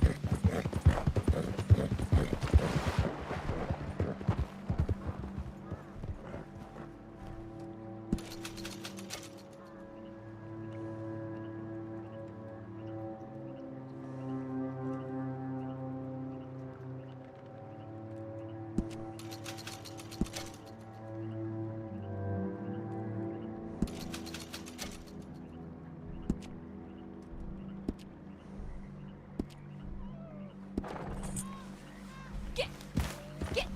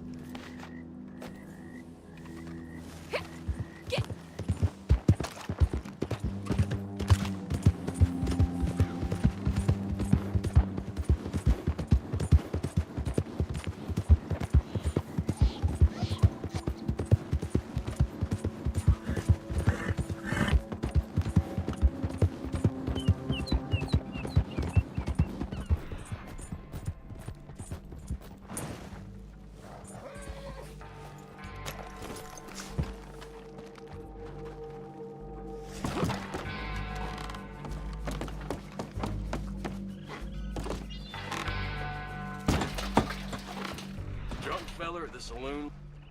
That's something, sure is.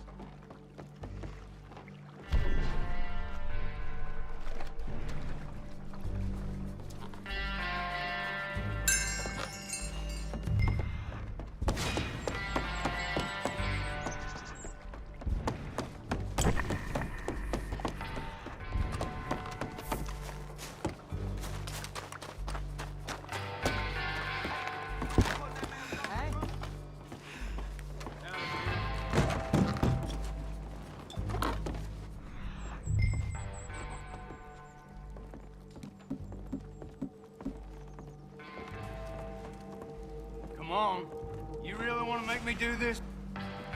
Please, God, no! For Christ's sake! What the hell's your problem? You gonna get some lead in it?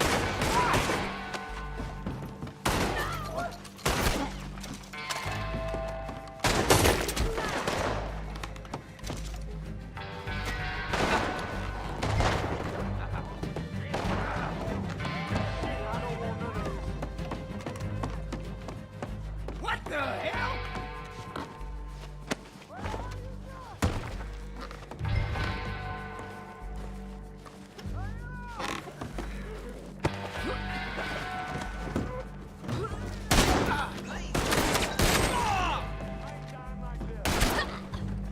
Come on, let's move up. Can't believe it. What? You fixing to do some evil?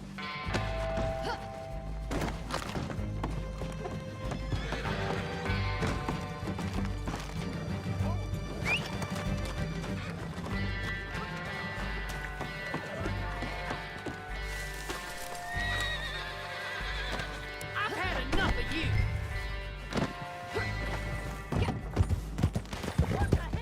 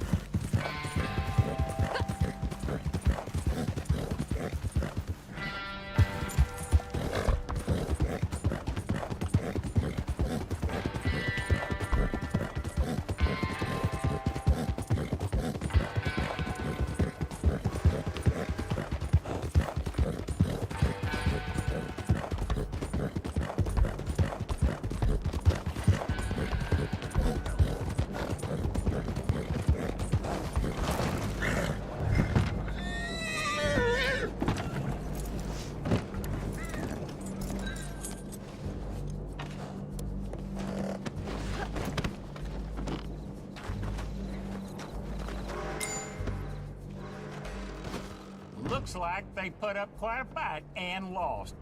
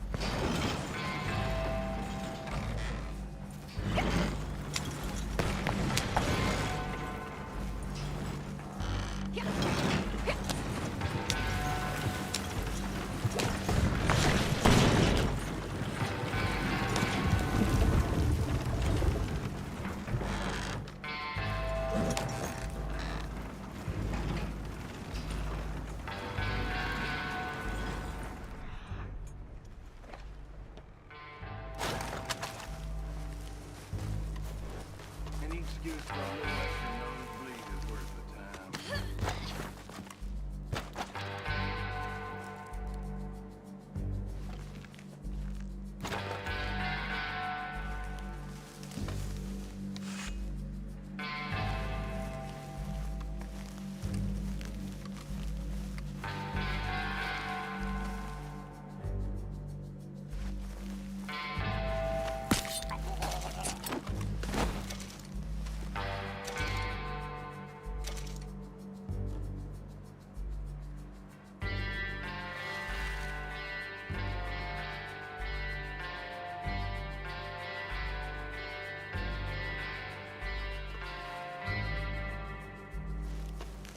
Beats festering in that saddle.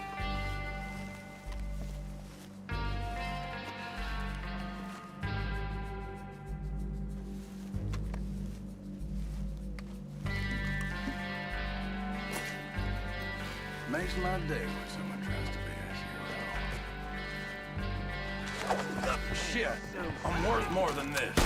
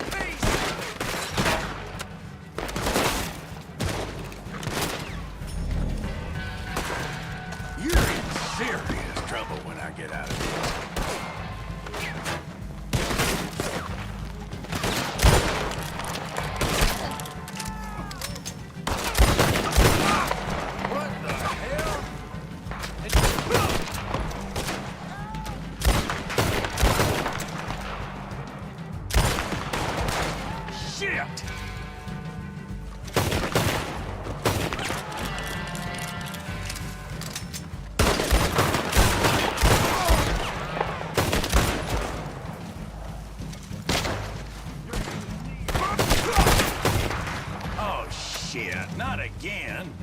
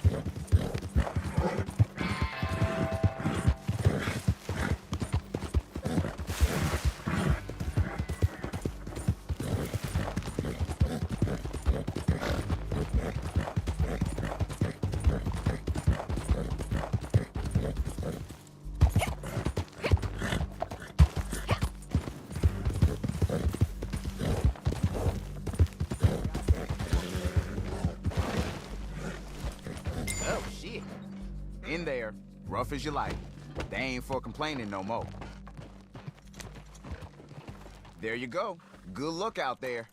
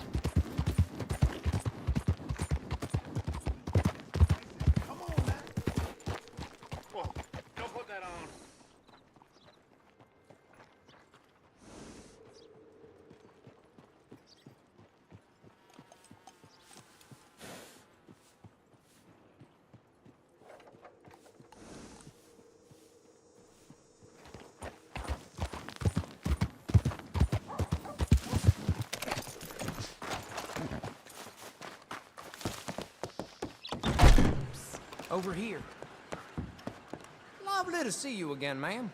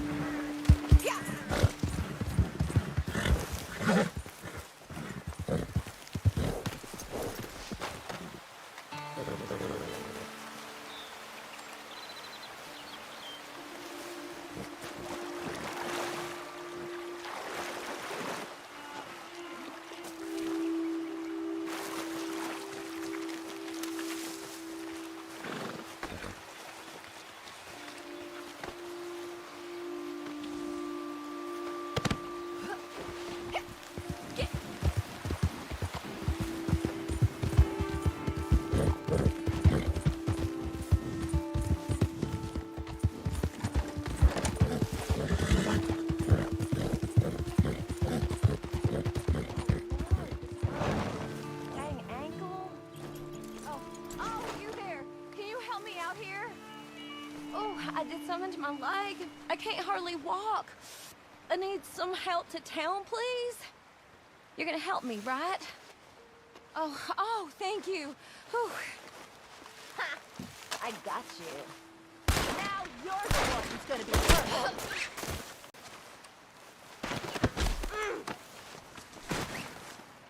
Yes, I ain't funny. Come on, let me go. Oh, shit. Oh, no. Oh, shit.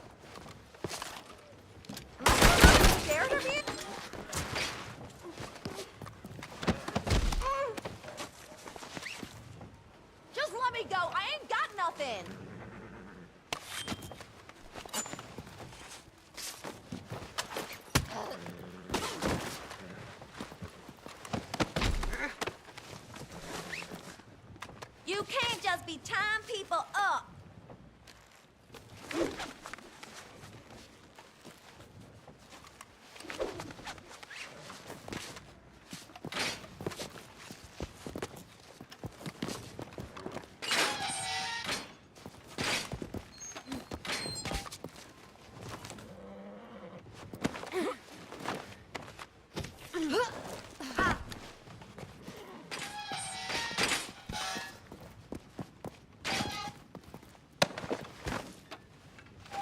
me go!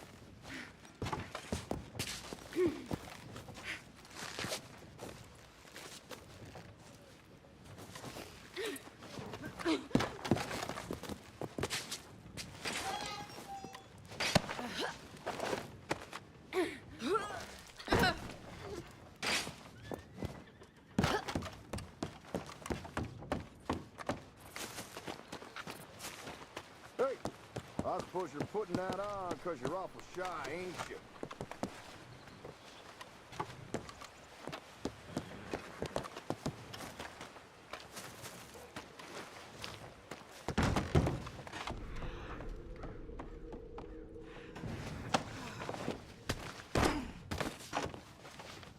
Cut me loose, damn it!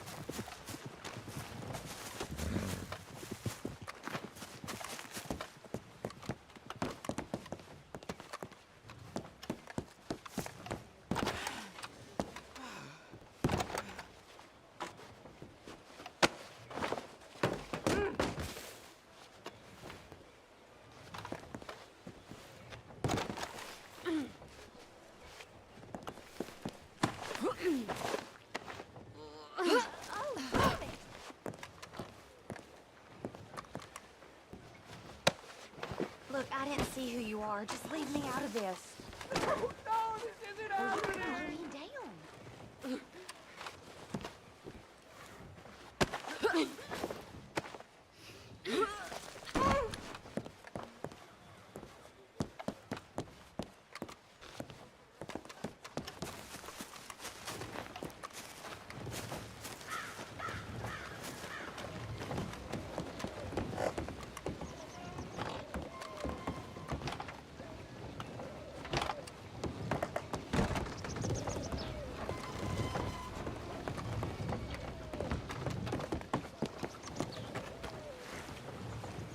Yeah, covering up's a good move for you.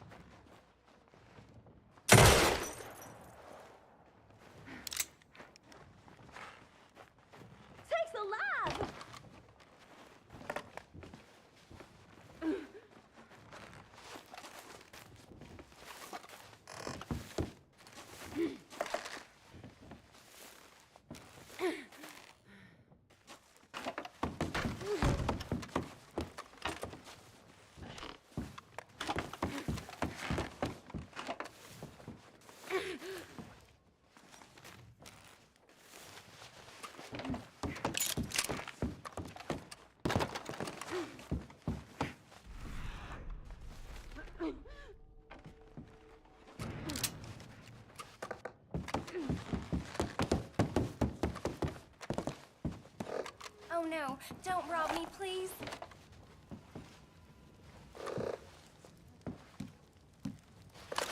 I don't like this. Christ, I'm leaving, all right? Help!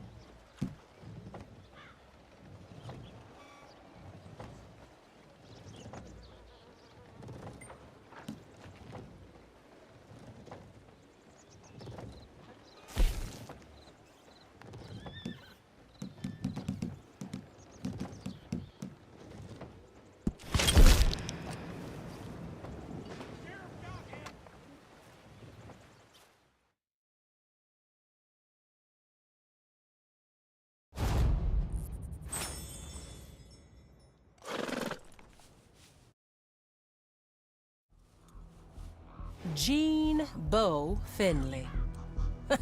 Damn, I'm starting to wish I'd kept this fool for myself. Rich dandy who read one too many dime novels, out there trying to play outlaws with the big boys. Loves himself just as much as his daddy clearly didn't. Spent his inheritance rounding up the best gunmen money can buy, but they don't give a damn about Beau. Their only job is to make him look good, get his name in the newspapers. He and some of his fancy rifle club friends have taken over the old mansion at Shady Belle. Lots of guards, lots of weapons. Nothing but the best for young Beau. So why don't you head over there and dirty up his suit a little? Get.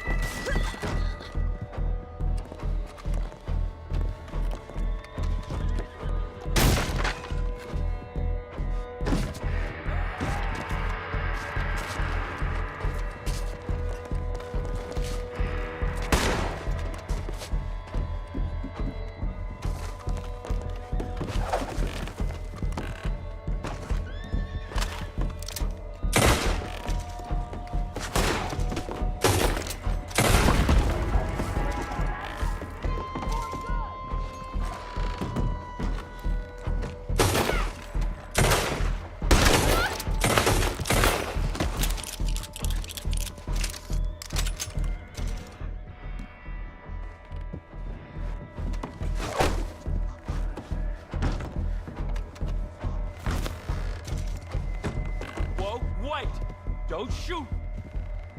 Think carefully on how you deal with me. I am Gene Bo Finley.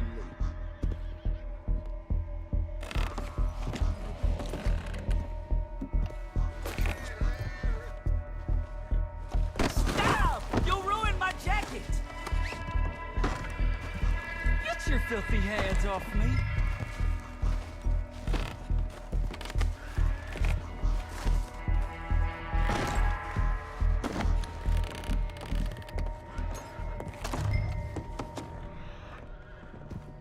Oh, this is humiliating!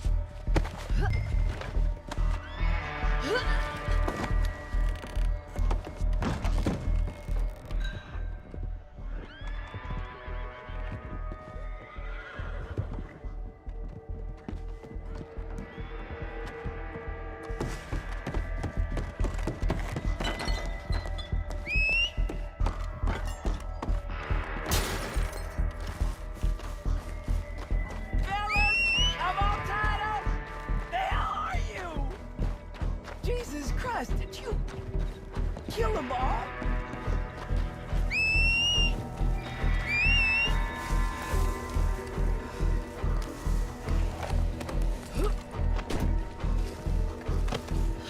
Careful!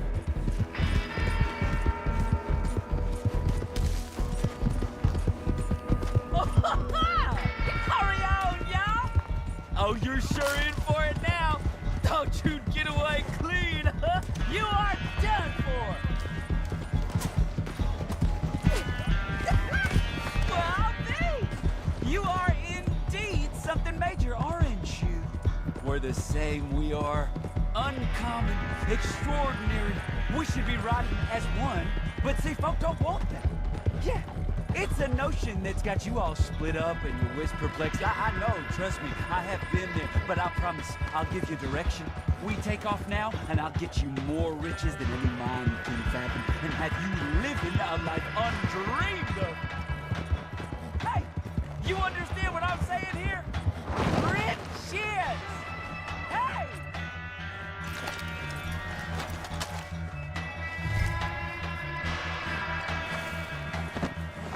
No, let me go!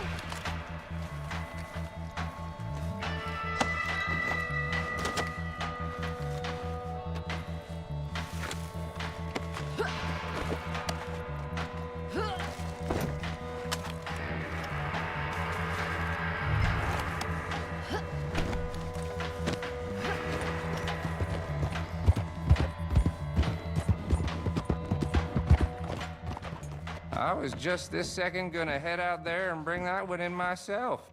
Put him in the sale. Good money for bad business.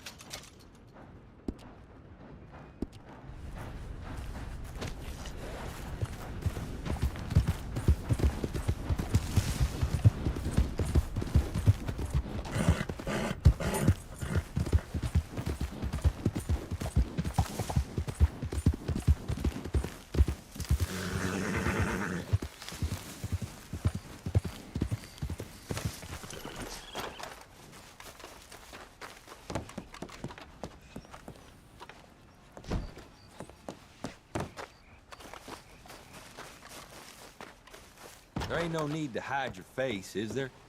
Sift through, see what you like. All right, then. Better be good. You have a swell one, man.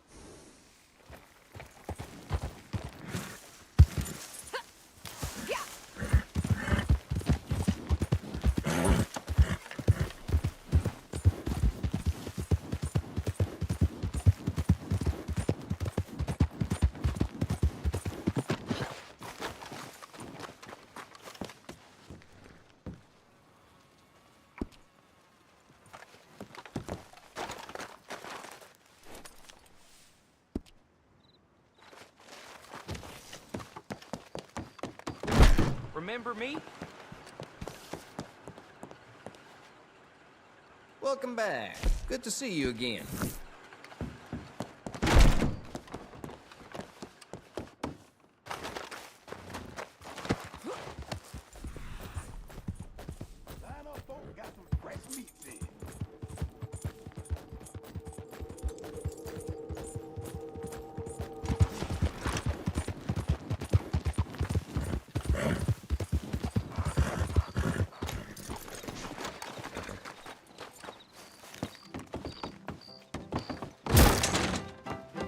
Back for more? What can I get for you?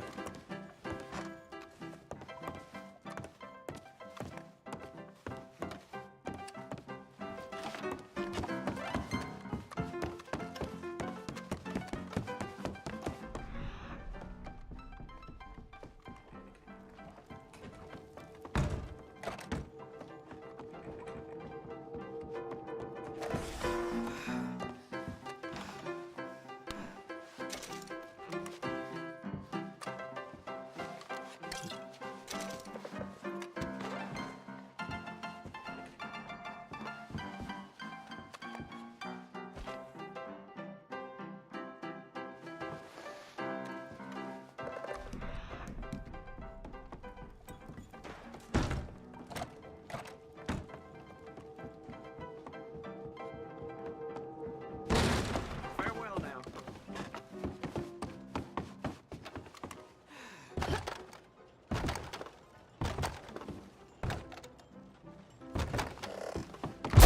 I guess you like it better in here.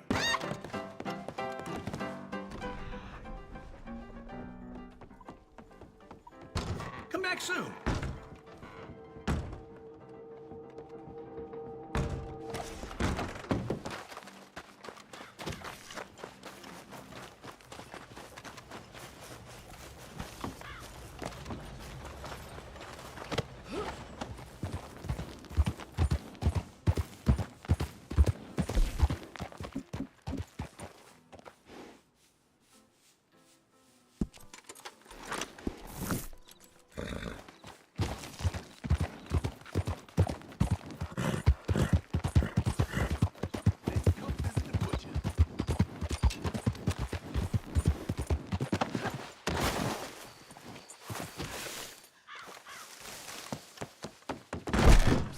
Over here.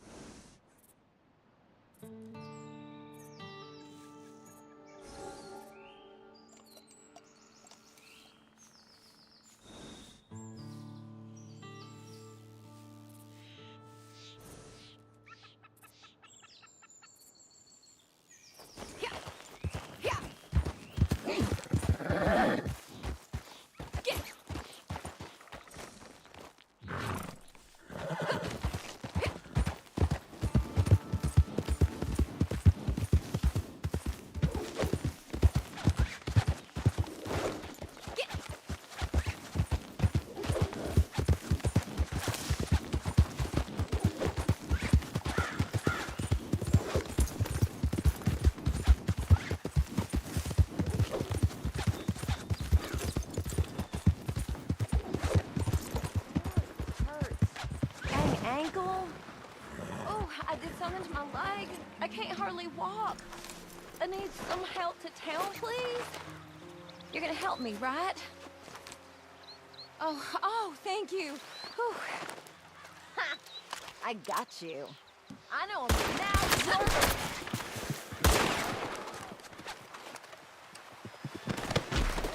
Oh, shit! You already?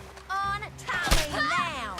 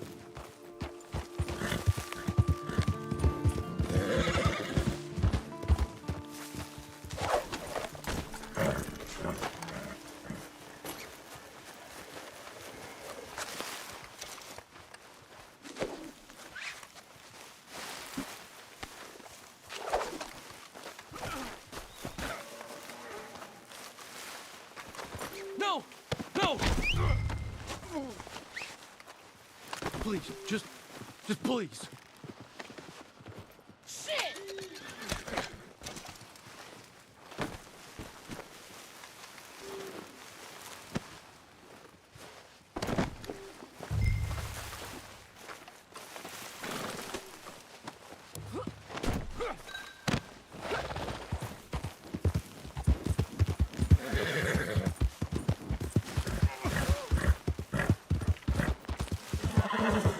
Oh, good Lord!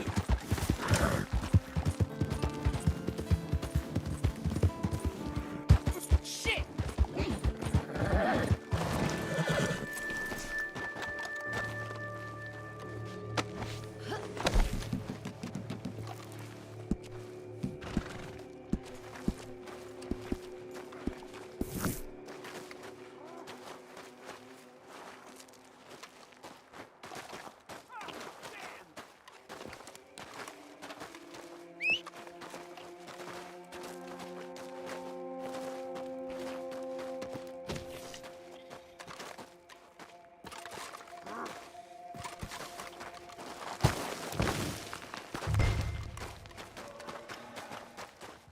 No, this ain't good.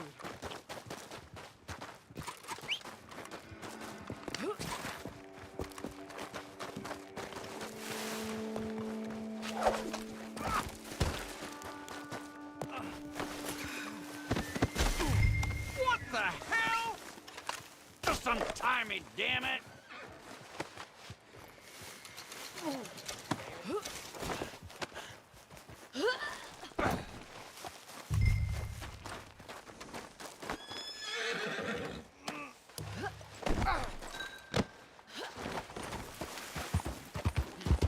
Let me go or I'll... Just let me go.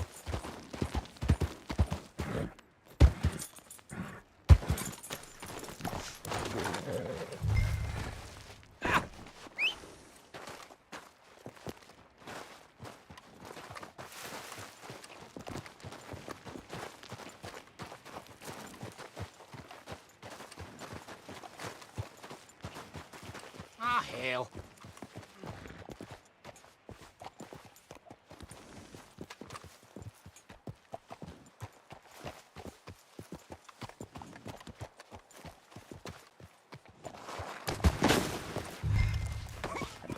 Oh, hell.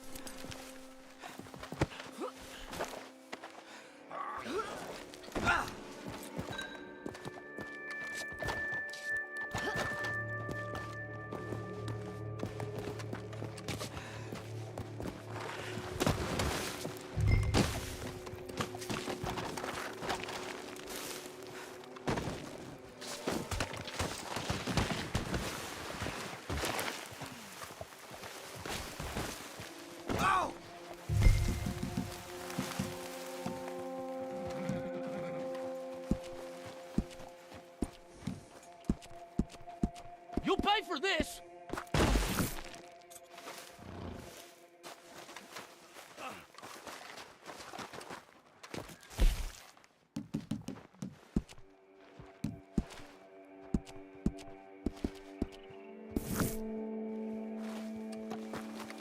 For the love of...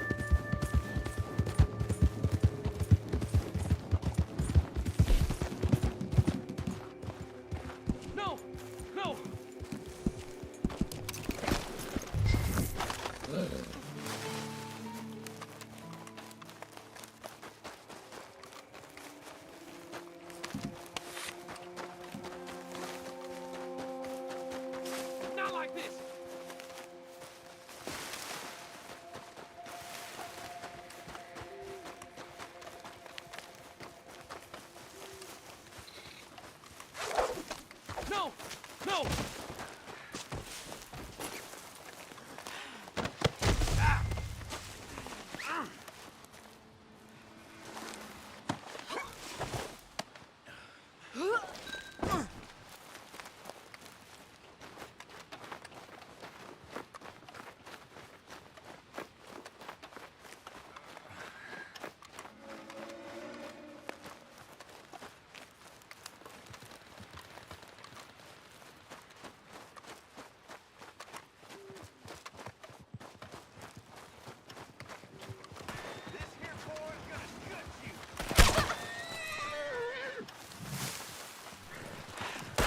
No, this ain't good.